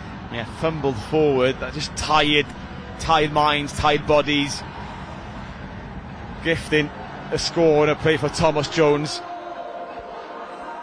And I think that will be the end of the game. Quins in a huddle behind the posts, proud of their efforts, but short on the day of quality. And if you cast the mind back right to the beginning of the game, Club came out with real intent from the first kick-off. 5-10 metres from their own try line, they played. Yeah, it's been great to see and great to watch, actually. It's nice to see a team go out with that attacking mindset. I think they tried to play from that first kick-off right from the 22, so that's fantastic play by Club all day. And Rutledge for the second time hits that left-hand side upright, and that is the end of the game, the final act. Club Rugby Cymru Caerdydd are the Division 2 Cup winners. Many congratulations, llongyfarchiadau anferthol I Glwb Rugby Cymru Caerdydd am ennill cwpan adran 2, a hynny yn haeddiannol. Y sgôr terfynol, the final score, Aberafan Quins 15, Club 34. And there can't be any arguments with the result on the day. Club had the quality over the park, Yeah, the club were fantastic in attack and defence, to be fair. I think they're a well organised team and thoroughly deserve the win. Yeah, Aberafon, and we mentioned in commentary, you know, it's been a good season. They've got promotion to Division 1. Maybe the bigger prize at the end of the season to playing the highest standard of rugby, but they will be disappointed that they didn't maybe get close to make this a challenge, or enough of a challenge for a club on the scoreboard. Yeah, I look back, I think, you know, they will be disappointed. I think they had an opportunity just before half time, and then, you know, just after half time as well, so that could have led the scoreboard to a different. But I think the winners, Club Rugby, deserved it on the day, and, you know, good luck to Aberafon Quins next year moving up to Division 1. Yeah, and Club Rugby Cymru Caerdydd will also play in Division 1 next season, so they could face each other in the cup competition once again, and who knows, there'll be a few scars and a few scores to be settled.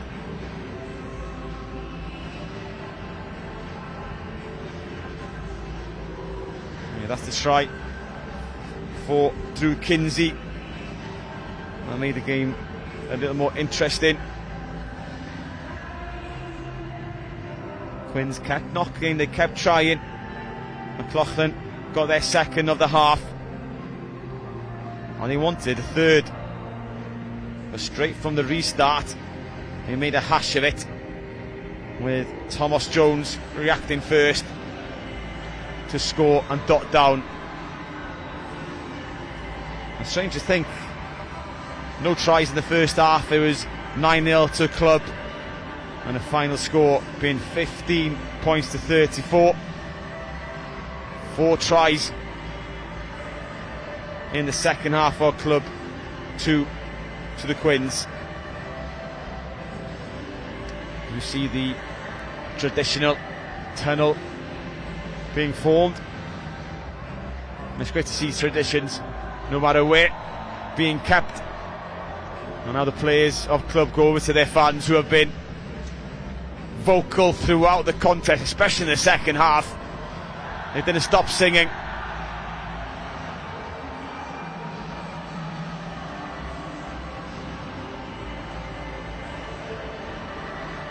They're getting right amongst it. I think them celebrations are going to go long into the night, Yeah. the way they're all cheering down there. Yeah, and some of them have dressed up, and they've got their blazers on, their shirts and ties. Yeah, it's good to see a good crowd. I know they're a local team, and it's easier for the supporters to get here, but it's part of the occasion, and fair credit to the Quins and all the other teams that have been here over the weekend. They've come in their bus loads here to support their local village club. Yeah, definitely. Aberafon Quins, you know, a proud club. You know, a lot of them boys have probably come all the way through the minis and juniors, so it's a great occasion for them to play, you know, and give something back to the supporters who've turned up in mass.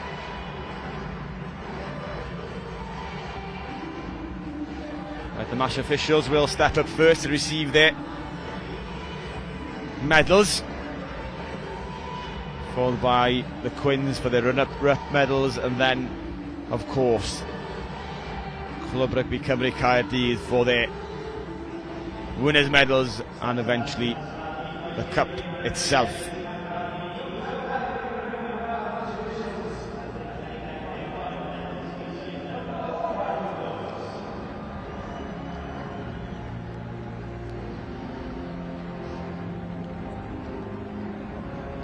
Thank you to all the referees in this game and all the other finals, of course. Without our referees in the community game, these teams wouldn't be able to enjoy the game that we all love.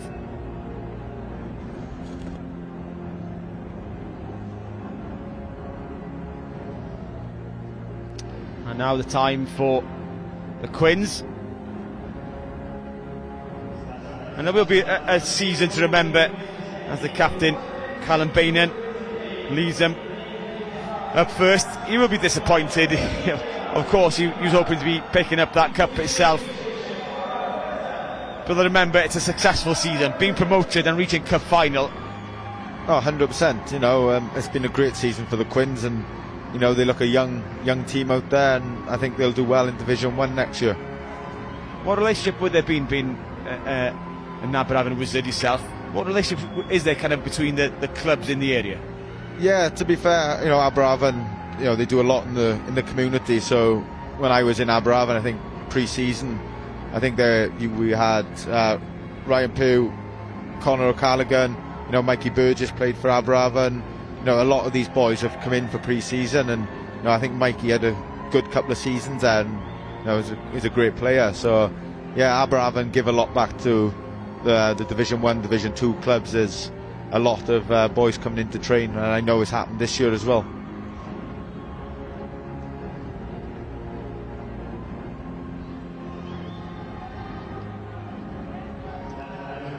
So the Welsh squad receive their runner-up medals as they walk over to their half of the stadium to say thank you to the friends, family, supporters who have come along. As we go over to the winners, still celebrating. I'm sure they can't believe it that they've come here to the Principality and they are going to lift the cup. So the player of the match, Gethin Owen, will lead them out to receive the medal first.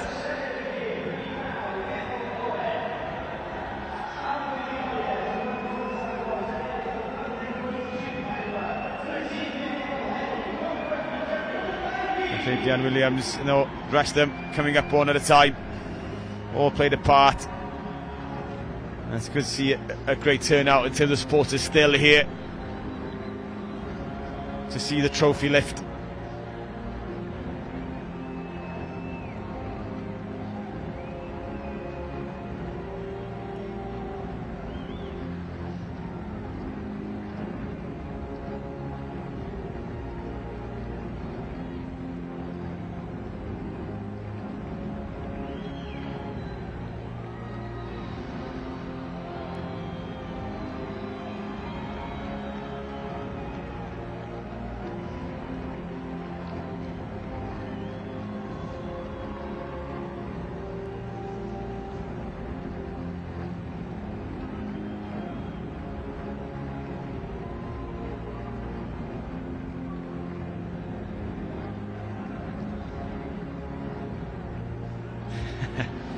The coaching staff and the backroom staff also getting involved.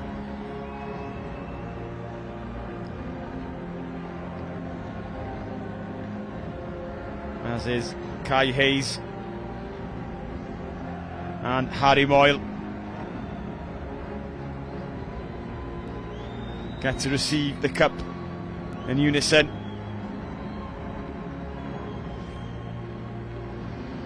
Get the obligatory photo before they can do what they want to do, and that is join their teammates. Felly llongyfarchiadau anferthol unwaith eto I enillwyr adran 2 y cwpan. Congratulations, Clwb Rugby Cymru Caerdydd, the Division 2 Cup champions.